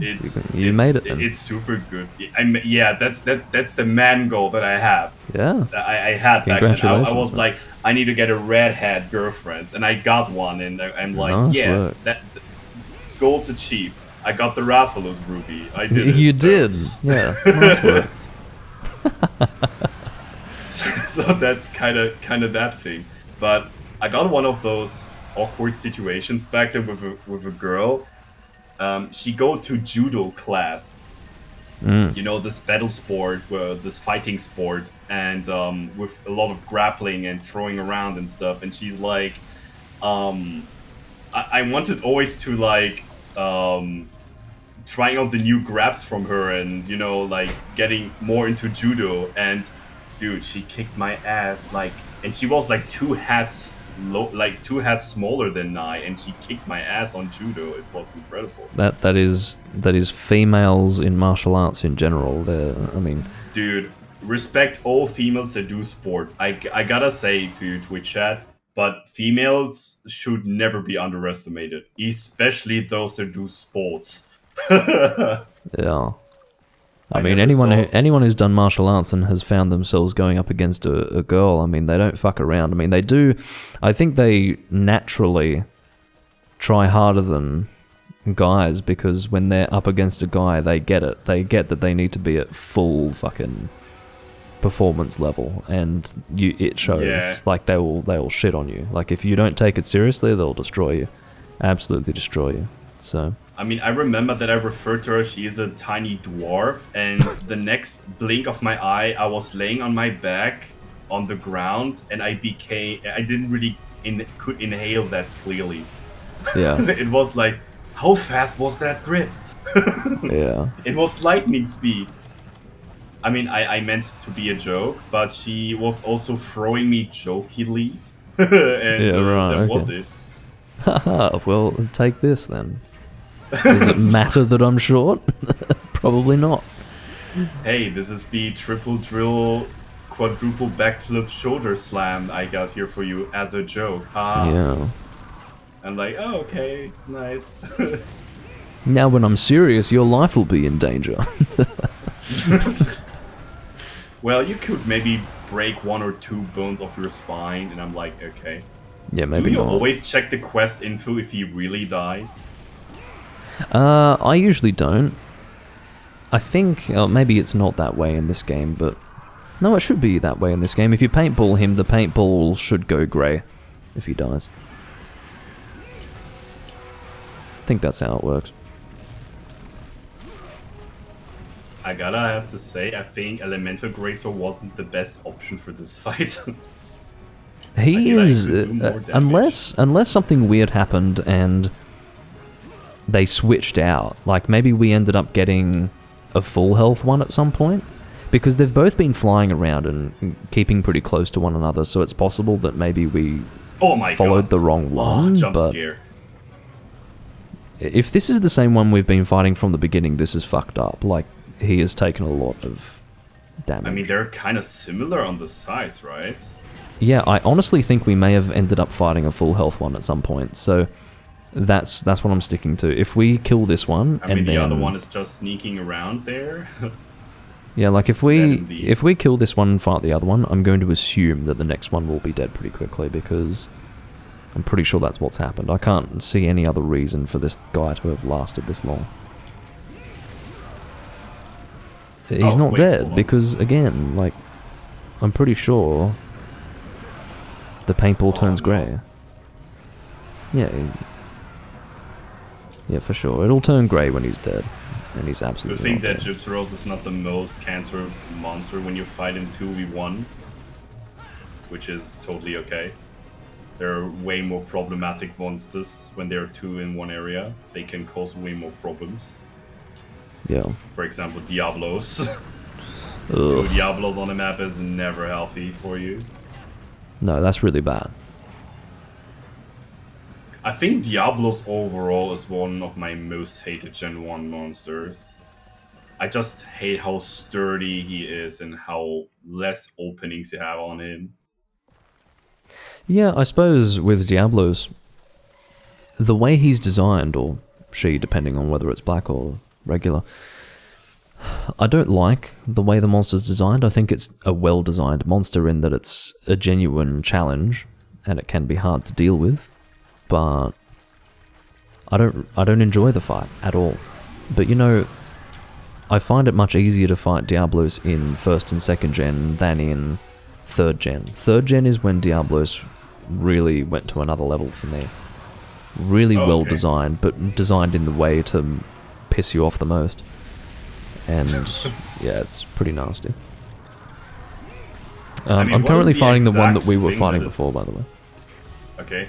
I'm going back and see where you are. What is the exact thing you think is super annoying on Diablos on 3rd gen? Is it like the tail swipes so for got added example, to them? yeah, so the way that the tail can hit you, even if the tail isn't the point of the attack. So for example, there's this swinging attack that Diablos does where he swings his head back and forth. And the tail is also part of that. Just the damage Oh, of the yeah. tail plus the damage of the head, like it's literally on both sides of the monster, and just the aggression, the speed, it is on another level from first and second gen, especially in 3 Ultimate where G-rank monsters just move faster.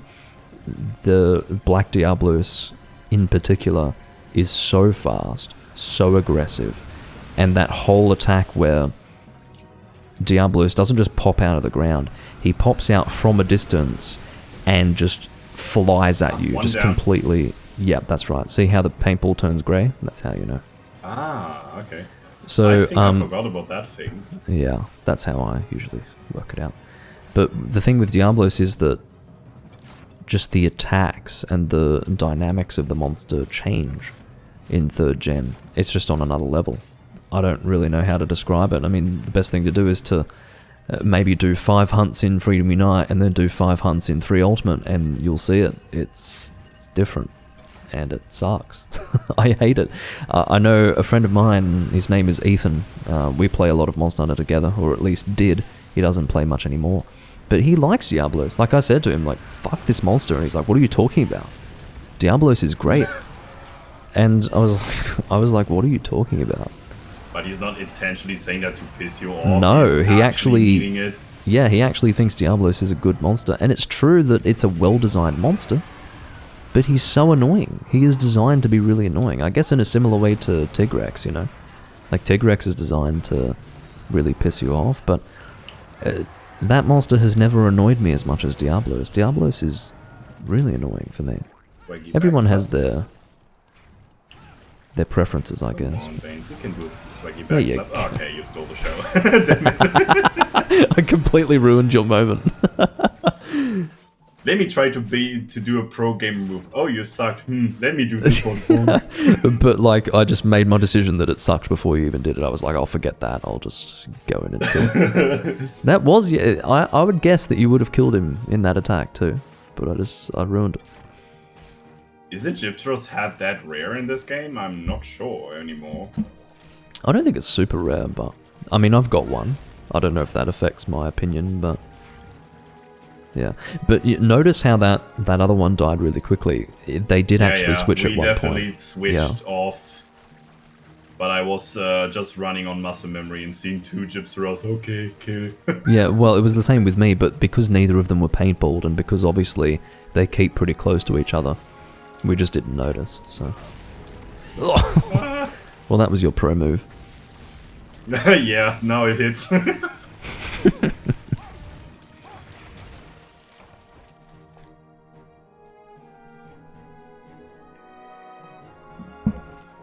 Well, we needed the obligatory Gypsaros. I mean, this is one of those monsters that you usually fight in 1st gen.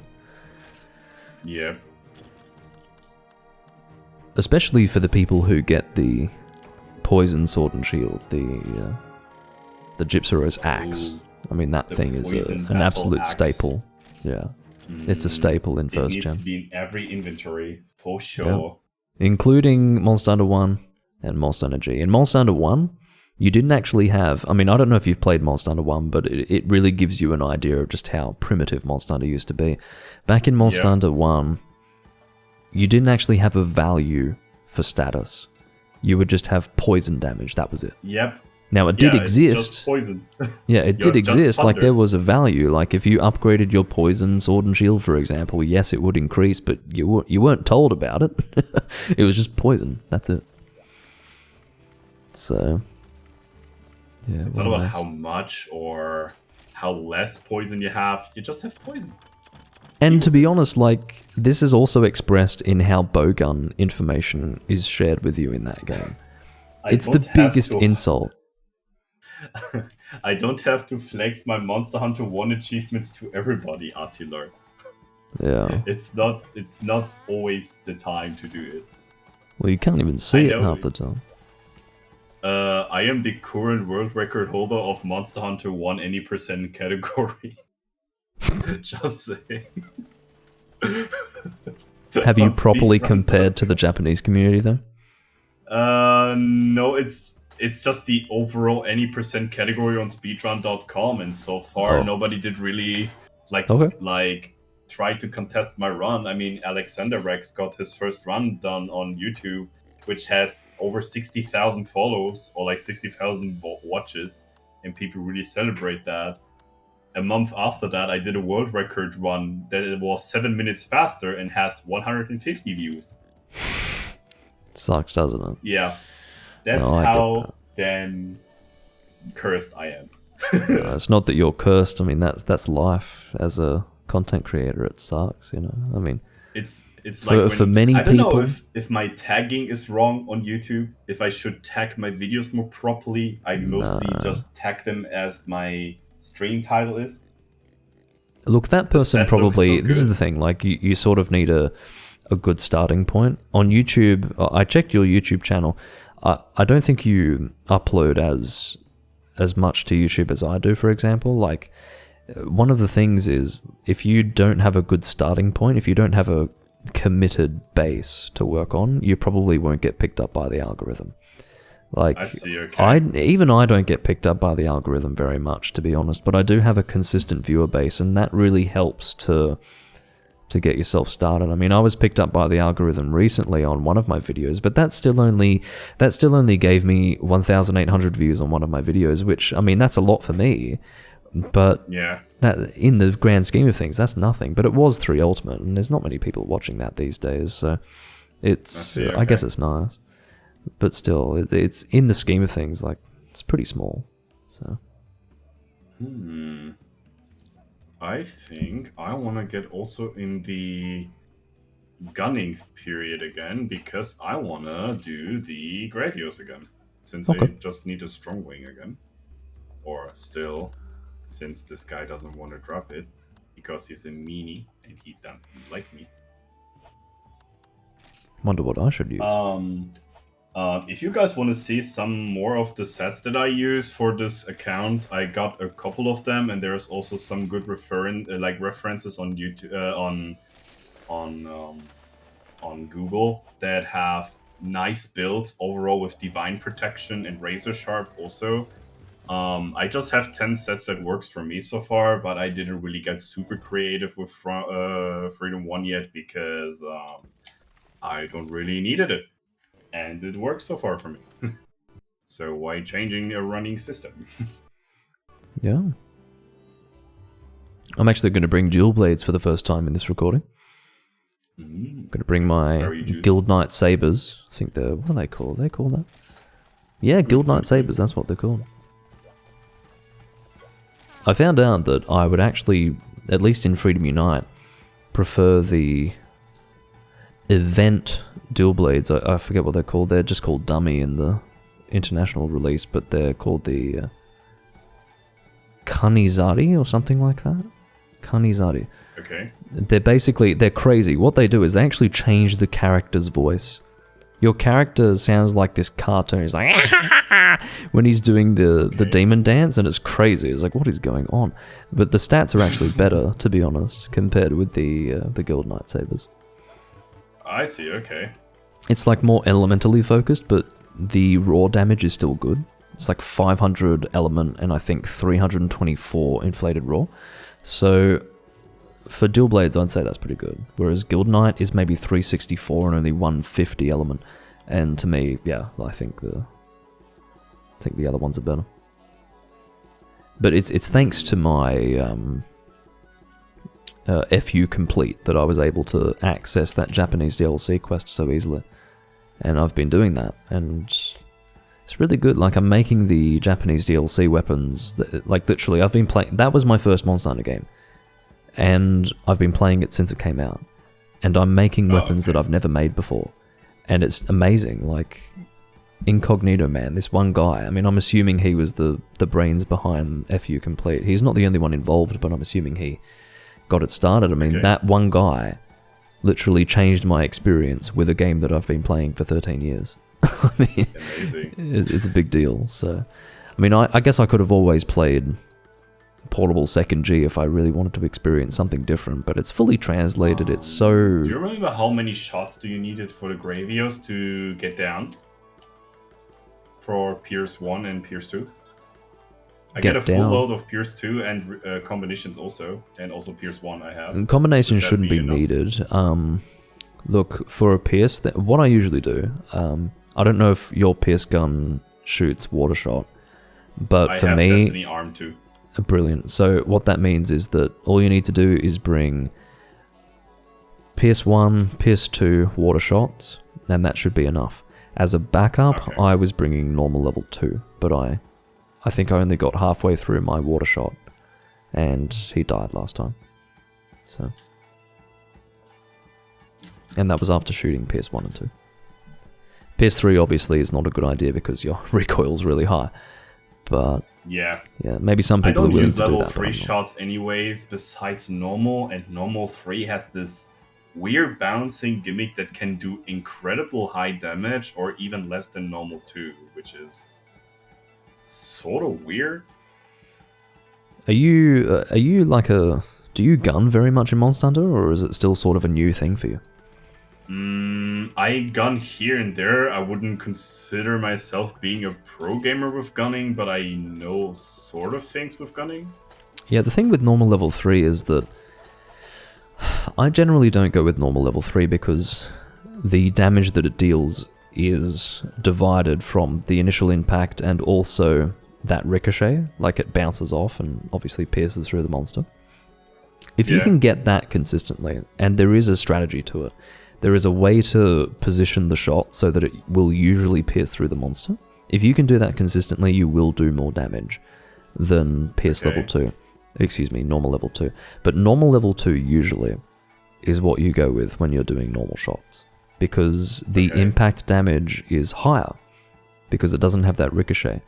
What that means, in real terms, what that means is that you are dealing more consistent damage. It's probably overall going to be higher DPS. So it's what I prefer, and I think it's what normal gunners usually run. But there is definitely a strategy for normal level 3, which is really damaging. Hey, Disco Green Ninja 4. Welcome, welcome. Hope you're doing good, man.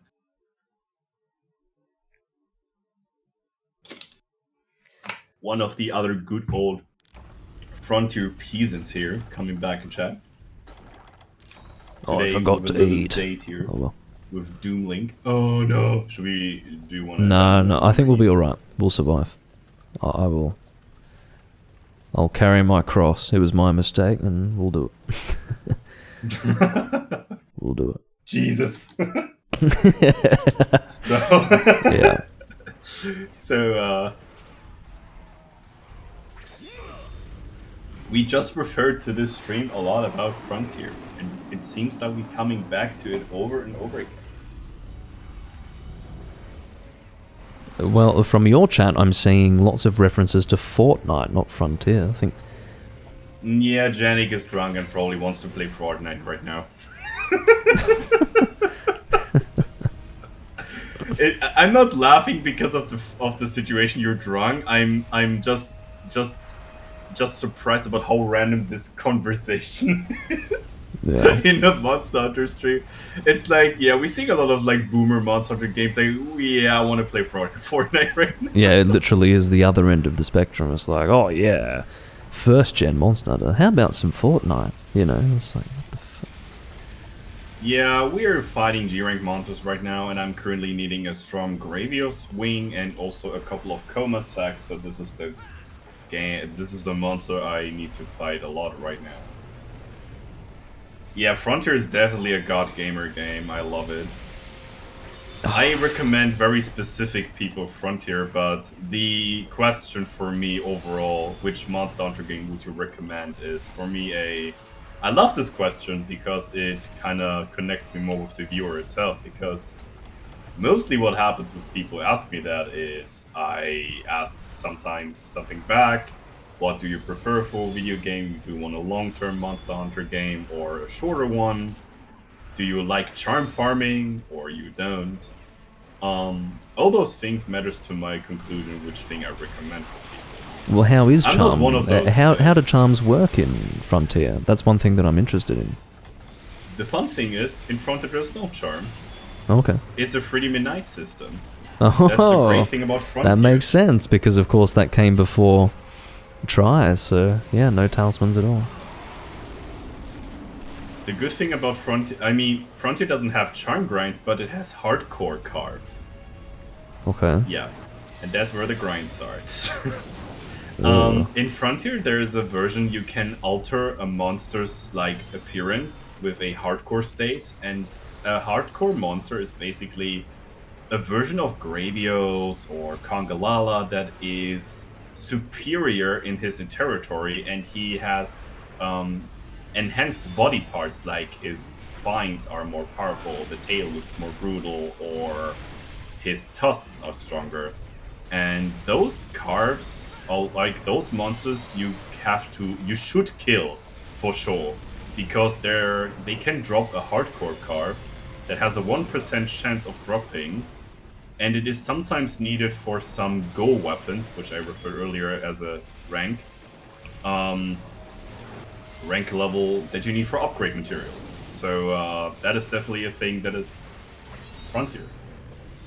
Okay. Hardcore materials. And every monster has a specific hardcore carve. So let me say, like, Gravios has a hardcore carve. I think it's called Gravios heated coal shell or something like that. Congalala has a precious claw, or Giant feces, you know, like yeah, big or piece of giant dung. territorial dung or something Yeah. like that. I was expecting that for Congalala, really. I have to tell you, I mean, I don't want to distract from this conversation, but I have like almost no potions left, and we've only just started. I have been totally destroyed by this Gravios. It's so embarrassing. Do you want to have 10 potions here?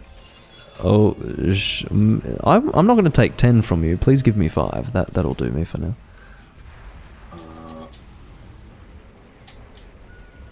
Thank you. Okay. It's not the first time we've done this. Oh, good. We are so synchronized. It's unbelievable. Yeah. Like Team Darkside Junior right here. We're getting things done. Team Darkside Junior? Maybe that's a new channel name. We'll actually compete with them, you know. Yeah. Team Darkside? No, I prefer the Junior channel. Yes. They do way better build videos. Yeah. Aren't like most of the Team Darkside people German? I mean, that gives you a good starting point. Yeah, some of them I have met on the Gamescom back in the day when I was a kid, and some of them I know by a long shot, like Chris, for example, the face of TDS, I would say. He is we German hunters very know him well. And all of those German people refer to his really bad English pronunciations and how German he sounds and how masculine he sounds as a German with his English pronunciation. So it is kind of like a meme in German, or like in Germany. So it's kind of that thing. It's funny because like I know nothing about the German Monster Hunter community because I obviously wasn't really part of it, but I mean, a lot of people that I talk with about Monster Hunter Tri, most of those people are Americans, right? So they weren't part of the European Monster Hunter Tri, but I played the European version of Monster Hunter Tri, and so I played with all the German guys, and like, you know, because I play with all of them, I feel like I might not know them personally, but my experience was with those guys, and you know, it was, despite having played with them, I don't really know much about their community. It's weird, you know, I'm in this middle ground where I can't relate to the Americans because they weren't playing on the server that I was in, but I can't really properly relate to the German guys because a lot of those guys just spoke in German and I was just hunting with them, you know, so I see. it was weird. I mean, German Monster Hunter community is a pretty divided, two-edged sword. You have either the casual people that like to hunt in multiplayer together, and you have the die-hard TDS, super competitive, sweating t-shirt guys. Well, that was me in Try. That was me in Try. So I was doing, you know, speed trapping, speed runs, fucking might pills with these German guys going up against Devil Joe Elatrion. It was bad. Like, that's not me. Like, these days I don't play like that, but that's how I was in Try. And it was Yeah, it was one of those things. I mean, if I had taken a different path, I could be in TDS now, playing Rise, 100 Fatalis killed in World, and all this business, you know, it's like, or 1,000 rather, not 100. And, yeah, I took a different path, put it that way. I quickly go through my Twitch chat here. Oh wait, you know what, guys? You do it after the quest, so I refer to all of you, so I don't miss any action in Twitch chat. If there's something referred to me, feel free to type @ItsBaynes in chat, so I know if there's something actually pointed to me. And yo, I know one meme about TDS Chris. We do as Germans all the time. Chris does a sort of introduction all the time. And I don't know why he does that, but it is very Chris-like. He says all the time at the beginning of his videos, "Hello guys, what's up here, Chris?" And we kind of like meme about that a lot. Oh, it's old style. Guys, I mean, what's up here, Chris here. it's sort of weird. It's weird these days, but back in the old days, that was normal. You'd do like your little introduction. Yeah, I have a similar thing. I have a similar thing that I Yeah. do, just out of habit, because it's just how you used to do it, you know. I mean, my introduction to new followers is also maybe a little bit like long for some people. Sometimes people get like choked on when I give them the vague introduction. And hey, Lionheart, welcome.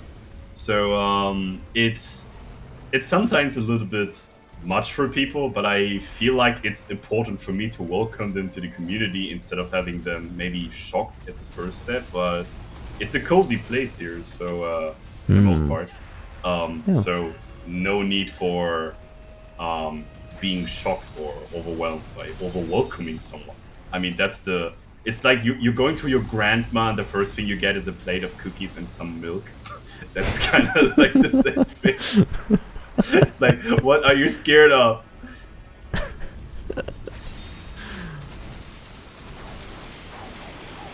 I hope that I can survive this hunt, to be honest. Like, I so regret bringing dual blades for this. If I had brought a bowgun of any description, whether it be light bowgun or heavy bowgun, I would have absolutely owned this hunt. 10 potions and also 4 potions left, and he doesn't hit me once in this entire hunt.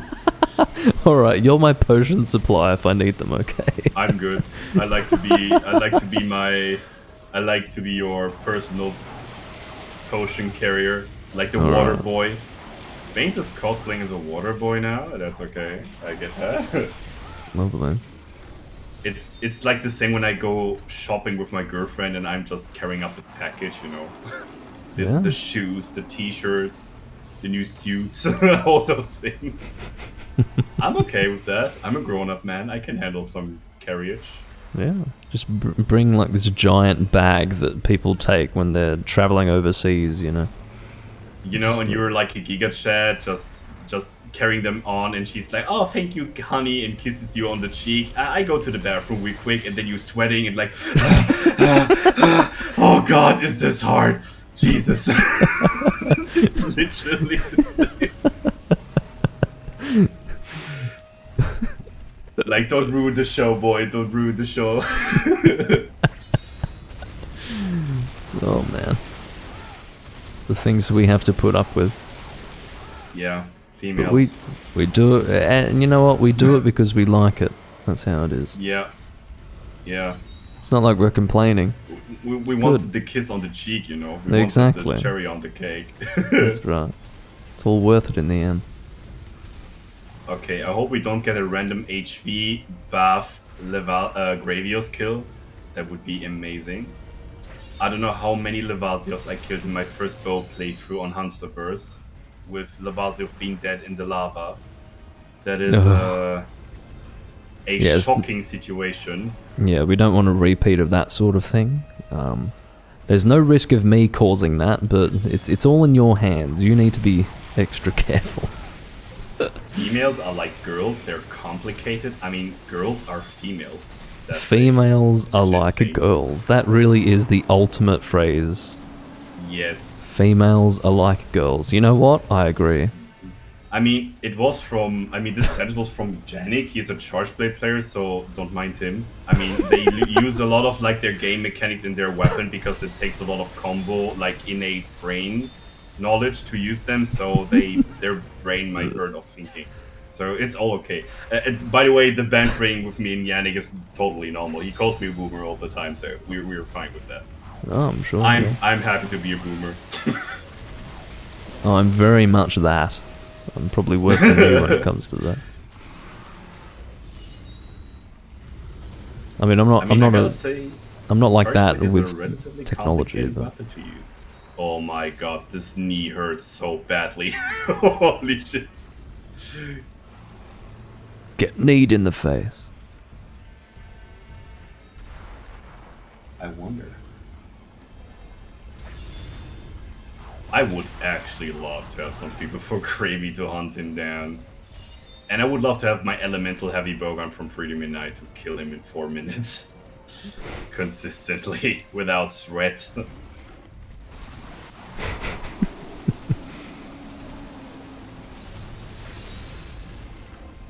Oh. Out of bullets. On Pierce level 2. No, it does the job for Pierce level 1. Did you start with Pierce level 1? I start with Pierce level 2. Oh, I okay. go for the highest damage first. Before Yeah, of course, downgrade myself. I should aim on the belly way more precisely. I lose damage on the head all the time. Well, that's the thing. The stomach is a really good shot zone because it's so big for Pierce. So one of the problems with Pierce is that usually it's not good for weak points because Pierce, as a damaging shot type, most of your damage is going to be through getting the best piercing. So for example, if you use a Pierce shot but aim for a weak point and that weak point doesn't allow for good travel through the monster with that Pierce shot, it's better to actually hit something that's not a weak point so that you can get all of your piercings. But in the case of a Gravio's stomach, you can actually get almost full Pierce travel through that as a weak point, so that's what you want to be hitting for sure. Youch! I have life powders, I can contribute. He's limping! Oh good, he wants to chomp me. Nom nom nom nom nom. I'm hungry, where's my candy? What? Yeah, he needs some meat. He needs your meat. He's hungry. He is my soulmate. I understand, Gravios. Oh no! Uh-oh, hold on, have you done it? Oh no. I think we can carve him. I think it's okay. Oh, no, you almost did it. Oh god, I was one of those HV people. Oh no. Yep. No, oh good. We did it. We did Oh, it, good. Twitch chat. Ha! I'm not one of those! Yeah. Actually, it's possible to kill the monster in a spot where you can still carve it, but it's on such... Okay, so there is a possibility to carve a monster, but it's so on the edge that you can't successfully carve. Like, I've had that a lot with a Cantor, where, let's say you kill him, and you can just barely carve. Like, it's just the edge of the body, but it says you couldn't carve anything off. Because it's just too... Yeah, you're too out of messed the up. carving zone. Yeah. And the game doesn't allow you to get an item from it because it has weird zones. I've only really had that with a Cantor. I haven't had that with any other monsters. I don't know if it's because of the location that you fight him in or what, but yeah, it's the sort of thing you really want to avoid. I would love to go quick through my Twitch chat. So I have done nothing but recommend people to DOS anytime someone asks me true. I don't really would recommend Monster Hunter DOS to a lot of people. If people want to have a nostalgic flashback, I would recommend Monster Hunter DOS. If they can consumption a lot of jankiness, rough progress, and they didn't want to go to the very end of the game, because hub quests on DOS are damn difficult. I would say that of all the Monster Hunter games, probably even factoring in Monster Hunter 1 and Monster Hunter G, DOS is probably the hardest. DOS is really hard. I would not recommend going from even 3rd gen to DOS. If you want to play DOS, my recommendation would be to go backwards through the series, one game at a time. 4th gen, 3rd gen, do a lot of Freedom Unite first, and then from there, give DOS a try. Yeah. See how you feel. That's Okay, the I best guess way to enjoy the technically in game. Frontier, there is something called Poogie Cuffs. Yeah, Poogie Cuffs are equipments that you can equip on your Poogie that is with you in the quest in Frontier. And the Heathen skills are something for Zenith rank that is very late in the game, and even I don't have Heathen skills yet. But they're really, really strong. I gotta prefer that. Frontier even has a weapon where you can fly, stun the monster when 2 hits, and kill the monster in 2 seconds. I mean, Magnet Spike can fly for sure, but not all the Magnet Spike can two-shot monsters consistently. I mean, if you have a Raviente weapon, you can also kill monsters fast with a Ravi weapon like that. Just Magnet Spike looks very, very, very overtuned for people that haven't played Frontier yet. And if you play Frontier and be in this rank that I was in Frontier, or be in Frontier, Magnet Spike doesn't look that overtuned that it might have on the first look. I mean, if you give people that have no idea about Frontier and Magnet Spike, and you give them like Zenith Tigrex speedrun 3 minutes, of course they think this weapon is freaking busted because how crazy you fly back and forth to the monster. But it is all kind of like in a more or less balanced way, so it's okay. Baines moans, Doomlink, it's the first time we're doing this together, but we're synchronized. Okay. Yeah. Out No, of context. Okay. things are. We're very synchronized. We did hello to the Lionheart, so did I miss any message? No. Anyway, I'm gonna hit the sleep. Good night, hunters. Alright, Jenning, I hope you appreciate the show and good sleep, Peru. I'm literally the 1% who started in Monster Hunter World, but DOS ended up being my god game for Monster Hunter. That is very strange, because Monster Hunter World provides the player with enormous amounts of quality if you would compare to older games. But I gotta say that Monster Hunter DOS is an incredible nostalgic vibe to me. Like, the building of Jumbo Village was something very impactful for me as someone that didn't grow up with the game, and it still grabbed me really hard. Like, that was beautiful to see. Oh, it's your turn, by the way. Oh, okay. I'm still messing around with. Okay, so basically, what I've done in the last few minutes is I went and gathered my 3 honey from the honey thing, and now I'm trying to manage my limited box space. At the moment, I'm struggling to get my Book of Combos 1 back into my box. It's just it's a sad time right now. I'm doing my best. Oh good. I mean, the preferring of Monster Hunter games is a pleasure to do for me, but it's not the easiest task overall, because I try to have a really good succession quote on recommended Monster Hunter games. So, I feel kind of like bad if I refer someone a Monster Hunter game he doesn't like. So, if you're completely new to Monster Hunter, or you have a lot of experience in Monster Hunter, and asking here and there what kind of thing you should play on which console also, I need a lot of informations, like overall, Yes, yeah. and I guarantee you I can give you a good answer that will definitely provide you for a time span. Time span is a lot of the time the question that I come up with, because sometimes people say they want to play a Monster Hunter game that is fresh before the next one comes out. So basically before Sunbreak shouts out. That would be incredibly easy for me to say, play Portable Third. It's a quick game, it's fun, it has relatively balanced weapon design, and depending what you like to play, I can recommend it. And it's not always I recommend the games where your weapon type is amazing. Sometimes I refer people to play an older game where your weapon isn't that great, so you can compare a little bit. For Hunting Horn mains, it's a little bit tough for me. I love this weapon, but it is hard to find a game where it is actually really, really great. Pretty nice shout out. But yeah, I try to keep my quote very high on good recommended Monster Hunter games. And for the question if I would recommend Monster Hunter 1 to people, very, very low. I think I never recommended someone Monster Hunter 1. Freedom 1 I did, but not Monster Hunter 1. Monster Hunter 1 should only be recommended to a person who has actually developed a tolerance level for everything that's messed up about old Monster Hunter.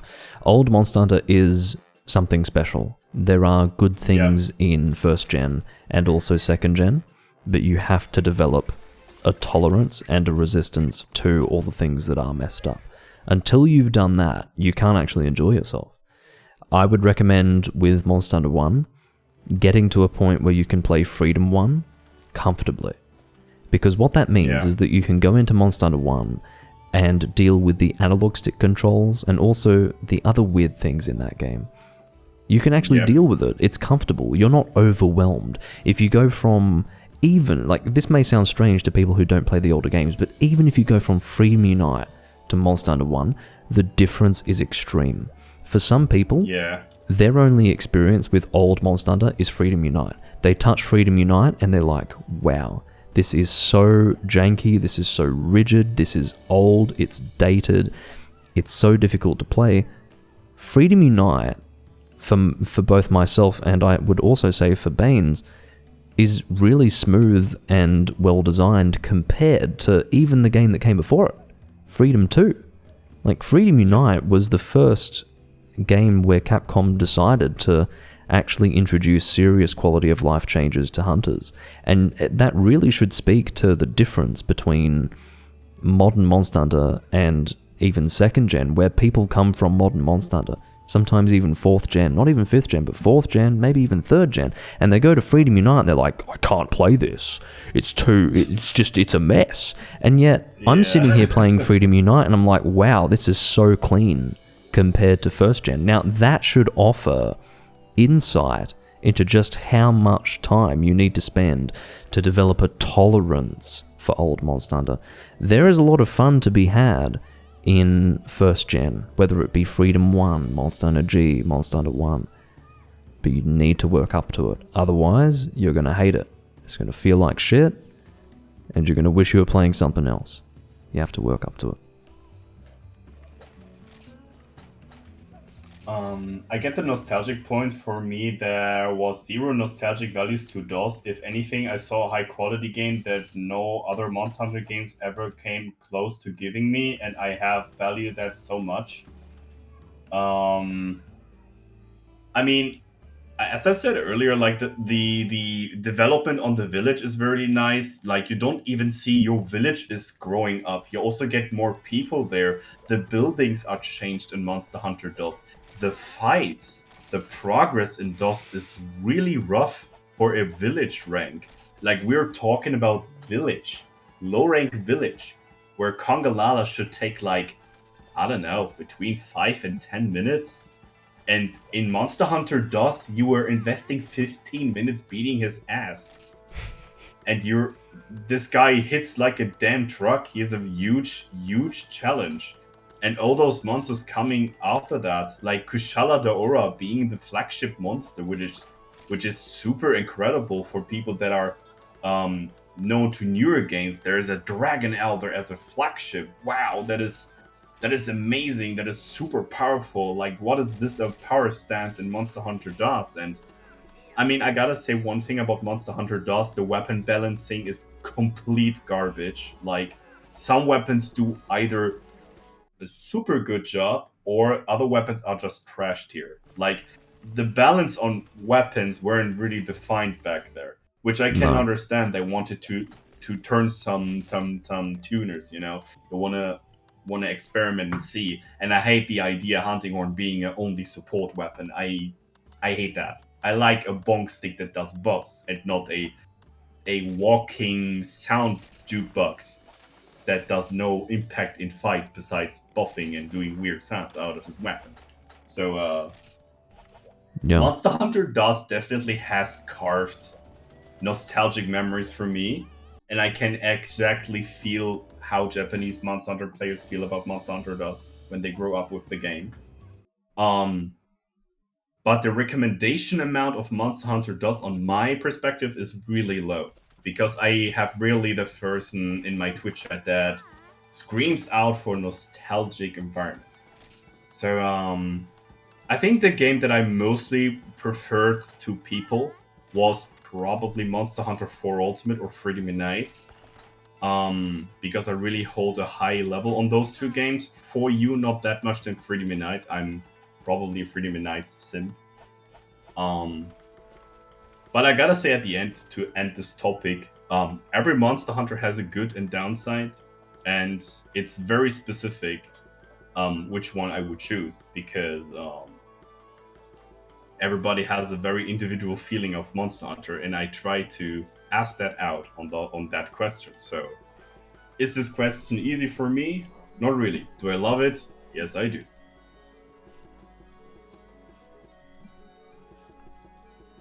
I think For Ultimate is one of those games where a lot of people will argue as to whether Generations Ultimate is better than For Ultimate, vice versa. How do you feel about that? How do you compare them? I know how I stand on it. Generations Ultimate better than For You? Yeah. To be honest, if I would only recommend someone a playthrough, I would highly recommend For You. Because I think Generations Ultimate doesn't really have the story impact in the game. I mean, there's not really a storytelling in this game. GU is good for those people. They like combat. They like gameplay. They like huge chunks of testing out with the hunting styles and all those things. And they like gameplay. They like the core essence of Monster Hunter. Fighting, monstrous game materials, go on, go on, go on. That's GU for me. GU is basically the Monster Hunter game in a nutshell, the end game.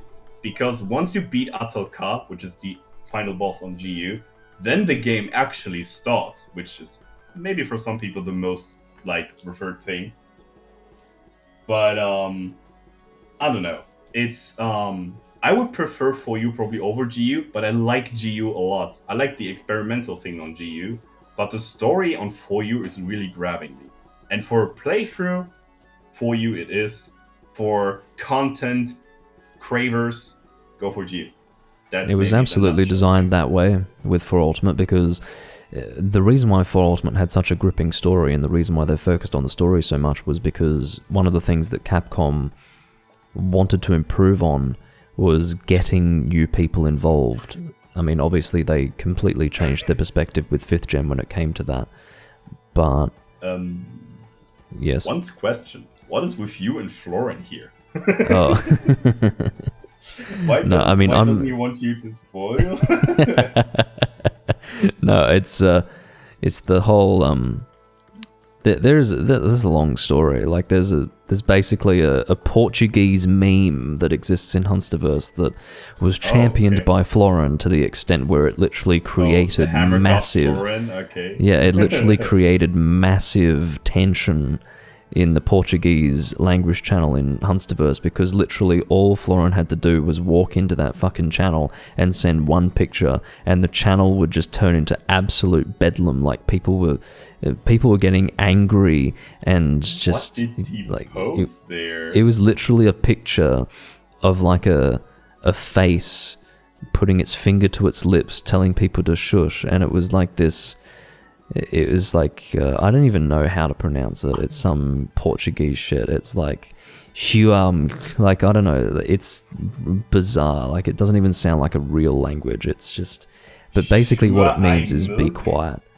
Yeah, like it's, okay.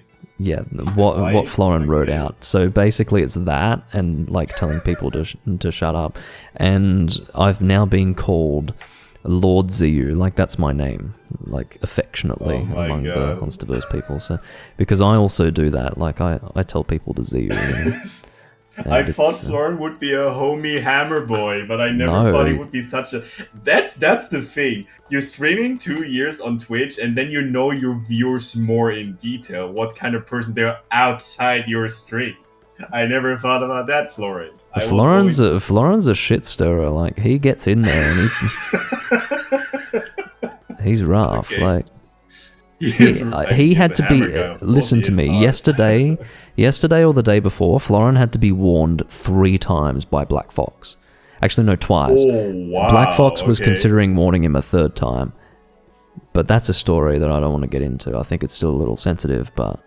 Like, Black Fox almost warned him 3 times for one outburst, and it was pretty bad. What the hell? Anyway.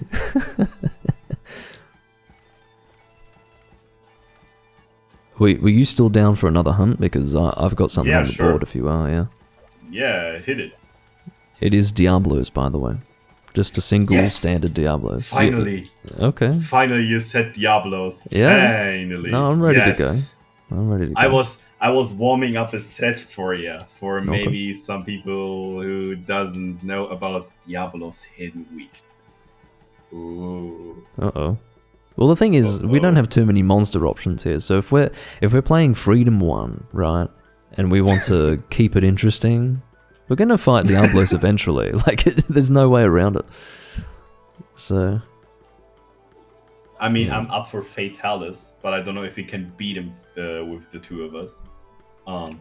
I did him solo, the red Fatalis, and also black Fatalis, but... You soloed them? Not... Yep, I soloed red Fatalis. I have a clip for that. Oh god. Did it involve crushing defeat? Yep, a lot. With tooth sticks that do a lot of dark, chunky thunder shocks. Oh god. Over and over again. Oh boys, I am so ready for this Diablos, and I hope he doesn't crush my heart. Yes, okay, I have bombs and all those I've things. got your favorite greatsword equipped, you know. Yes. And I got the massive middle finger. Oh wow, look at that loadout. Holy shit. Hallelujah. Yep. That's the anti-blows sword and shield set. That's the set you go for when you want to hunt blows. Yeah, like everyone needs to appreciate this.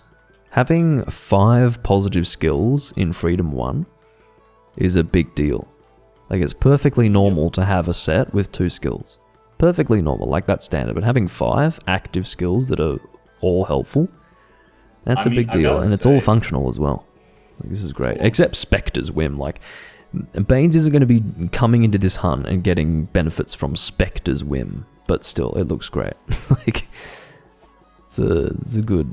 good loadout. It's a pretty Japanese-looking set with a little of a dragon flavor. I like it. Yeah. Yeah, it's a beautiful loadout. All right. One thing about of Diablos is he has one weakness to his combat, which is he is very easy to paralyze. And I hope I can show you guys how easy it really is. To have some referring with the set I use, this weapon has more than 340 paralysis, I can say. Maybe it has 360 to 370 right now. But the real good thing about the set, the earplugs doesn't bring anything. You need high grade for this one. Yes. But the paralysis and the speed sharpening is the kicker here. So what I do is I wait for him to dig, he gets the bang, and I slice be careful. his Like, legs. it's best to wait for me before you get the first paralysis off. And there it is. I happen to be there. I happen to be here. And that's what we do. I suppose the good thing about old Monster Hunter is that you don't have diminishing returns on the paralysis, so it's going to take the same amount of time every time. So it's not the end of the world. If monsters are paralyzed, they get 10% more damage in this game also. It's a Monster Hunter basic fact, as much as I know. And that's why it is so effective. It's the same with Pitfall Traps. But I think it's double damage, not 10%. Double damage would be... I think that would be too much, but... Well, I heard it was double damage. Could be wrong, but yeah, Pitfall Traps do very much, like, heavily increased damage in this game. So, be careful, instant dig out. Or doesn't he? That was instant enough. Oh, yeah, fucking tail. Okay, now are we coming up to the part where we dig the wall, or we just... We can do the wall if you want. I don't mind. He's sort I of would beating actually on like me at the moment.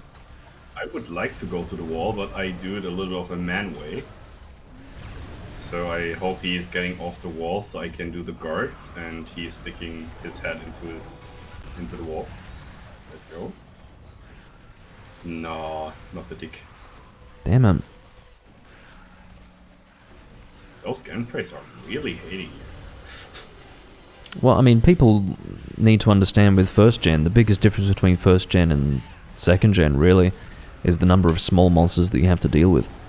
In first gen, they just fill the fucking area up with as many small monsters as possible, so... You're actually incentivized to kill them before fighting the large monster, because they interrupt your fight so much. And if you're a gunner, good luck. You might think that gunning is an easy way out. Oh, you don't have to deal with the bullshit of the game if you're standing back gunning? No. Because you will be attacked by, you know, a minimum of 4 small monsters. It can be as many as 8. 8! I just got double paralyzed by Genpro. That just happened. And I think, oh, your Sonic Bomb saved my life, probably. Because I was stuck paralyzed.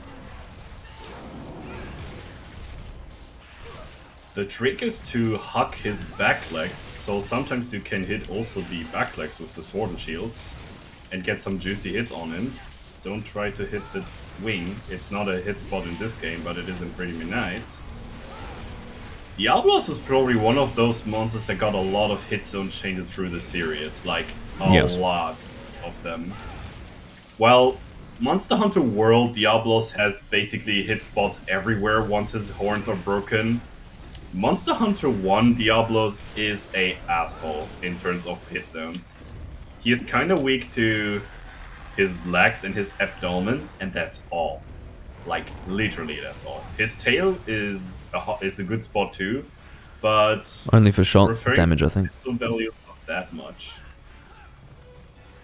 Come on, Diablos. Sharpie, sharp, sharp. Here we go. What does ZOIAC mean? I don't know. Oh, perfect. There you go. I would leave the one horn for a little bit so we can stick his head into the wall as much as possible. Since we will definitely notice when he is enraged or like close to enraged. And if that is happening, we wait for the dick and the Sonic Bomb. That's how to easily fight Diablos. He has that weird mechanic where when he's lower than 30% of his HP, he will turn his rage mode on every time he gets damage, involving stones. Stones? Stupid. Yep. Jeez. Stones actually do damage. Paintballs doesn't. No, that's true. You can't kill a Popo with paintballs. If somebody tells you that, he is over. But he will be very pink. Yeah. Probably everybody knows this Popo in this hood, for sure. He's the guy from the other Riddler, you know? Yeah. You see. Well, there you go. Bird paralysis.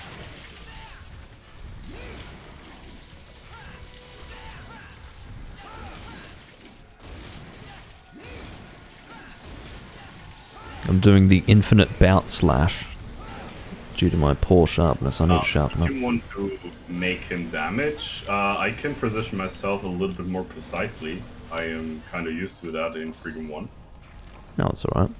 I don't think this Diablos is going to last too much longer. I think... I'll give it... Oh, sorry, I upswung you there. I'd give it another 3 minutes.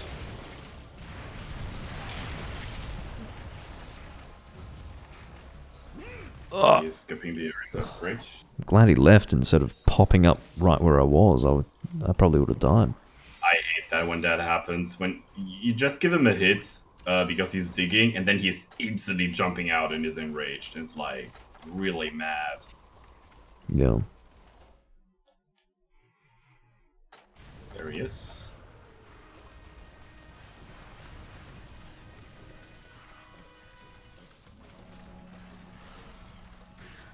Soags are of course are cringe. What is a Soag? I still don't know. He's a person. Oh, okay. He is, yes. Is it one of those Hamsterverse memes that I don't know because I'm a boomer? He is a meme. As an individual, he is a meme, but it's a person named Zoak. Kind of like the same than Deca on Portable Third that he never show up. He's a little. I mean, Deca is extreme. He is literally, as a human being, a living meme. Zoak doesn't mean to be a meme, whereas Deca tries to be a meme at every turn. Like, Deca's new thing is you're setting up for a hunt in Hunsterverse, and he will send in the chat OMW, meaning on my way. But he's not coming. Like, he has no intention to come and hunt with you. And so you're sort of sitting there waiting for him to come, but he's not coming. I mean, that's his thing. It's kind of funny. Once I wanted to hunt on Hunsterverse, and he said, like, he wants to come up with me and hunting some silver Rathalos. He said something like, yeah, I gotta flex my sets onto you. And I'm like, okay. I mean, I'm always up for some creative things, and the fun fact is he got the same set that I did. Literally the same armor piece and everything. And he got the same skills also, and I was like, yeah, like that was unfortunate. No flexing around here. How did you get that god charm? I'm like, yeah, I farmed it, I guess. Yeah. So that was kind of funny. That is try to good. be Giga Chat and then you just see Banes for the first time and like, oh damn, this guy has sets too. Yeah, about that. No, in the case of Zoak, just to give you an idea of who he is someone who has made multiple alternate accounts, but refuses to acknowledge that he is all of those people. Like, he will literally screenshot his speedruns in Monster Hunter and censor the name of the character that he used to do it in because he doesn't want to admit that he's like the I actual. don't trust screenshots anyways. I just like when people record the entire run so we can see some safe state package. So no, that's fair. All good. Somehow, oh my god. There you go. I was on a wall. Dang. Oh. I just aggressively put this monster on the ground. Nargo runs, extremely gifted player and a walking meme. I mean, Nargacuga is not a difficult monster to speedrun, to be honest. Not to downsize his speedruns, but Nargacuga is not a hard monster to speedrun. Especially in Bold Third. I do it as a training session for speedrun. It's not a good day for me. I'm out of potions at the moment. Hopefully there are some in the box, but that's the reason why I died. I couldn't even heal further. Hold on. I'm a walking potion machine, you know that. Oh wow, the box is filled with everything except potions, which is great. Hold on, I'm coming towards you. We've got some sleep knives here. Do you have bombs by any chance? Not really, but we can. Throwing knives we have. Yeah, these sleep knives might be nice. Let me try to combine some stuff here for you. So that should be it. Let's make it 50-50, so everybody gets 7 potions. That should be fine. Thank you. You're welcome. Now I need to play extra careful. Because I've got limited potions here. I was playing a bit aggressively before, I think. Alright, I have some sleep knives. We'll go for a sleep bomb. I'll let you know when the sleep is about to come out. But we can try to do a sleep when he is enraged, so we can get some burst down. No, I would wait until he digs down again, so I can sonic bomb his ass. Yeah, good idea. Hello. Oh, that was heavily delayed. Jesus. I guess I'm hosting it this time.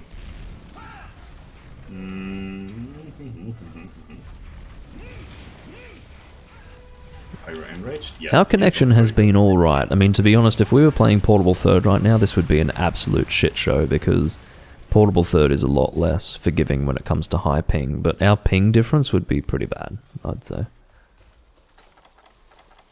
Because, you know, Australia connecting to Germany, it's never good. Yeah, it's kind of rough.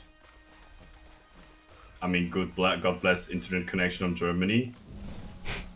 Sadly, We're good it from actually doesn't help enough. sides. Like, it's still, like, the distance really hurts. I have pretty good internet as well, but... yeah, that distance really hurts. Really bad.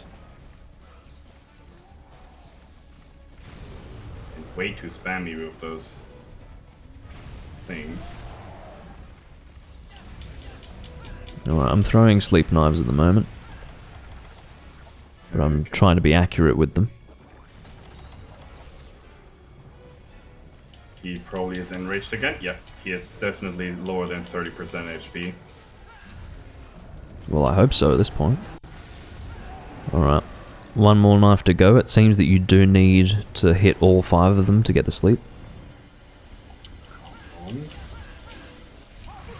Just get ready to stop attacking because that 5th one should come out in a moment. There's a lot of app curls here too. So Yeah, it might be problematic, but you know what? I live dangerously. Oh, it didn't work.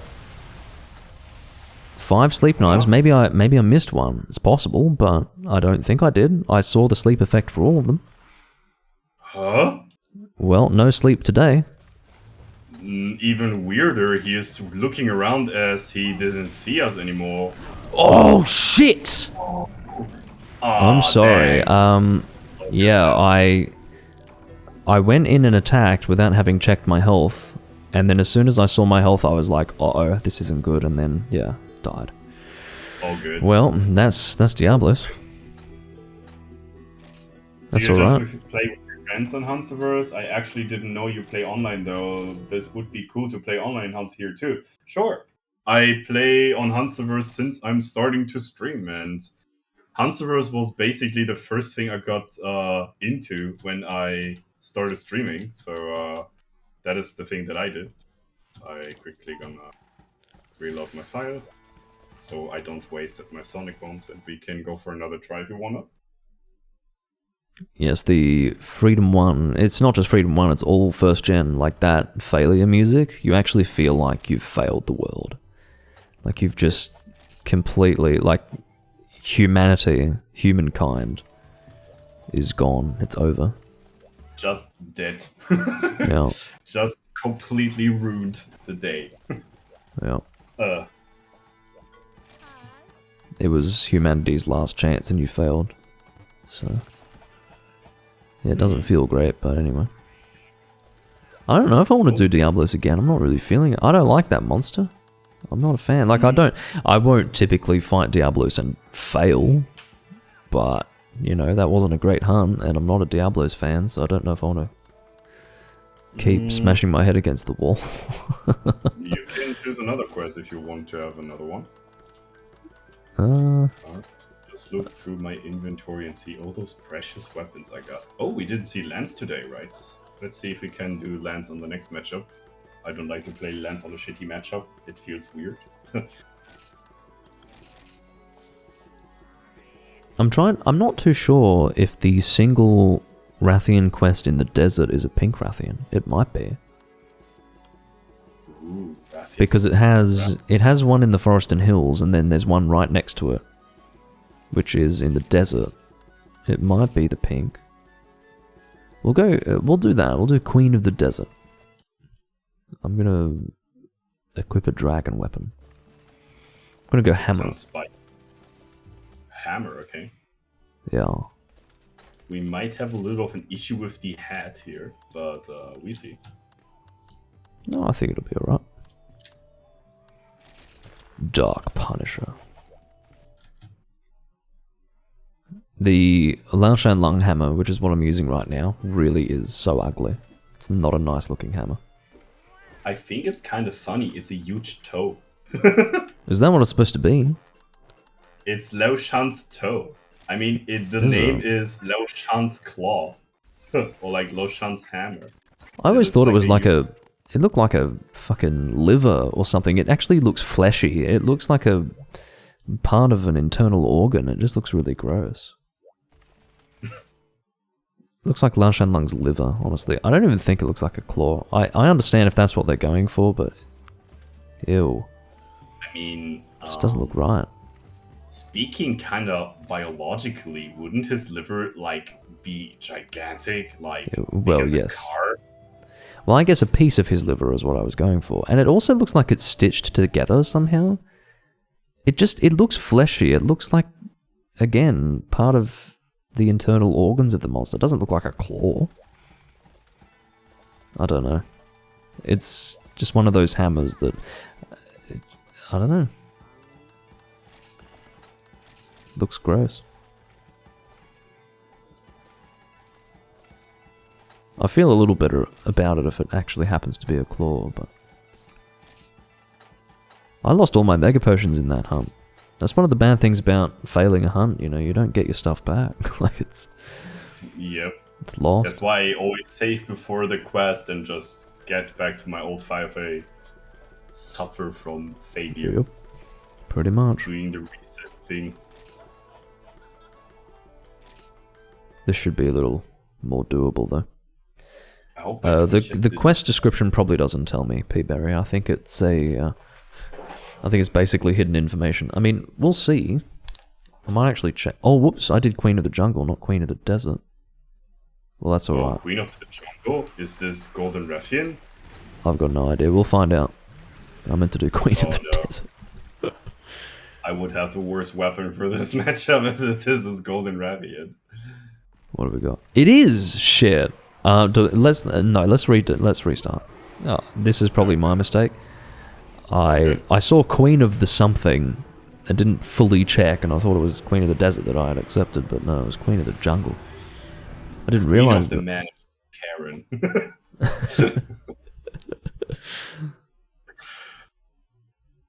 I mean, Golden Ruffian has golden skin, you know.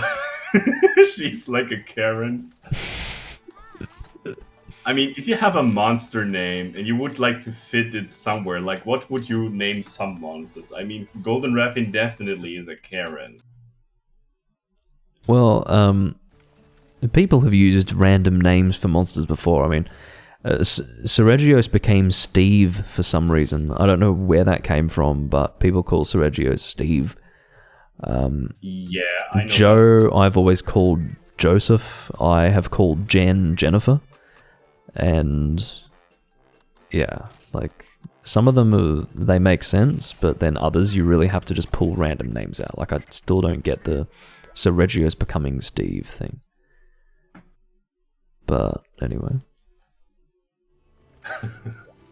Giving monsters like German names. I mean, a lot of people, like, when they speak about Germans, they say we have very strong language. Like you do. It's a very strong language. It's combative. It's like aggressive. It sounds super aggressive. Like yeah. We can say a lot of cute things, and even people think we are referring like to their mom or something, which is kind of a funny gift to German language. Like when you hear like names like Richard, Heinrich, Siegfried. Yeah, I mean, listen to that. Like it's like pure fucking male energy. Like I'm gonna smash you. Like lol. Which is good. I like it, but yeah, it's not soft. Soft wouldn't be the word. Seregios is Steve because when 4U was revealed, we didn't have a localized name for Seregios yet, so the community manager for Capcom at the time just called him Steve as a joke. I didn't know that. See, when I don't think it was just 4U. I think it was also Monster Hunter 4. Or maybe the localization team didn't really get involved with 4, but maybe with 4U being announced, yeah. That's interesting to know, because it has been around for that long. I just never knew where it came from. I wasn't really involved with the release of 4 Ultimate. I mean, I played it maybe a few months after release, but I was pretty disappointed with the fact that it was on the 3DS. Oh, okay. I do not like the 3DS as a Monster Hunter system. I think it's probably a fine console for some other games, but for Monster Hunter, nah. It was never a good system to release Monster Hunter on. That is referable for sure. I mean, I get that. I mean, I grew up with handheld Monster Hunter, but even I didn't like the 3DS that much. It was such a clunky. Or when you have the 3DS XL, it was way too heavy for a handheld console. For Yeah, me, I mean the that's PSP will never defeat, or like will never be defeated by any other. Like, yeah, it's incredible. I console. mean, we look at I was the same. I started in Freedom Unite. I was playing on the PSP. You know, we're doing the claw to move the camera with your index finger while moving around. I mean, it was awkward, but it was still more comfortable than a 3DS. Like, I never had the same sort of hand fatigue playing on the PSP that I had with I can start the flinch locking if the 3DS. is involving. So, one hit on the head should be enough. Ah, no. No, yeah, Yes, but P-Berry, I also played on the new 3DS XL. Like, I played on the new 3DS XL. People, whenever I talk about the 3DS being uncomfortable, people always assume that maybe I didn't play on a big enough 3DS, or that I didn't have the side stick. I literally had the best scenario. Like, I had the optimal setup for playing Monster Hunter on a 3DS, and I was literally disgusted with it. I was like, okay, to start with, as you mentioned, how it sits in the hand, it wasn't comfortable in the same way the PSP was. Like, it was not ergonomically designed as well as the PSP. Yeah. And unfortunately as well, the directional stick on the new 3DS, whether you had the XL or otherwise, was terrible. Like, I literally had to dig my thumbnail into it to actually get it to move in the way that I wanted. And what that resulted in was was that little nub getting almost severed into two pieces just from years of digging my thumbnail into it to actually get enough leverage to move the camera fast enough. It was just terrible. It was literally this non-functioning crap.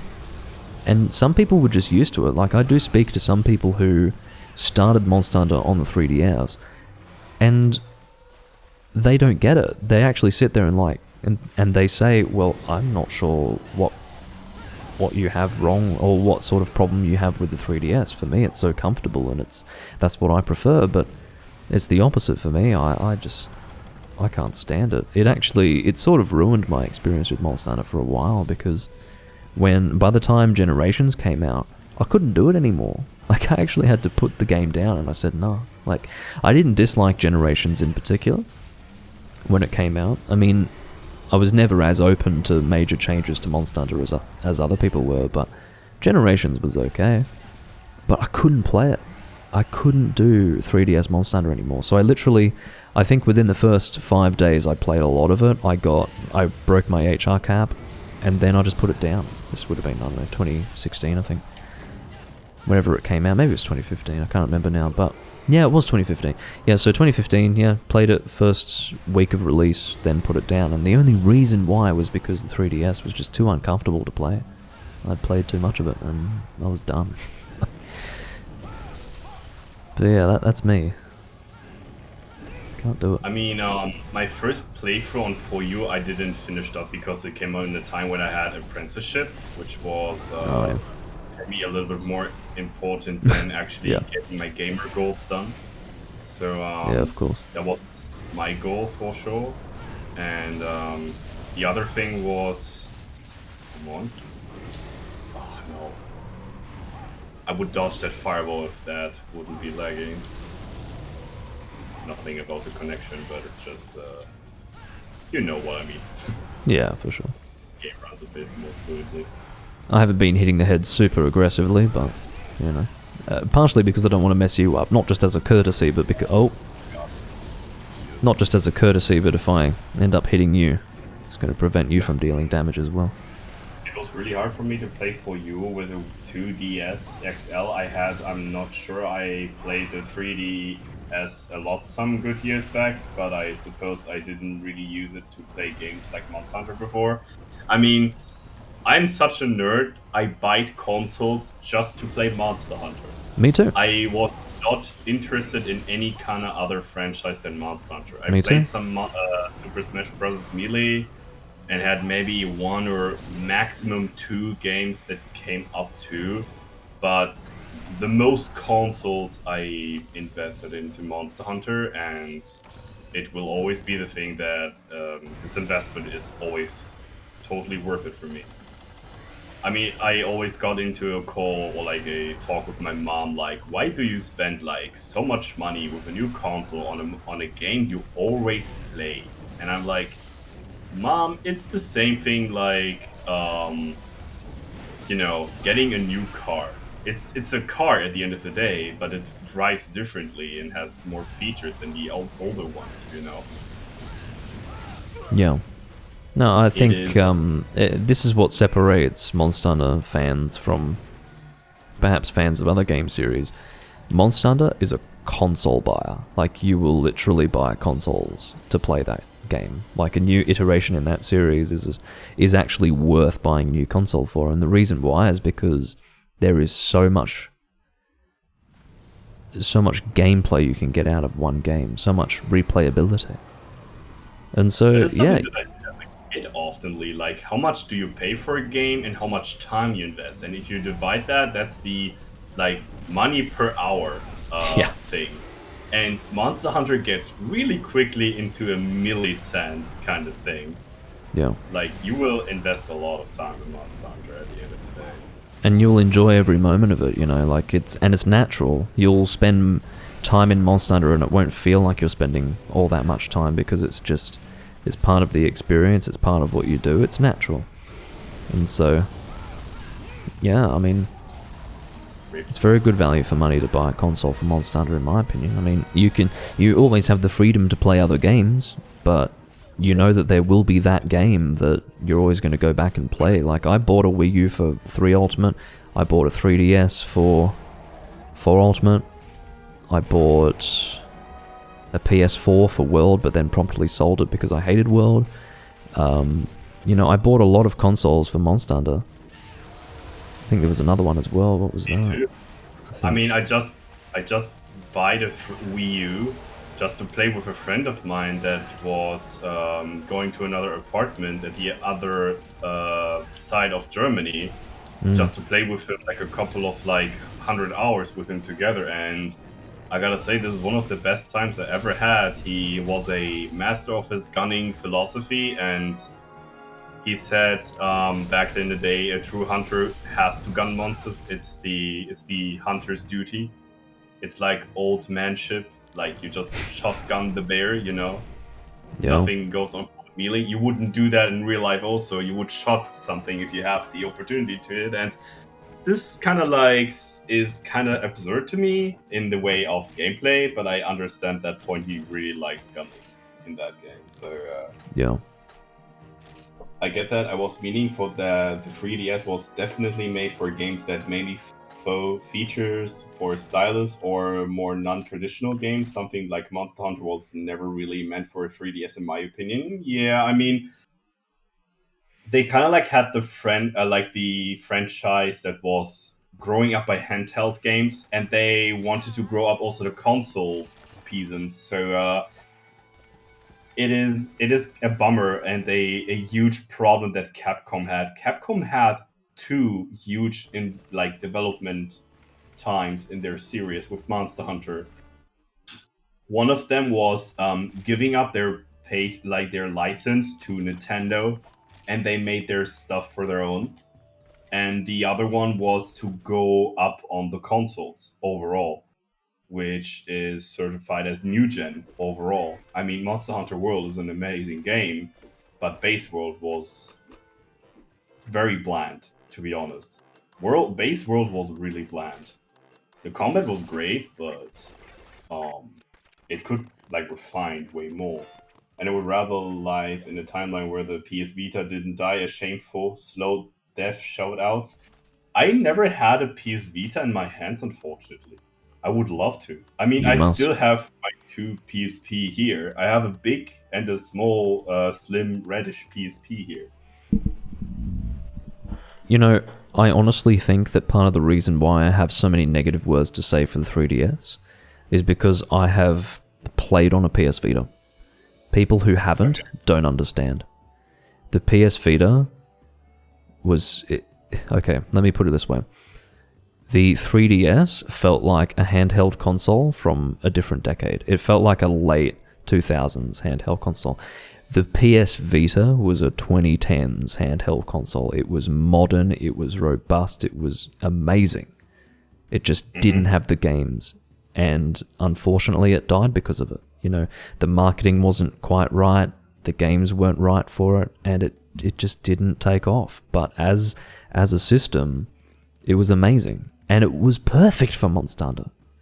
And I wouldn't recommend you play Freedom Unite on it. I played Freedom Unite on it, and unfortunately, because the right analog stick on the PS Vita is so sensitive, it doesn't really work with the old camera style where you've got those 3 different perspectives. You end up changing the perspective accidentally, and it's really annoying because of how sensitive that analog stick is. But if you had full free camera like you had in 4th Gen Monster Hunter, it would work amazingly. And I'm telling you, the PS Vita was a beautiful system. If you ever have the chance to play on it, and then compare that to the 3DS, you'll understand just how pitiful the 3DS was. Just a sad console. Like, that's really what it came down to. I mean, maybe people who didn't have that comparison were probably more forgiving of the 3DS, but God. Like, I mean, it felt like, oh, this is what we should be having. This is what a real handheld console experience would be like. And sadly, it was a big loss for Sony. Silver Rathalos. So there you go. I love the PS Vita. I actually felt really nice to use it in my opinion. It was just a direct upgrade to PSP in my way, in every way. Outside that memory card, of course. What was wrong with the memory card on the PS Vita? I haven't heard anything about that. I didn't have one myself. I played on my friend's PS Vita. He got it when it came out, and he got Freedom Unite on it and played a bit. I played a bit on that, and also played a bit of Call of Duty, I think, on that machine. But yeah, I didn't hear anything about a memory card or any problems associated with that. Okay. Is also new to me. You might have to explain that. Yeah, not sure. I wonder what I gonna use for this. Normally I would just go for cluster, but I don't want to go cluster if you go melee on the Silver Rathalos. Yeah, probably not a great idea. And also, cluster shot is a lot of work. You have to bring a lot of combination materials for that. Yeah. If you're gonna shoot it like as a primary shot type, you know, you have to bring a lot of stuff. Is it just a single Silver Rathalos that you're going for? Or huge things like that. I got a set for a lot of combination materials. Monster Hunter Freedom 1, the only game where combining success 20% is an actual good skill. Because it spares you like 3 combi books, I think, or 2. Greninja is talking about the memory card. Apparently it was extremely expensive. It could only be used for the PS Vita, and like at the end of the day, you were spending a whole lot of money for something that wasn't very much in terms of digital storage. And because it was digital only, like you didn't have UMDs like you did with the PSP, you were buying digital copies only. And yeah, you actually didn't have the space to store it on the memory stick. That is actually, from what I hear, like just on the face of it, that almost destroys the system single-handedly. It's designed to be used with digital games, and yet it doesn't have a memory card that can handle it. That's really bad. What a mess. Just back up a lot of stuff too, because of the memory card only being usable for the Vita and hard to connect to PC backups. That it was terrible. I see. So they made it like PS Vita only and really hard to connect to other systems, if I get it right.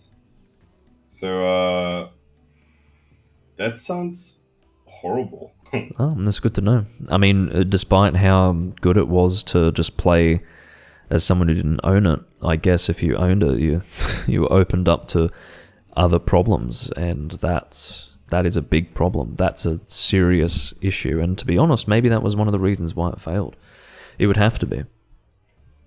Because that, if you were to actually get one and then invest in it and expect to get a proper experience, like for example being able to play whatever game you wanted on it, that would be extremely disappointing to find out that you could only store a certain number of games on it, and yeah, that's really bad.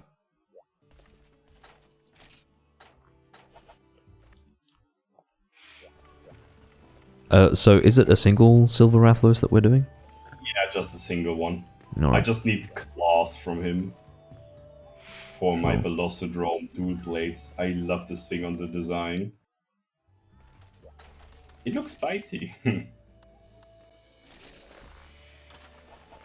Oh, I remember what the raw greatsword is now. I use the Black Diablo's greatsword. It's the Enforcer's axe. Ah, okay.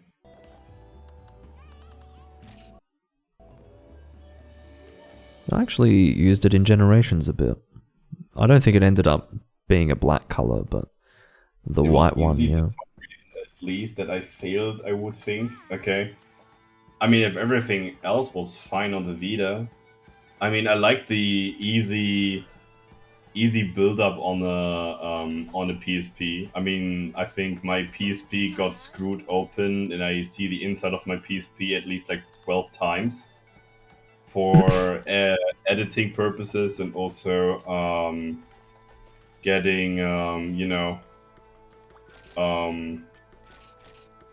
getting just the dust out of my PSP. When I was a guy back in the day in puberty, I had the kink to eat chips and candies all the time while I play PSP, which is probably Hold the on. reason why I look like Sean When right you now, call it a but, kink, are it's you telling me it's that it was not- a sexual, like it was a point of sexual gratification? no, So this is the thing, you have to be that. careful. When you combine the words puberty and kink, and then Okay, discuss eating, like, chips, you know, I mean... I just love to eat candy while playing PSP because it was Okay. damn comfortable. It's important so, that I clarify this. Okay. That's what I call language barrier. Yes. If I mean something, a very straight up language, and people will be like, did he really mean that? Yeah, just keep in mind, I mean, kink... there are probably other words, but kink is very specifically sexual. Okay. I thought it would be like a likelihood for someone to do something specific that they appreciate, or like a bad habit. That's what I searched. A bad habit. Oh, Jesus Christ. I didn't see the Silver Raffles for ages. And I gotta say, you're ugly. That's why I have to exterminate you. Atalant is ripping on you pretty hard. He's like, I can't even make this up. The jokes write themselves. It's like, well...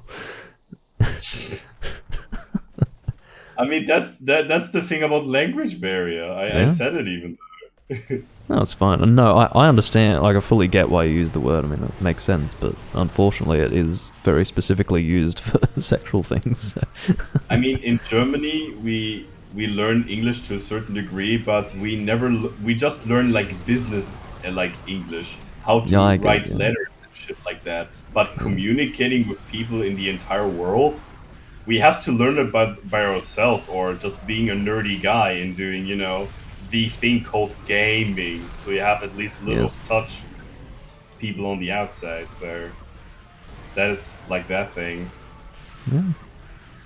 No, trial and error. It's like Monster Hunter.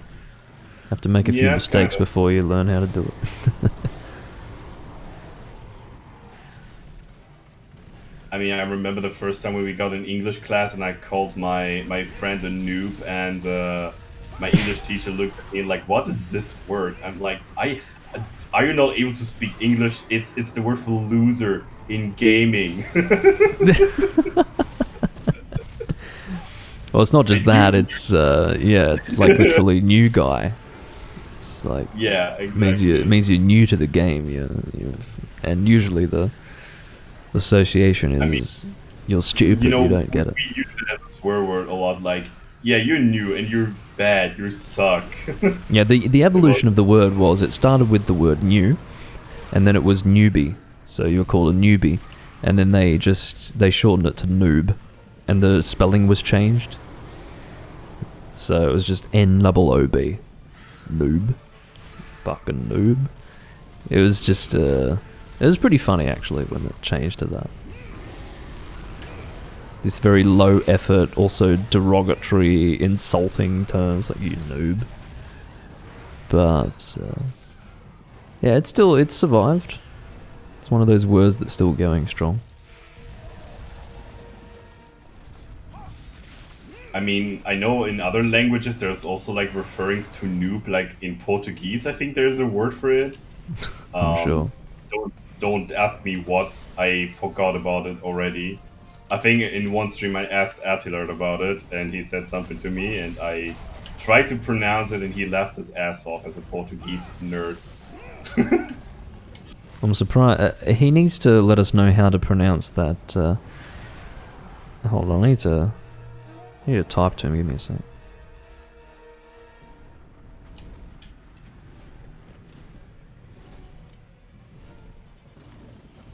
It's very important. It's a very important question because I literally cannot imagine how it's pronounced. It makes no sense. It doesn't. When I look at it, it doesn't look like an actual phrase in a real language. It's like some made-up language. It looks terrible. There are too many consonants. It's like, how do I form a sound with these letters? It's terrible. Yeah. Oh, Jesus. I tried to shoot you.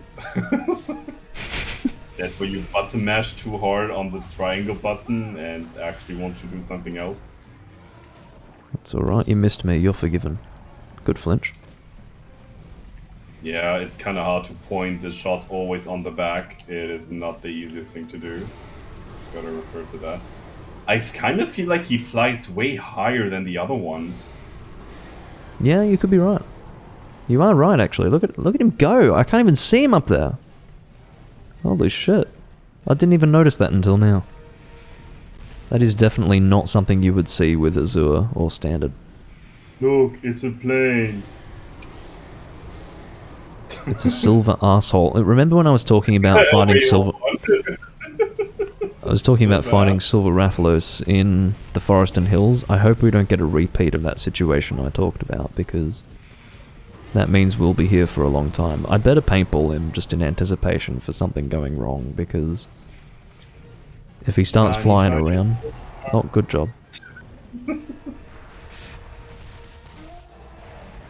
It's very satisfying to flash bomb a flying wyvern out of the air in this game because they hit the ground so hard. Yep. It's a little bit of dopamine that is like infusing in my veins. Like, oh yeah. Makes it play better. Yep. Flash bombs are the solution to everything. And then you fight Gypsros and it's like, what? Pikachu face? He's looking around. Look out, he's gonna leave probably. Don't you stop it. Yet. What's happening? Fuck? You know what happened there? You know what happened there? His head was turned in a very different direction in that moment. He was actually looking to the side, so he didn't get flashed. Yeah, I got that. Oh god. What a mess. If you actually shoot him here in the back, like onto the leg, you can hit 3 hit spots in one go, and that makes monsters flinch way more consistently, which is kind of cool. That makes sense.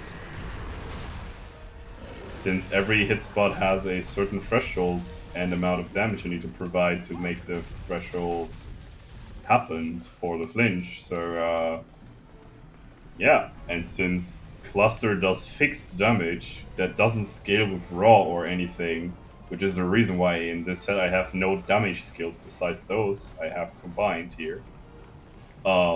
It's the clusters that I have, and the funny thing is, it is a cat. Fair enough. A cat. I'm being told how to pronounce the phrase that I sent in the chat by Attila. It's very important for me because again I thought I was called Lord Ziu, but actually it turns out it's Lord Siu.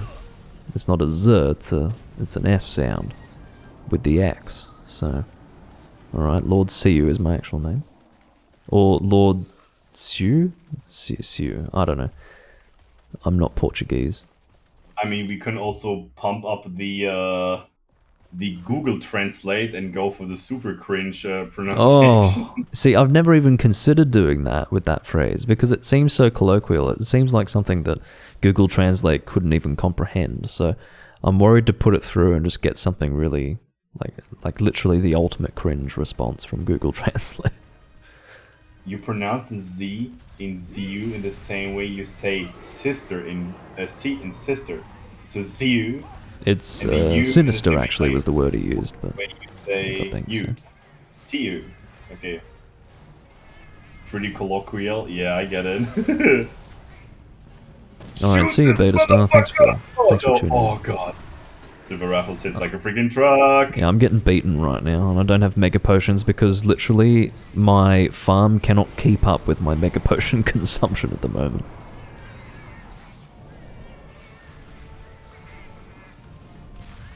It's also used in Brazilian Portuguese. Ah, I see. Yeah, well, I assumed that. I understand Brazilian Portuguese. I mean, if it's going to be colloquial within Brazil, I can't imagine people in Portugal using it.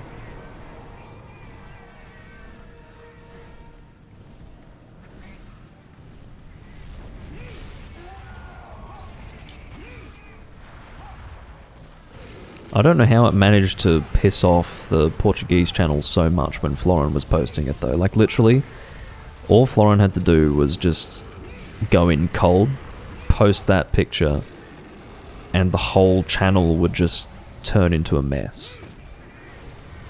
Like, just insulting him and freaking out, and it was just insane. Seems Like actual Google serious tried to drama. help us here. There's like a hidden language in Brazilian Portuguese, I guess. You guys have made your own mafia language, I see. Ah, damn it. Cluster 2, the solution to everything. If you can't kill it with your weapon, just go for bombs. Well, this hunt has been a lot better than the hunt I was talking about last time, where I had to chase him like 6 times in a row. I mean, the first time I killed the Silver Rathalos on this save file was actually with this gun I have right here, and with sleep bombing, and it was a really fast hunt due to sleep bombing and cluster the shit out of him. Was kind of weird this hunt because I didn't have any potions in my pouch because I had no damn space, and Rathalos was trying to kill me very furiously with his claws, and I think I never dodged that many claw attacks from a Rathalos from this single quest, and it was very at the end of the quest that I got hit first on this claw attack, and I saw my HP goes 80% gray, like 16.7% reddish, and like 1 tick of like poison left, and he just killed me instantly with the poison. Yeah. It's like, okay. I was also lucky enough to get that gun. It's called God's Island. Really good. Mm-hmm. And they changed it to God's Isle, actually, in the later games, but... Oh, here we go, he's flying here. We can also call this the Fatalis Buster. Yeah, it's good enough We for use that. it back in the day a lot.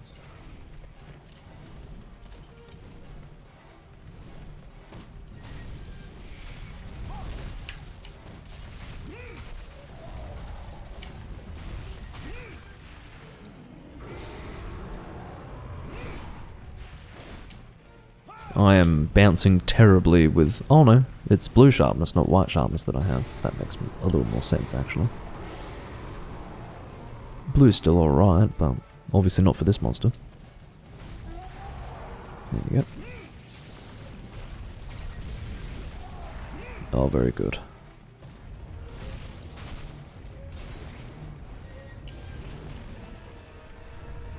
Blinded by the lights. I have to say that you'll notice this if you play with the Freedom 1 community. but they don't really flash bomb very much. It's funny because flash bombs are just as effective here as they are in Freedom Unite, but if you go and play with people in Freedom Unite, they will throw flash bombs constantly. They just won't stop. It's just so funny to see how different communities can affect how people play. I mean, you can have the same level of effectiveness across both games, but one community just won't stop doing it, and the other community just doesn't do it at all. It's fun. In Freedom Unite, I kind of think it's very, very annoying if everything is flashing out, and in Freedom 1, it's like, wow, free opening, thank you, Jesus. Yeah. What a blessing! It's so different. It's like, oh god, my first day on HV in like Freedom Unite was like a old Russian disco party where like a lot of like techno sounds coming up, a lot of flashing lights and pitfall traps over the place. Yeah, and it's like you enter the club and it's like, you know, and it's like, what is going on here? Yeah, you feel like a real outsider very quickly. Oh man, HV is a wild place. Yeah. I recommended people doing my time as a startup streamer, I would say, to Hunsterverse, and I had so many people coming back. It's like, well, I like the community, but there's a lot of problems with this sometimes. Like, I hope it's the language barrier. Please tell me language barrier. Yeah, there are a lot of very awkward people around here. I'm like, oh, shit, he knows it. You know? No, I've found with Hunsterverse, it's all well and good until you actually start to try and hunt with some level of strategy. It's really bad. Like if you actually decide, okay, we're not just gonna do this hunt in a standard way. We're actually gonna follow some kind of strategy. It doesn't have to be complicated, but just some kind of strategy. And that's when it all falls apart. Like they can't do it. Yeah. It's like, oh no, I regret every moment of this. It's always just bad.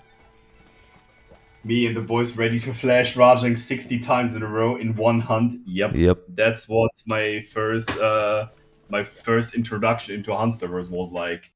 I wanted to hunt a Rathalos for Ruby, and there was a Russian disco somehow appearing with music. It was very weird. This is the thing, like the fact that people go around flashing Rajang so many times, what it shows is that they don't even think about it. They just assume automatically that if they've thrown a flash bomb, it's going to become easier. Even if the fight becomes harder as a result of the flash bomb, they are so out of tune with the game that they automatically think it's easier because it must be, right? I've thrown a flash bomb, so somehow the fight must have become easier. And yet they manage to not realize that it's made it harder. It's crazy. Like, there was a time when it made me really angry. It's like, what the fuck are you people doing? Like, pay attention. Like, it's fine if you've thrown a flash bomb once or twice on a Rajang and you didn't notice that it made the fight harder, but most of the time it's people who do it every hunt and they still think it helps. It's like, well, no, it clearly doesn't. He's aggressively swinging himself around and like, you can't even get close to him. And he's unpredictable. It's like, stop. Stop doing that. I told about that week that I got to Hame strategies on Hans on Portable Third, right? Do you know how often it happens that I said to the lobby, we go for sleep bomb, bring all you guys bring the bombs, and the first thing that happened is the monster was sleeping. I go to the monster, placing the bombs, and there was one guy sharpening his weapons in like 2 minutes of the hunt, which is weird as fuck. Straightly going to the head of Silver Rathalos and trying to cut with his greatsword his head, and he bounces off and activates the bomb and nearly took half of my HP by accident. He's like, oh, I pressed the wrong button. And yeah, right. I kind of like believed him, but after he did this the second time, I was like, close your button close to circle. It's circle and triangle. It can't be that close to each other. Like, come on. God. Yeah, the worst situation I had with a I've told this story a few times, but the worst situation that I ever had with sleep bombing a monster, I was sleep bombing a Latreon in 3 Ultimate. This was probably 3 years ago. And I said to everyone, alright, I'm sleep bombing and also doing paralysis. Please bring bombs. Now, I didn't say which bombs to bring. Some guy came, okay, we did the first sleep. We're all setting up our bombs. A guy walks up and places a bounce bomb. Detonates everything, like almost kills me. It may have even killed me. And probably hurt someone else, but he he obviously didn't know what a bounce bomb was. He was just told to bring bombs and ended up with bounce bombs and placed one on the head during the sleep and just totally ruined it. It was really bad. Oh, man. And I was like, what the fuck are you doing? Like, I was so angry at the time. But yeah, wasn't good. Those buttons are really close, Bane. Circle and triangle are basically fused in my controller, especially when you're half a hall with me. I mean, you're a great sword player. You just need one button to do 95% of your damage, and your kit is like that. Like, you just need the triangle button, bruh. What are you? What do you mean? What do you mean? Man, it's the same button. The only difference is that you have to sort of lean a little more to the left if you want triangle and a little more to the right if you want circle. It's the same shit. Just charge and bonk. Does people in Hunsterverse have so much problem with raging? Actually, raging is one of the most entertaining fights for me in 3D Midnight. And well, if it's Child of Destruction, it can be challenging. Yeah, I mean, I'm the Giga Chat that goes for heroics runs on bow against raging and kind of like do it for fun. And some people are like coping super hard on Rajang. It's like, I don't know. There are monsters that I find way more problematic than Rajang, like Diablos or I think Yamatsukami is super boring. Yeah, he's not great. He's interesting. If you've never fought him before, I'm sure he's an interesting looking fight. But if you actually fight him, it's boring. It's just... You know the DOS version of Yamatsukami? Is it different? That was way better. Yeah, you Really? actually going through the entire tower to fight on the highest, on the tip of the tower. And then you so fight it wasn't him broken? Yeah, it was way different. It was more of a walking siege with many levels on the tower, while the tower in 3D Midnight never got really like exposed that like... Not for that fight, no. I mean, you had the full tower for a few fights. You had it for like Gold and Silver Rathalos in high rank. But yeah, for Yamatsukami, the tower was broken for some reason. So it was sort of him flying into the side of it and you were just sort of attacking him in this gaping hole. But yeah, I wonder how that would play out. That sounds strange, honestly, for DOS. Were you like sort of attacking him from underneath, like just hitting the edges of his tentacles? Yeah, you basically hit it. Yeah, exactly. You're hitting the tentacles, and sometimes he gets close to the edge and he's opening his mouth to summon up the Thunderbugs, and you can attack him there. I mean, Monster Hunter Frontier has the old tower and all the tower quests back then. I mean, in Monster Hunter DOS, there's like a regular Rathalos. Rathalos back in the day was a monster that showed up on the tower and not really on the Forest Hills in DOS. And there's also a quest with two Rathalos, a red and a azure one in Monster Hunter DOS in the tower. That was really cool, that I did a lot, because two tails in the price of one. Why not? So, yeah, that was really cool. And in DOS, there are sub-quests. Well, I suppose that was the game that first introduced sub-quests, then. Because they weren't in there before that point. I'm not sure if the 3D Midnight Complete patch would also, like, if it would be good to reproduce the old Yamatsukami fight. I mean, there are strategies to delete Yamatsukami's HP in less than 5 minutes in 3D Midnight, and I don't know if this is really a thing. Well, you you see, have to need more HP and stuff like that to be... Yeah, I think FU Complete is designed, like, for example, when, just in the chat some time ago, Incognito Man was talking about custom quests. I don't think he was talking about loading them automatically into FU Complete. I think he was meaning that you can support more of them. So like at the moment, you can only have a certain number of custom quests, I think. Or maybe not. Maybe I misinterpreted what he was saying. But yeah, I'm not sure if he was talking about actually doing custom quests. Maybe he was. Is it my turn or is it your turn? I think it is your turn, yeah. I posted the... Wait. Might be the last quest for the day for me. Yeah, fair enough. By picking up a banger. All So right. let's see, what is a banger? Banger, banger, banger.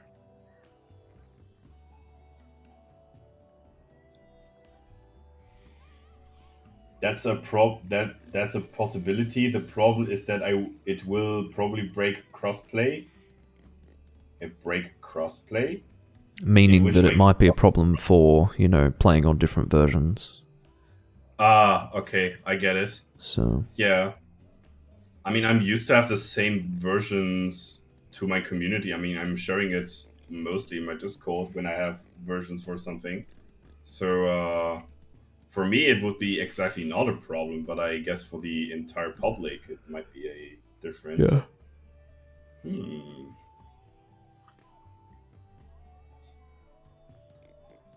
A modded posted for full tower quest. Unmodded joined your Yes. quest. Yes, of course, yeah. Okay. So what that means is that you wouldn't be able to keep the modifications just to the quest alone. You would actually need to have a local modification to your game files, and if other people didn't have that, they actually couldn't run the quest properly.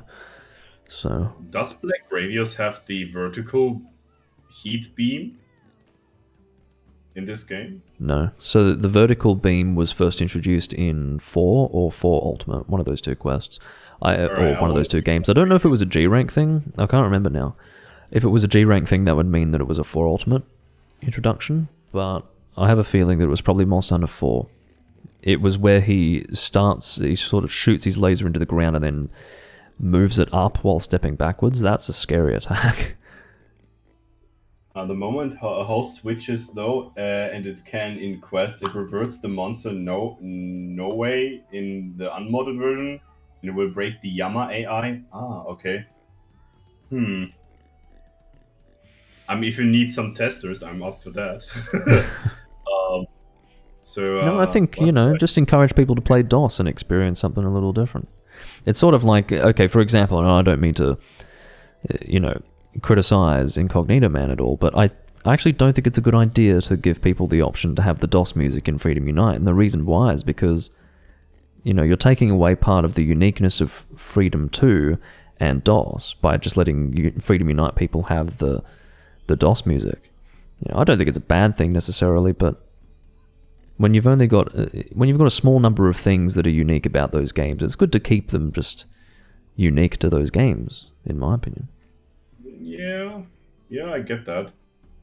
I mean, for me, it wouldn't make any difference, but people that didn't watch DOS or something, they might have missed something, or there are also people that doesn't want to touch DOS because it's jank, etc. I guess so, but I mean, especially, I'm sure you noticed it, from going from Freedom Unite to Freedom 2, one aspect to it that made it feel fresh and interesting was the totally different music that was playing. I mean, that was playing the DOS music. So I think it actually spoils it a little bit. It ruins the uniqueness if you bring that over to Freedom Unite. It's in the same way that I generally don't play the hub music from different games in Generations Ultimate. Like in Generations Ultimate, you're given the option to play the music possibly from Yukumo and also from Poke. I don't want to play that because I want to hear that music in the game that it's from. So, because then it has more meaning. It's more significant that way. Yeah, I get that. I mean, I would also be wondered if I would play a game which music is not really fitted or it came from another game, kind of like that. It is like you have a YouTube song list open, drive-by, that is not really fitting to it. I mean, not really not fitting, but it sounds like it wouldn't fit that much, I guess. Yeah. Greninja makes an interesting point. Apparently the music that exists in Freedom Unite is actually taken from Frontier. I didn't know that. So I suppose what I'm doing is I'm speaking within the context of mainline Monster Hunter. Let's imagine that Frontier doesn't exist. On principle, yes, I guess I could say that Frontier music should stay in Frontier because that's unique to that game and we shouldn't take away from the uniqueness of that. But also, I think that Freedom Unite is part of the mainline series, and so I treat it as its own thing. So I look at it as, just different music for a new game, and so I treat it as Freedom Unite music, I guess.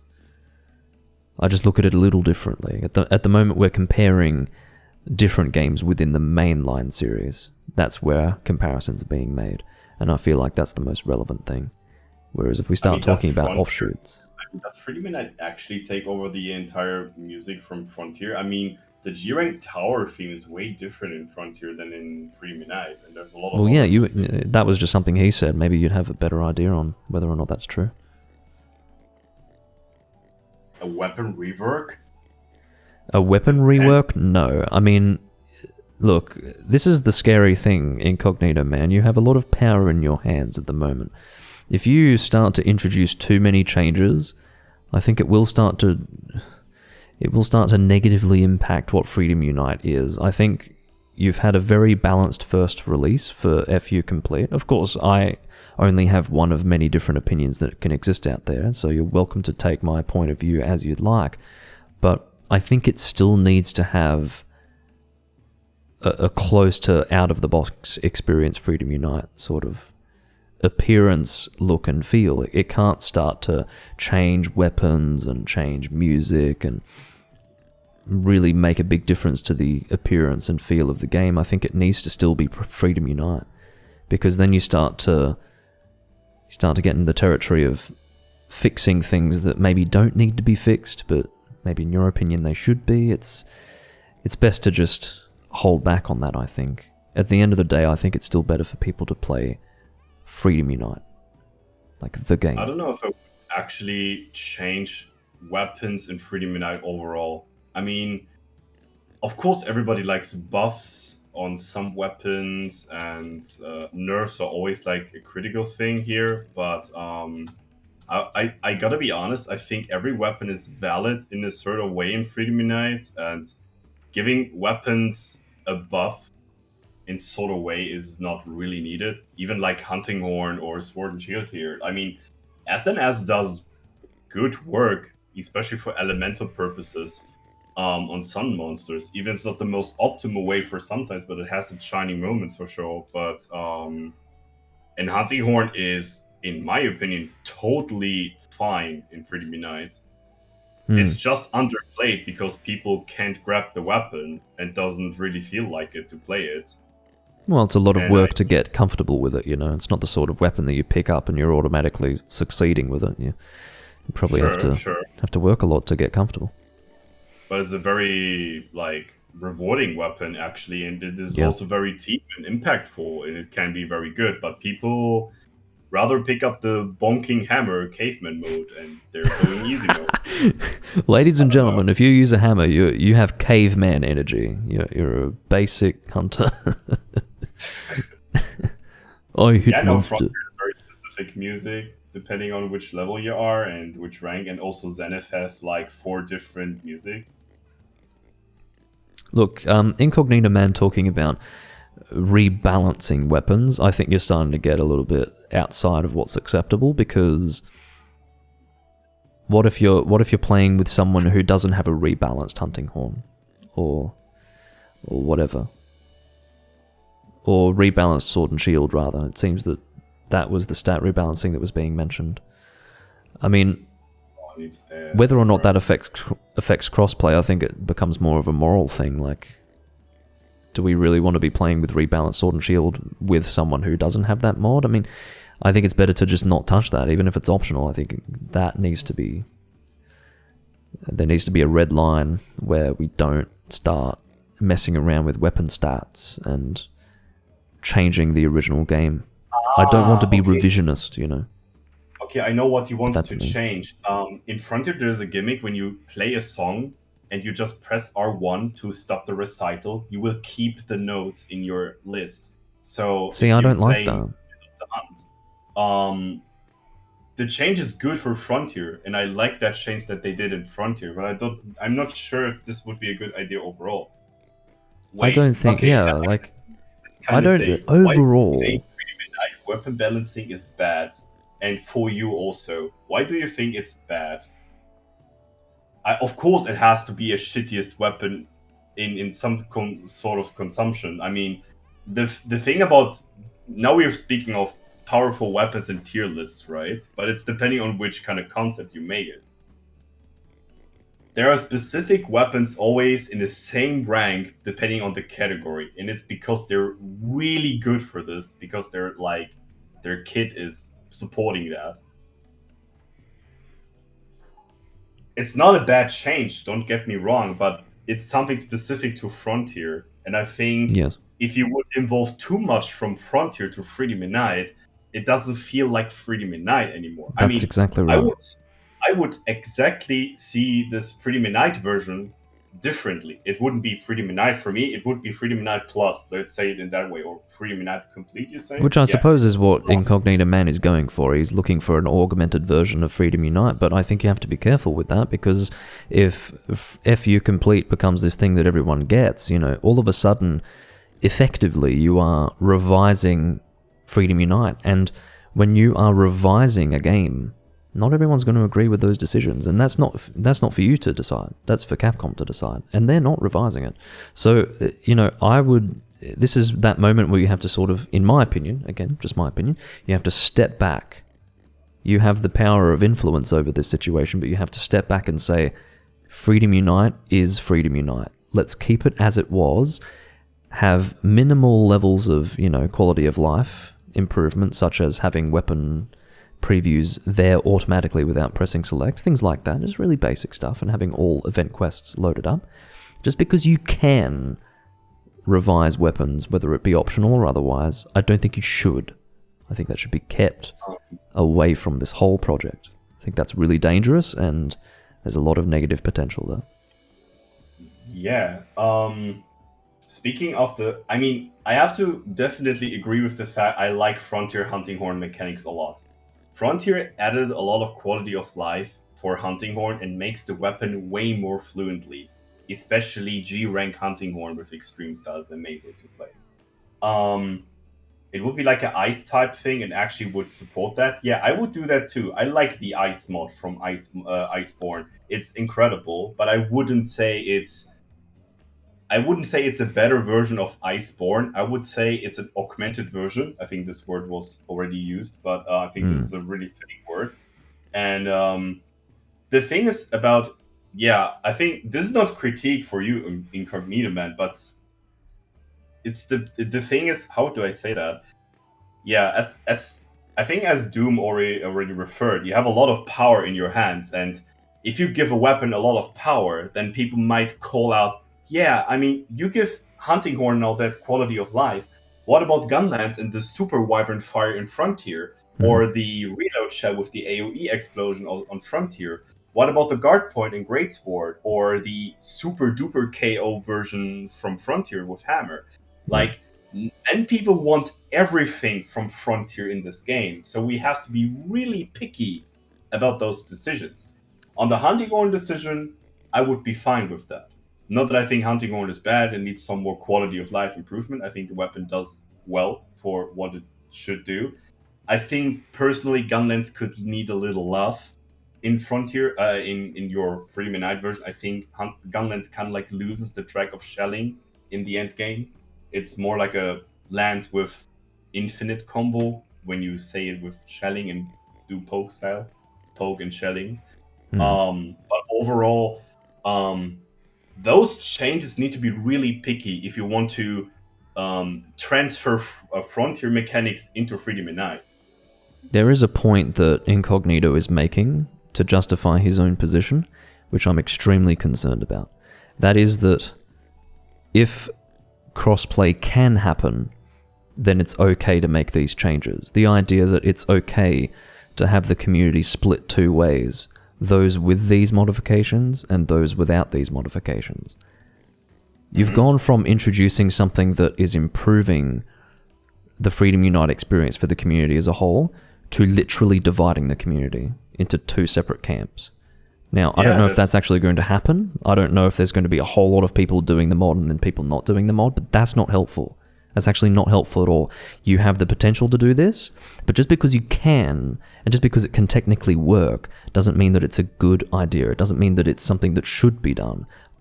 As I'm starting to see, I'm getting more detail from what's being said here, and I'm becoming more and more opposed to it. The more that I think about it, the more I cannot support that. I think that's a really, really bad idea for Freedom Unite. Like we've started something, or rather Incognito Man, I should say, has started something that is really helpful, but you have to draw a line and say, look, yes, we can do more, but should we?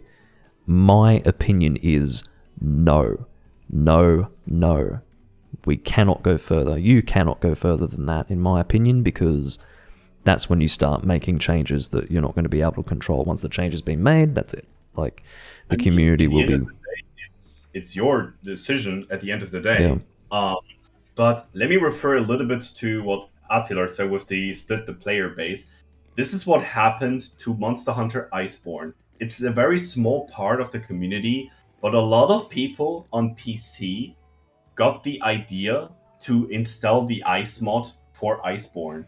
And Ice mod is basically, it got away with the Clutch Claw, spam, and all those things. It made combat more like Monster Hunter World. It did weapon balance changes. It did nerf Fatalis armor.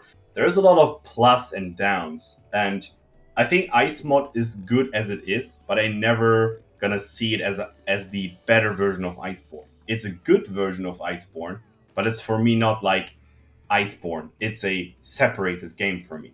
I would recommend Ice mod, probably even over Iceborne, but if you didn't play Iceborne before Ice mod, I would never recommend Ice mod. You know, first you have to go for the base game, and then you can do the sexy candy version of the game. So, and the same thing happened to this mod too. The Iceborne community was split in half, not really that dramatically, like not 50-50, but it was like a bunch of players got away from the Iceborne community because they wanted to play the Ice mod. And at the starting point of your mod, everybody wants to play that. It's like, oh, it's new. We want to grab it. We want to taste it. And they are like cocaine addictions and snort completely over. And they go to G rank and do those stuff and be really experimental. And give this whole thing 2 weeks and it's drying out. If that's happening, this is the split of player base we have. So for the start of, we could I mean, not we. I have nothing to do with that. I'm very pleased to test this mod as a player. But as a old boomer I would maybe go for smaller steps and see how it will feed the audience.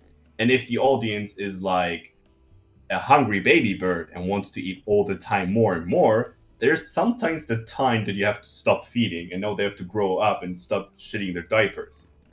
So, speaking it at the end, I'm a little bit on the side on Doom, and I would probably just go slowly instead of like keeping the entire crazy frontier fantasy box over Freedom Unite and see how the babies are made or whatever, you know? It's Frontier is a very critical game in my point. It's very crazy. It's crazy. Yeah. Thanks, Incognito Man, for just clarifying that further. You're sort of just throwing out ideas, not necessarily what you plan to do, but what could be done. But either way, I mean, I understand your position on it now, a little clearer, but I think I've made my position on it very clear as well, and I hope that it has some weight, at least some, it's another perspective, but I think that what you've done so far is extremely good. But I think it probably sounds quite nasty, but I think it should stop here. And if it doesn't stop here, then it should not go much further than this. Because sometimes when you have the power to go further, there's the temptation to do that, but sometimes it's actually better to just keep it where you have it, because then things get out of hand. Sometimes something that's special gets lost when you go too far. And I think maybe, that would happen in this case. There are some weapon changes. Maybe preferable, as I mentioned in Gunland, that the shelling gets least productive in G rank and stuff like that. And those tiny little changes, if there would be like in need of testing. I mean, I'm not advertising here me as a a guy to test, but if you need someone to talk with that has no flex over 6,000 hours of freedom a night in multiplayer solo casual playthrough gaming and tested on all the weapons, I am here to spread out my knowledge that I have, especially with bow. And and that was for the memes. But I am very up for that. I mean, there's nothing more I love about Monster Hunter being a nerd and talking about things, tiny things in Monster Hunter we could have a grab on. And it's cool to see people working on that thing, because I have fantasies on 4U with a relic mod, but it's a very early steps on that, so not really sure how to say it.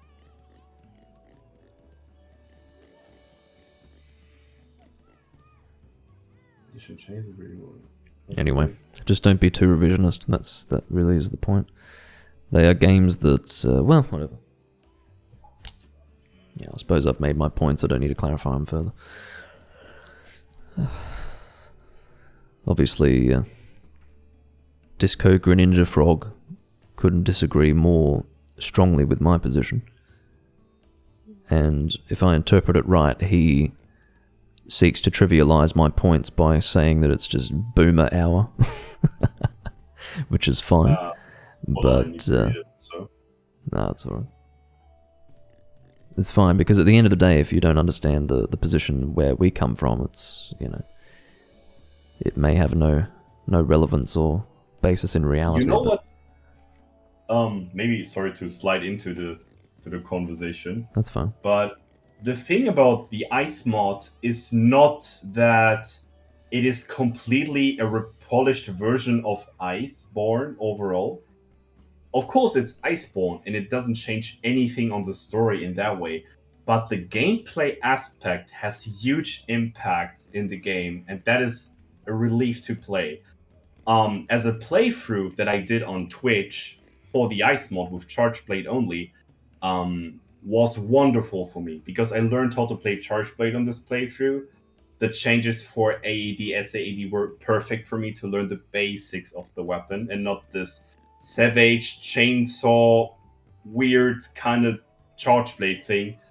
But they really hit at the point, and they wanted to do more, like change weapons even more. They wanted to bring out combo grades for it even more in the Ice mod, and there's a lot of things that Asterix wanted to do with it, but at the end of the day, he also get his horses down and just stopped off, and people were really fine with that situation. I think personally there has to be a little development coming up, and maybe there is a spot that you hit and it's for you, okay, now it's fine, now the game's done, and now we have to go onward, or maybe doing something different, or just enjoy the creative thing you've done there, which is already nice as much as I hear here. Disco Greninja Frog, I'm going to pursue your point very aggressively here, because this is extremely important. You have to understand that Monster Hunter has already evolved in the 5th generation to appeal to people who want to access it more easily. The worst thing that you could do to old Monster Hunter is to change it with the exact same philosophy in mind. The community needs to stay, well, what right do I have to decide what the community should or shouldn't do, I suppose. But the way that I see it is that we shouldn't start revising, changing a game that exists in history, a game that people play, because it's not literally designed with that in mind. And I understand that your position is, people should naturally be able to decide what they prefer, but I don't think people should be given the option. These old games exist because they're not made to be accessible.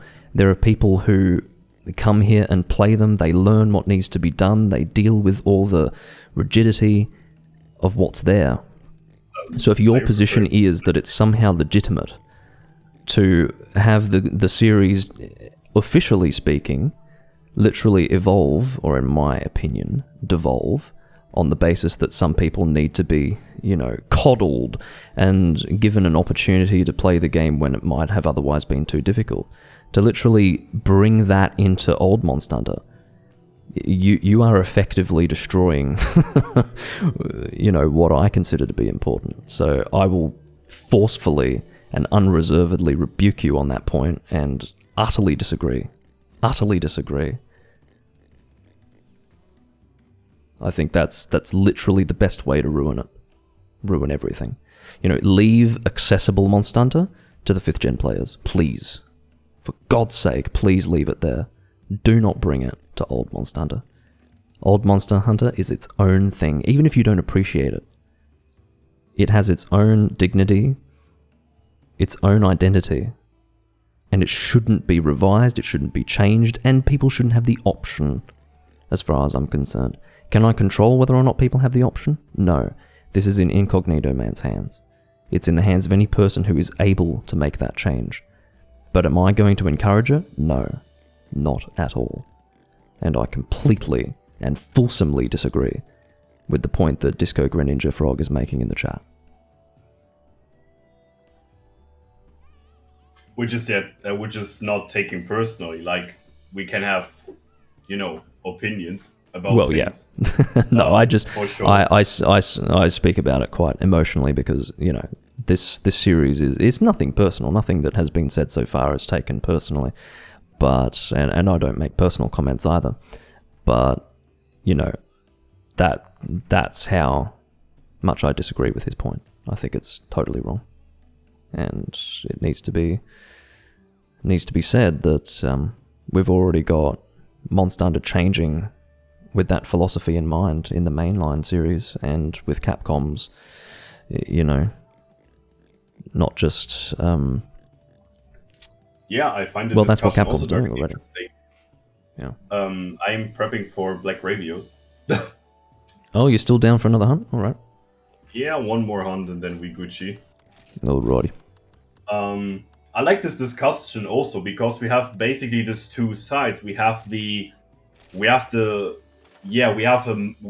opportunity to create a crazy super quality of life enhanced mods, and then we have the people that maybe wanted to step aside and maybe have a look for what's going on right now. The version is currently out with the event quest and all those things, right? It's now the topic about stepping forward without real in-game changes for weapons and stuff like that, like developing the game even more in detail. So we can maybe say the boomer side and the guys that wanted to have something super new combined with Freedom Unite together, which is a very critical talk, because in one way we have a lot of nostalgic feelings for Freedom Unite, and the other way is it is super interesting, but I already played Frontier and I enjoy Frontier a lot. Like, really, I love this game. But if I would see too much aspects of Frontier, which is way more than the Hunting One quality of life change. I'm agreeing with the Hunting One quality of life change, but there's much more going on. And I think if we eat too much of Frontier cake, nothing will be anymore for Freedom Unite cake. Freedom Unite cake is getting moldy and not tastes well. And this is little bit of a nostalgic boomer heart I have here. I would hate it if I see Freedom Unite crumbling down, because there's something out there that is a mod that makes the game way more powerful, and people get this in their first hands before they do Freedom Unite, and it would crush my boomer Monster Hunter heart hearing that people got that instead of that, because it is more fresh, or it is more than Frontier than everything else. Well, this is the point. At the end of the day, you can't control what the community chooses to do. If there is a community sentiment that says, oh, we want a streamlined version of Freedom Unite, and then someone is out there to make that, there's nothing I can do to change that, and I wouldn't seek to change that. But if there's a person here who's in the chat who says, I can do this, and they're open, I'm going to say, please don't. Because, if it does negatively impact the community to have this option, it's going to hurt me as well. Because let me tell you, and everyone has a different opinion, I can speak for myself, but others are in the same boat with me as well, I can't play New Monster Hunter. I can't. So please don't ruin my community experience. I can't play New Monster Hunter. Can't do it. I tried. I absolutely tried with World. Couldn't do it. I tried my hardest. And then I played Rise, and I was so utterly disgusted with it that I just was nah, can't do it. So, please don't bring that to old Monster Hunter. I'm so, like, literally, it's almost as if I'm backed into this corner where this is my only, I don't want to make it weird, but, like, this is the only place where Monster Hunter is safe, where no one can touch it because it exists in the past and it can't be revised. And then literally someone comes in and is like, "Ooh, I can revise this." Oh, but it's optional. Yeah. But then you're splitting the community at that point if lots of people want to do that. So, it's bringing instability into the community space. And quite frankly, I don't think that it's not a good argument for it to say, "Oh, people can just make up their mind and whatever should go happens." It's like, well, yeah, sure. At the end of the day, you can't control that, but should it be encouraged? No, not in my opinion. Not at all.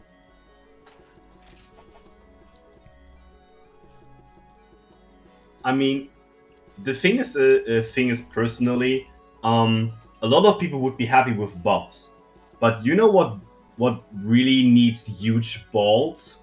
Nerfing weapons. Let me say that. You would nerf hammer in your mod. Just imagination.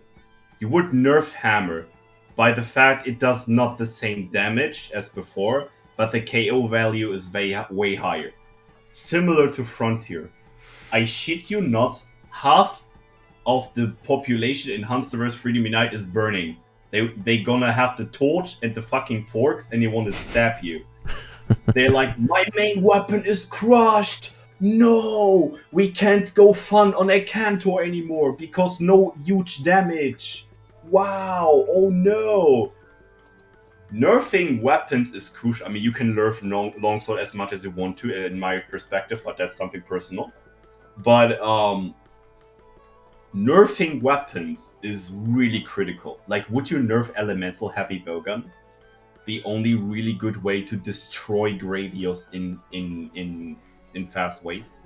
I think we agree with higher elemental stacks on Sword and Shield and Dual Blades, but would we nerf the higher winner of elemental power? Would we kind of nerf?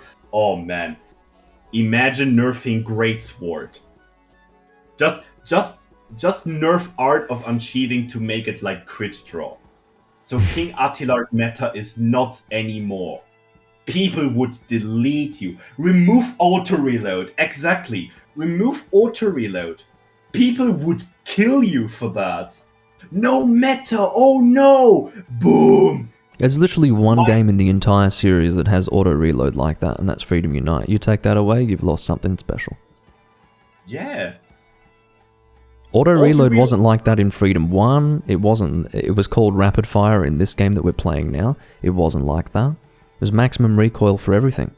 But in that game, they made normal shots and elemental shots, no recoil. Yeah. So, that's the Freedom Unite thing.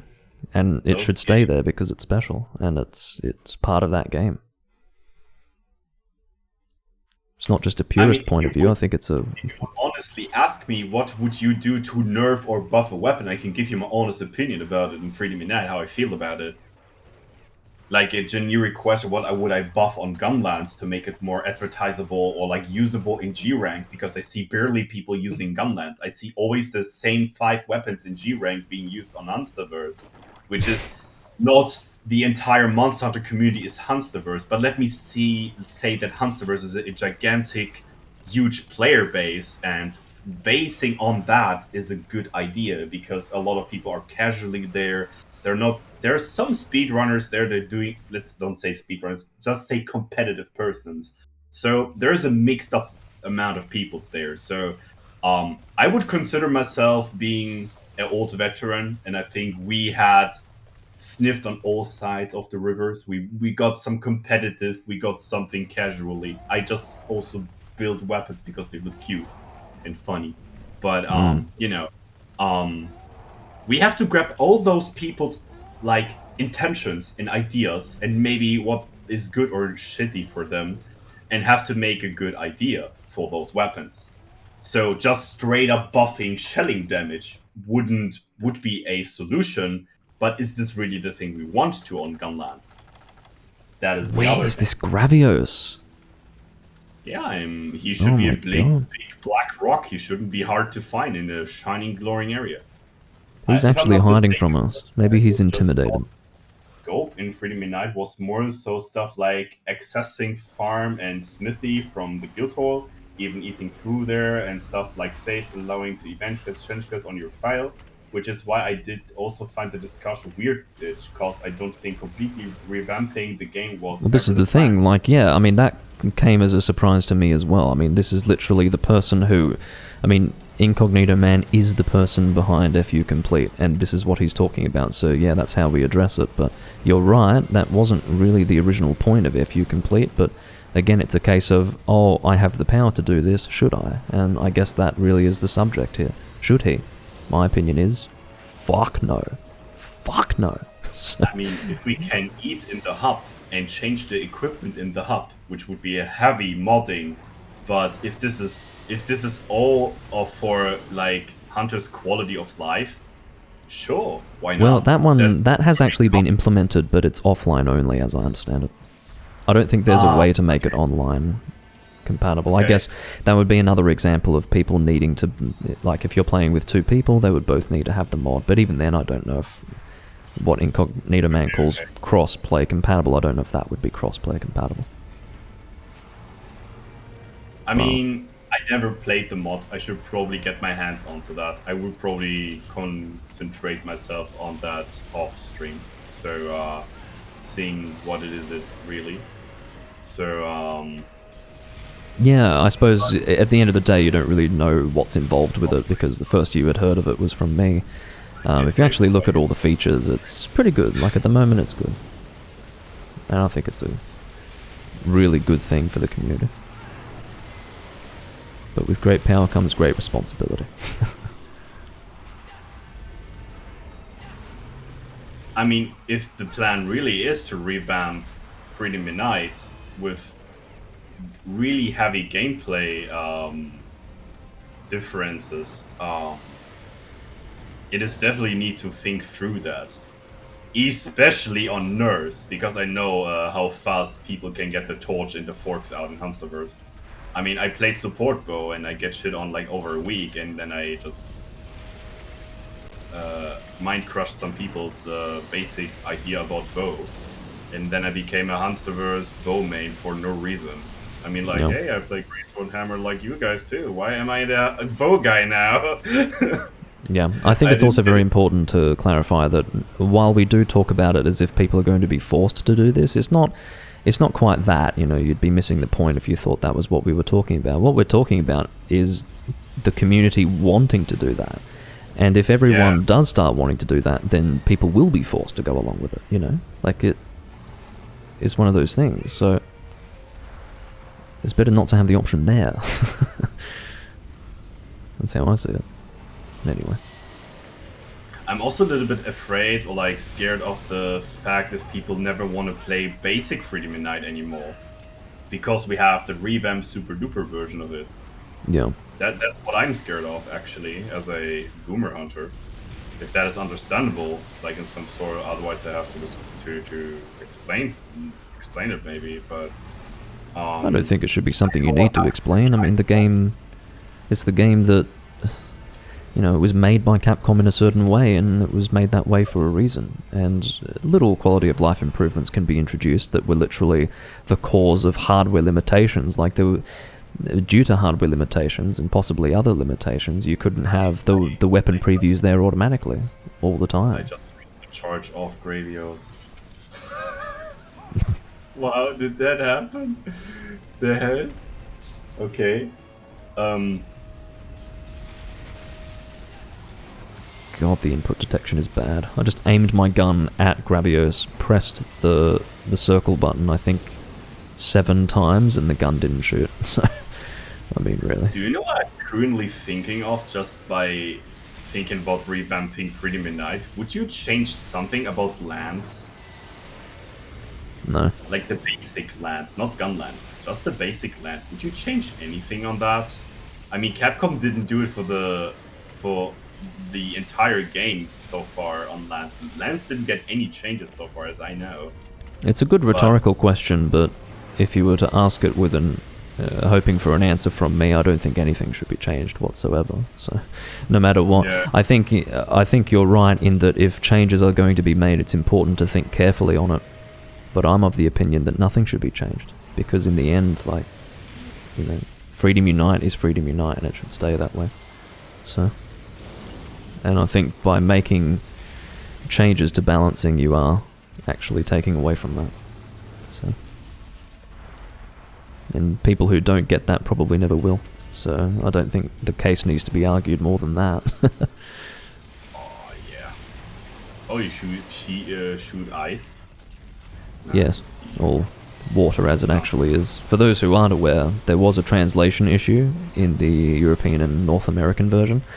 Basically, the kanji for water, which is mizu, and the kanji for ice, which is kori, they look very, very similar. There's literally a single little stroke difference between those two kanji characters, and the translators sucked so much that they didn't notice that. I mean, that's sort of very basic Japanese, but somehow the translators missed that and ended up calling the water thing ice instead. So The entire like explanation killed me in the point where you said it is just an easy kanji. So, yeah, like we're not talking, oh, these guys got tricked. We're talking, this is like little children who speak Japanese get this. Like, it's one of those basic things. You know, it's like being confused between an uppercase I and a lowercase L. You know, there's still a single stroke, but you know, you understand that there is a difference between that, and you need to actually check. Is it an I or is it an L? You check that, right? Well, these guys didn't check it. They just assumed. And they got it fucking wrong. And, hilarious, to be honest. yeah, I mean, that really is the best comparison that I can make. And, yeah, it was pretty bad. It's not good. I mean, they were obviously paid to do a job, and they fucked it up.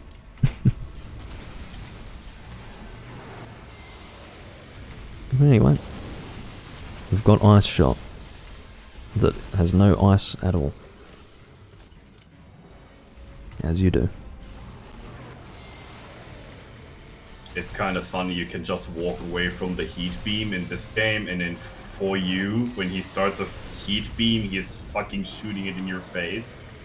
Casually walking towards you. I just got raw Ravian comboed. So terrifying. Oh my god. Because I don't have mega potions, like, if I have to heal my full health with potions, that ends up being like 5-6 potions. I can only do that a few times. Oh my god. I gotta admit, as a streamer, Freedom 1 is a perfect game to make huge conversations. Because it's relatively chill to play. I mean, you still have to activate your 2 gray brain cells in your head to play some sort of thing. But it is perfectly for conversation, so I definitely enjoy that thing. Yeah. No, Freedom 1's a good game to play. I would play it more often, but I'm very multiplayer focused, and it's hard, you know, to actually get people to play with when you're ready to live stream. I don't know how you are. I don't know if you know, stream at a specific schedule. I don't. I stream when I have time, and you know, yeah, kind of the same. I mean, this week is a little bit of an exception. Yeah. Well, for me, like, if I happen to be ready to stream, it's more often the case that people aren't here playing Freedom 1, and it's hard. And also, when I am live streaming, I want to be able to get consistent hunts, you know. I want to be able to hunt with a group that will keep hunting for the duration of my live stream, and sometimes that doesn't always happen either, so it prevents me from recording games like these. Games with smaller communities. I have this sometimes also when I change Monster Hunter games, it's kind of hard for me to find a full multiplayer lobby if I'm not really like introduced or like see myself in other communities like HV or Citra. But I had this problem on Rise when I got to the real Capcom servers. I had a huge problem to find actually people on Twitch chat that wants to do some hunts with me. So I asked some friends of so and I gotta be honest, I also asked other Twitch streamers if they would join and stuff like that. And since I don't really want to be the person that just wants up some multiplayer if he's pleasing, so I'm also playing other games in the meanwhile. So I kind of got the idea with the ItsBaynes thing and wanted to see what people play currently in their interest. And I was actually kind of shocked, and I thought you would troll me with 3-1. So I am actually surprised, but I gotta say, I'm having the blast of my life here with 3-1 here. So it's that's a good game.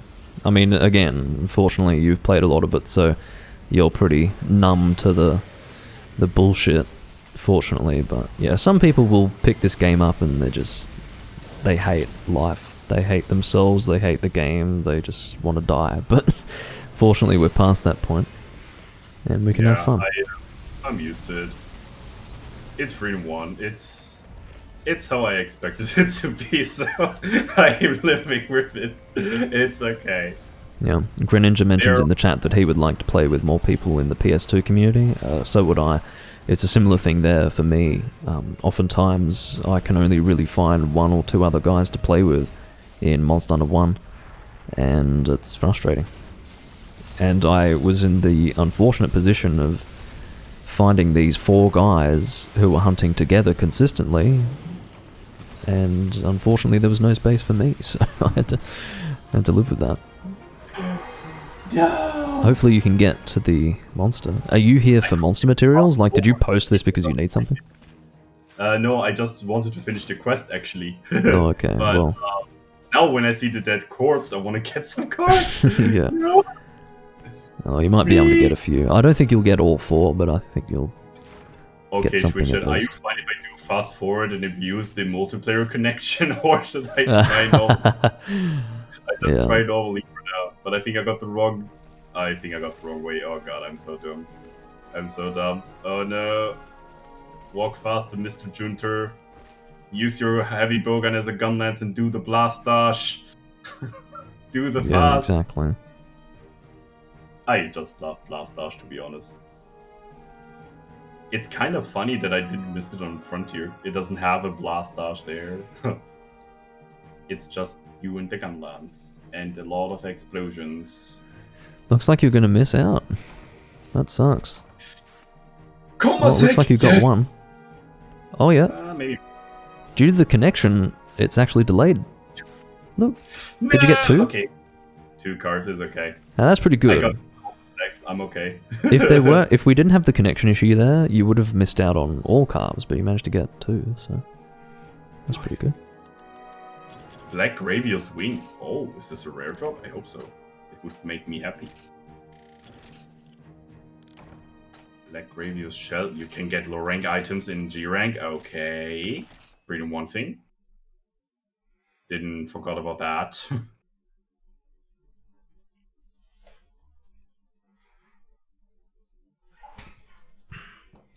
Poltwiffer would be the next Monster Hunter ID work on. Either that or after 1.3 retire from Monster Hunter modding. Lol. Oh, Gold Crown. Beautiful. Not very good. That does actually sound like me saying nut, to be honest. It's a At least button. from file. Yeah. It's a button. There's a nut on it, like Nut. UT, and there's somebody that says nut, like he had a nut. Nut. People like it. Nut. First, people thought it would be not as a sound, but it's not. And then the entire community became different. It became cringy and for the P3 modding, I would be interested what your thoughts about that would be. I mean, if you would ask me personally, Stephen Hawking, not. If you would ask me personally about if I have ideas for changing P3, I haven't yet, but I think about it before I go to sleep, and I wake up with ideas. That's how cringe I am. So, here's an idea. Fully translate the game, please. Stick with that Yes. first. That I would mean, be it's brilliant. kind of been 12 years, so, maybe a full translation would be nice. That's a good starting point. But I hope this is Yeah. not like the word you're not aiming for. But that would be a good starting point. What I'm currently thinking of, because I got inspired by a streamer called Felix Cat. If you guys don't know him, you should definitely check it out. He is playing for you currently with a challenge called Relic Only Challenge. And I thought about a Relic Challenge only mod file for you. So making it like an enhanced mod for you for challenging the players by only using mods. And there is some description about it. If you That would be probably follow interesting. his stream. He made a entire playthrough so far. He is in the beginning of G rank and grinding weapons. But That's for me interesting. I mean, personally, I don't like the relic system, but if you were to have a thing where it was relic only, I think that'd be nice. yeah, if you would like make it more rewarding to get those relics overall, like you get instead of one or two from the rewards, you would get like 15 or 20 items per haul. I mean, I did some save file editing just for information gathering, and I saw the likelihood of dropping a god charm or like a god level relic is very very minor, and there is a lot of things I want to like get on informations before I talk with a modder about it. So yeah, maybe we can also introduce a G rank level on portable third, but then again, it's a huge modding again, and I don't know if this is really what you're thinking of. A lot of people wish that there is a G rank in portable third, but actually for me, I like portable third how small and fast this game is, and it didn't really need a G rank version overall. But if it's a modded version and it's separate from portable third, why not? Hmm. Yeah, it's a hard part about adding G rank, yeah. But this is something that I hear from my community, what they have wished for portable third. They're like, oh man, this game is so fast finished. It's just like 6 hunting ranks. We want at least 9. More like 12. Yeah, It's like, unfortunately, yeah, adding a G rank is, I don't think, within the ability of Incognito Man. I mean, it might be, I don't know, but it's a huge thing. It's not just the monsters, it's the weapons, there's a lot. And to be honest, I don't know if you want to start making that many changes to it, because that's a big thing. Like, that's usually something you'd leave to the actual game developers to do, because the thing is, you've got weapon design changes as well yeah. when they go from high rank to G rank. So, I mean, do we really want G rank quests? I'd say not. I would say that G rank has already been settled with like the Ancient X monsters. Like, you've got these custom quests where it's basically G rank level and it's a challenge, because they're basically G rank monsters in a high rank game. But the game's so easy that a lot of people want that challenge. I will admit, like, I never look at Monster Hunter games as being difficult or easy, and I don't consider that to be important, but portable third is really easy. Like, there's no challenge at all. So Probably say one of the top 3 easiest Monster Hunter games overall. But that's what I like about it. It's so easy to pick up, and it's a fresh experience before you're starting off a new high challenge. It's good to like chill out and still being in the franchise a little bit. yeah. And you have the coolest food skill system ever, because you Yeah, I don't think it's eat, cool. you just drink and bath, having a chill time like that. I loved that at the time. I thought that was so cool. And I still think it's great. But yeah, that's just the idea that I had, or that I just got from watching Felix stream and his relic hunts. And P3 is definitely a good starting point to mod. But I think I might get ideas tomorrow or after I go to the toilet. I have the best ideas if I go shower or toilet. It's weird, but I do really. Technically, Yeah. I could implement G-Rank. The file allocations are there to do it and implement it, but again, hardest part is coming up with things to add in the experience outside monster value damage boosts. Which I is mean, really a the lot- point that I was making. Yeah, it's the idea that you need to. There's so much that you have to add to a G rank to make it meaningful, and I don't know if that would be practical for him. I mean, there has to be a system in G rank that makes monsters or like makes something interesting, right? In 4U we Yeah, have the and A even rank things like AI changes.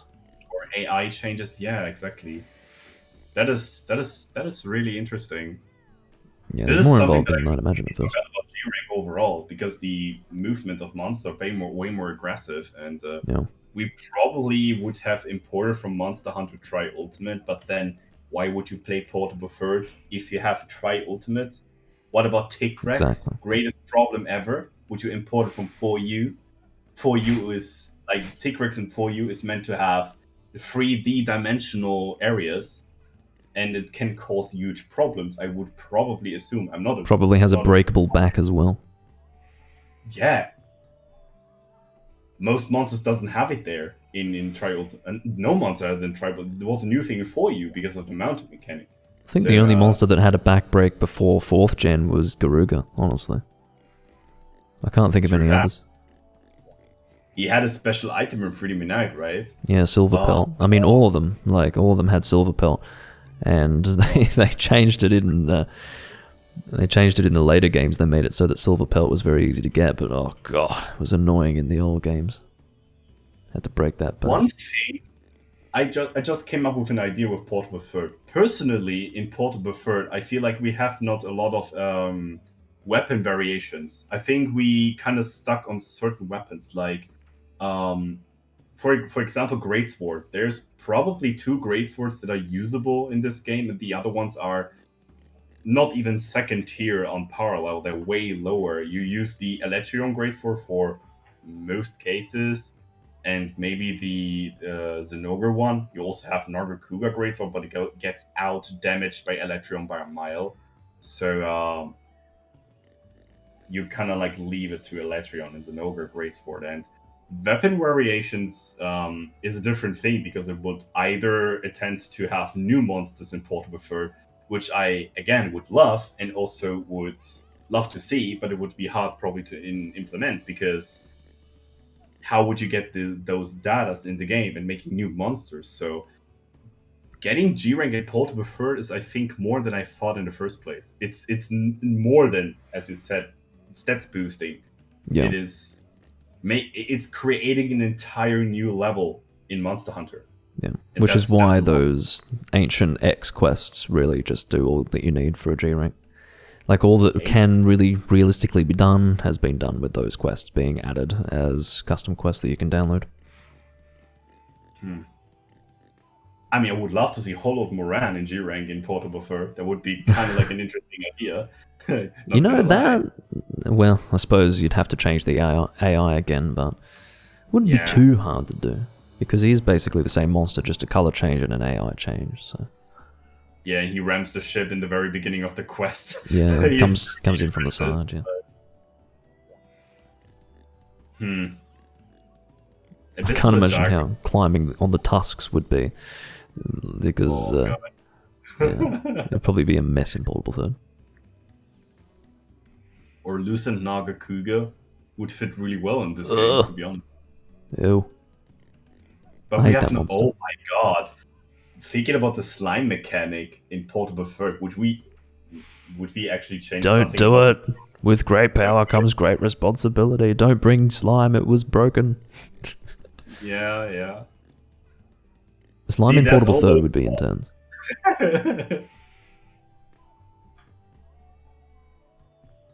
The other thing is like, would we go for underwater combat or we stick to the ground combat? I not appreciate I like the idea, but the execution was bad on underwater combat, to say it in a nutshell. So I wouldn't love to see it in those kind of versions of Portable Third. It would be also hard for the PSP to keep on that, I think. And it's an entire area change also. So Yeah. I mean, it would be cool if it would alter. Like you have sometimes you can swim in the flooded forest and sometimes you cannot. So that is something interesting, but it would be super hard to to make that. I would just assume. I have no idea. I'm a technical boomer again, but yeah, I would guess that. I had one last thought about it. I mean, would it be just putting in the old monsters we have in Tri Ultimate basically in P3, or would we do something new also, or something from Frontier? There's again another thing. We have the Super Nargacuga on Frontier that was super strong. That's the thing. I mean, like you said, if we just bring everything from 3 Ultimate into Portable Third, why play Portable Third? You know, or why play 3 Ultimate? It turns it into one game, and it's weird. And then if you start bringing things from Frontier, it's not like Capcom would have done that at the time. Capcom didn't like... I mean, they realized from the bad community backlash that it was a bad idea to bring Frontier monsters into the mainline series, so they wouldn't have done that at the time, so... You know, I don't think... Yeah, I think, again, we're at that point where it's better not to make changes. You know what would be an important question for P3 is? Would we change the AutoGuard glitch for Gunlands? Oh, that does need to be removed. I mean, if you were to... that AutoGuard glitch is stupid. I would pick up my torch and fork and slay Incognito Man. You would? You would? I think it's super funny. Do you use that? Okay. I do sometimes. I have actually 4 sets of this, but I remember seeing it for the first time back then, and I was so disappointed that they let that happen that I just refused to use it. I haven't even tried it before, even though I've been playing the game since it came out. I've never tried it once because I was so disappointed with Capcom for letting that happen. I mean, playthrough with it, it's a pretty quick playthrough. I gotta say that. I can imagine. Yeah. The thing is, it wouldn't make sense to me because the thing with AutoGuard is that you literally just stand there and it guards for you, but I can't make sense of that. Like, I have to. It might look like, actually, there are some iframes that are not blocked. I mean, there's some frames that AutoGuard doesn't block. But just the whole idea that you can block while shelling, I mean, that's messed up. The fun thing is you kind of like play around how fast you shell out to the monster and how fast you reload all the time. You don't want to run empty with those spread shells for sure. And you can also do shard shelling to do some more damage. And sharpness is your biggest enemy because you will drain sharpness really fast. How fast you shoot your shellings all the time. So that's one thing. Oh. Dang it! You know, we have been live for 6 hours and 40 minutes. I mean, it doesn't even feel like that. It feels like it's been more like 4 hours. At least for me. Yeah. Where did those 2 hours go? How did 2 hours disappear for me? I don't know, but I think we started all with the Freedom at Night mod thingy, and then Twitch had burned a little bit. But we calmed it down. I hope it was a not too stressful talk. I mean, oh no, I mean that thing that might have been a bit more heated than what you're used to, but I get into some really, really serious rants on my live stream, so that was pretty. I feel like that was pretty agreeable. That was all right. But yeah, I do get a bit passionate about those things. How to content in Portable Third? Is there some more interesting stuff like G rank upgrades for weapons and armor? I mean, the game stops at high rank and it has some event quests that have challenging levels like equal to G rank, but not really that much. So yeah,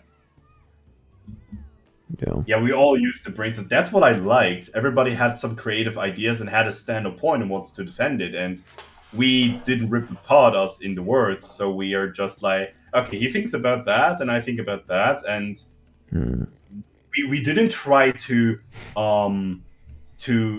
change minds. We just gave in a point and being really adult. I mean, I'm happy for you, Twitch chat. I'm very, very proud.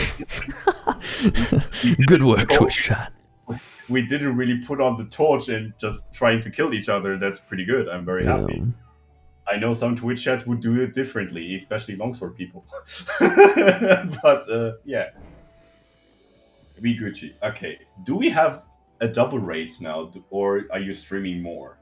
I will not be streaming more. I typically only stream for like 4 hours maximum. A 6 hour, an almost 7 hour stream is very rare for me. I think I've only done that once or twice before. So yeah, I definitely need a break. I may stream again later on tonight, but yeah. Definitely need a break. I need to eat. Like I woke up at 5:30 in the morning. It's now almost 1 in the afternoon, and I haven't eaten yet. And it's one of those things. I can't. Do you have TikTok? No. God, no. No. There's a meme. When somebody explains something, there's a cute cat with a Mexican mustache that dances left to right and has a weird sound.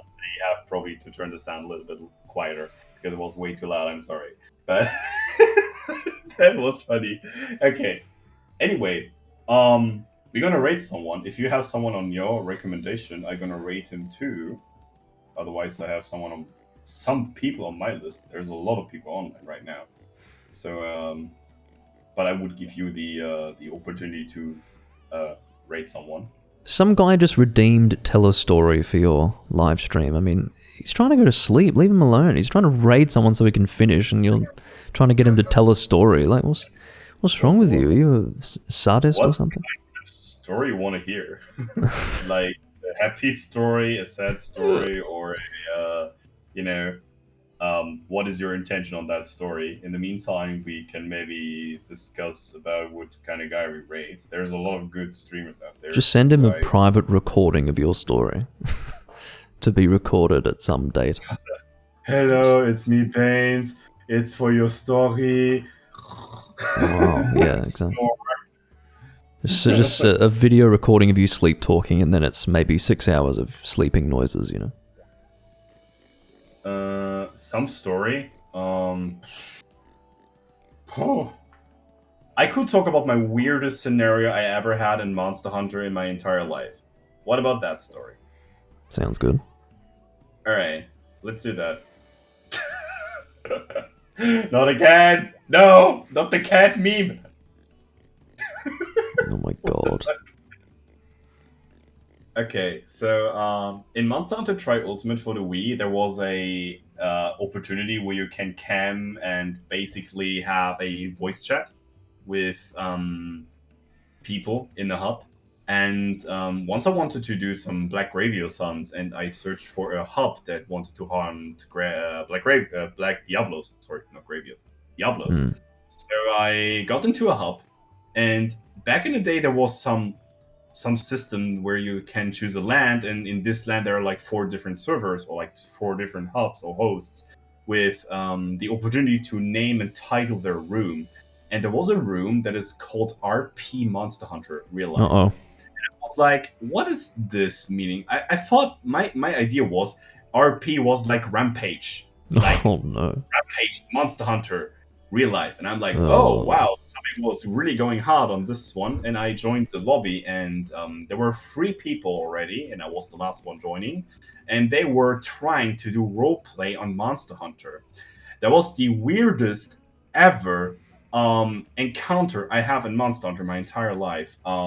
So those people were preparing for Diablos, and I came into the room and said, hey, what were you gonna hunting? Is it time for Black Diablos? And it's like, oh, who are you? You are a very rude guy without even saying out your name and all those things. Oh. My name is blah, blah, blah. And I'm like, is this a roleplay room? And somebody was like whispering to me, yes, it's roleplaying. I do you know. Oh did my you god. And I'm like, my name is Junter. Let's fight Diablos. I need materials. Okay. I tried to go to the play thingy, and man, it didn't stop in the hunt. They got hurt. They did anime screams and did all those things. I have to abandon the quest after 5 minutes. I couldn't hold that. It was so cringe. They were like.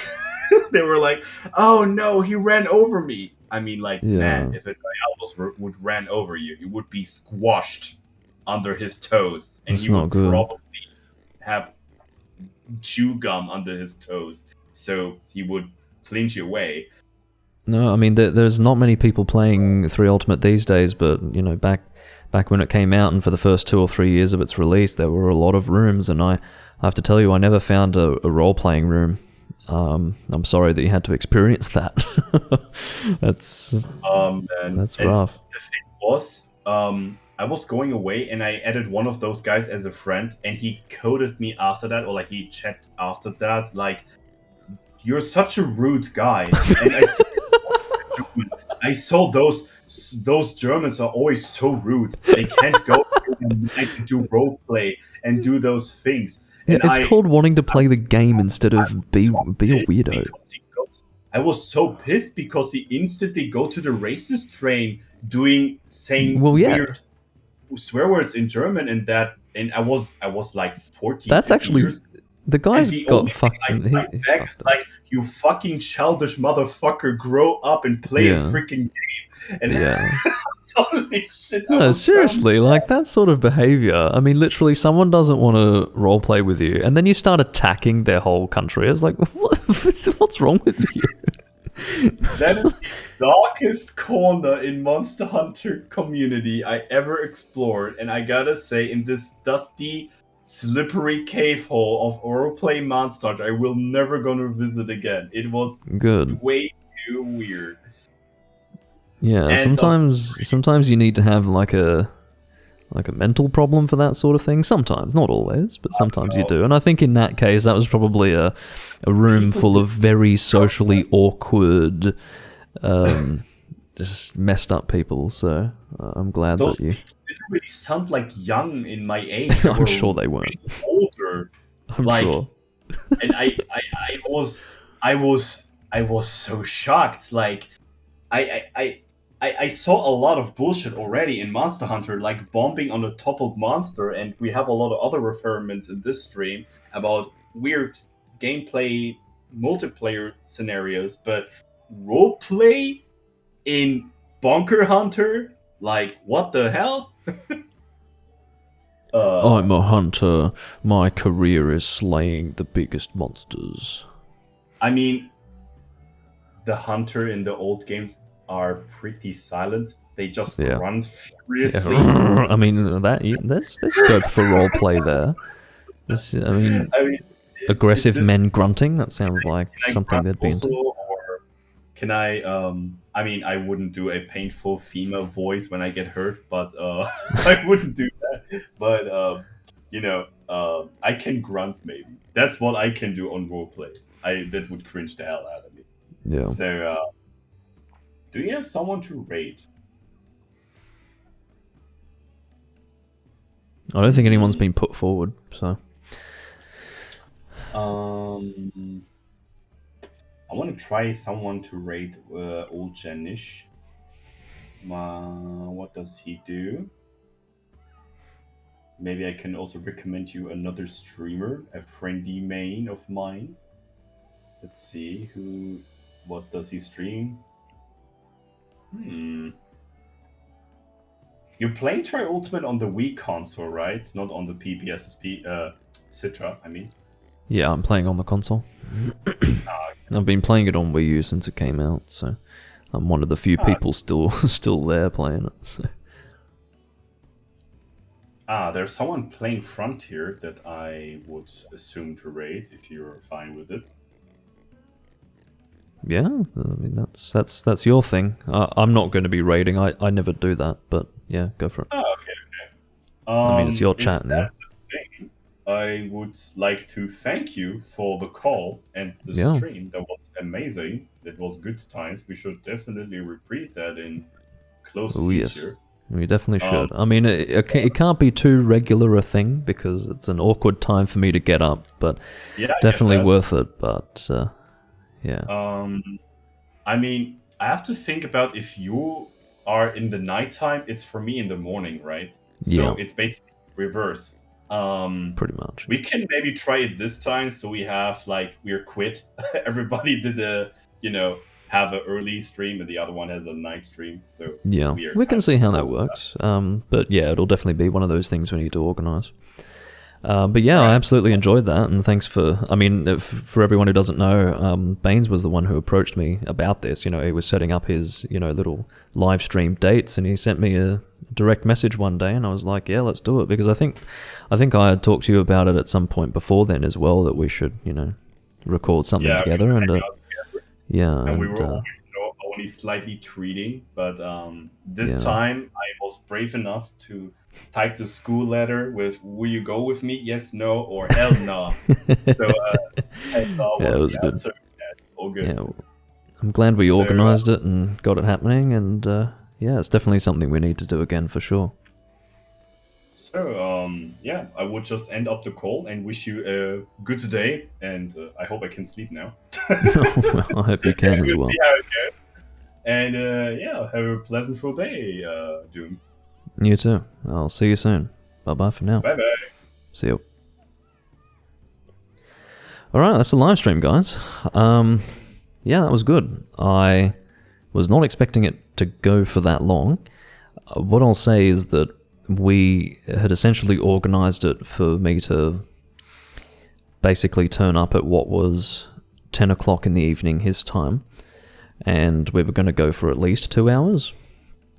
I think he didn't want to go beyond midnight, but it turned out that as we're here doing it, he was willing to go for longer, and by longer it ended up being many hours longer, like almost 5 hours longer than that. So it turned out rather well.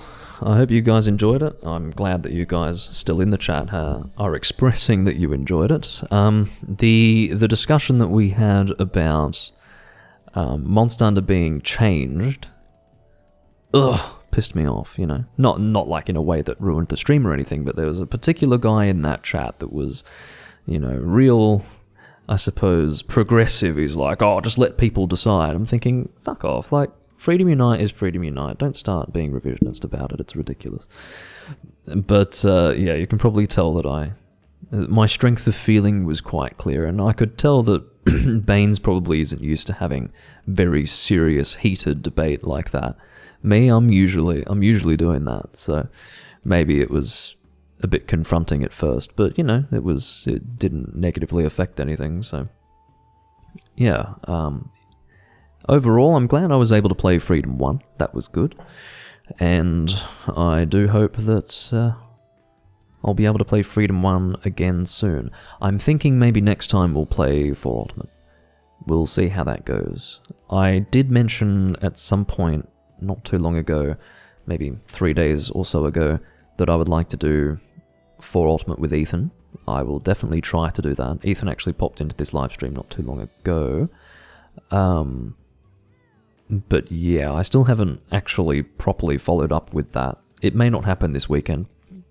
If I talk to him about it, you know, now even, I think it will be a case of me springing it on him too soon for him to make time, but we'll see how that goes. Either way, I do thank you all for watching. I will see you next time I'm live streaming. I actually don't know if I'll do another live stream today. I may do. If I do, it will be evening my time, as in, you know, maybe in 10 hours time or a little bit less, 9 or 10 hours time. We'll see. But for the moment, I would like to bid you all farewell, and thank you for watching. Bye bye for now.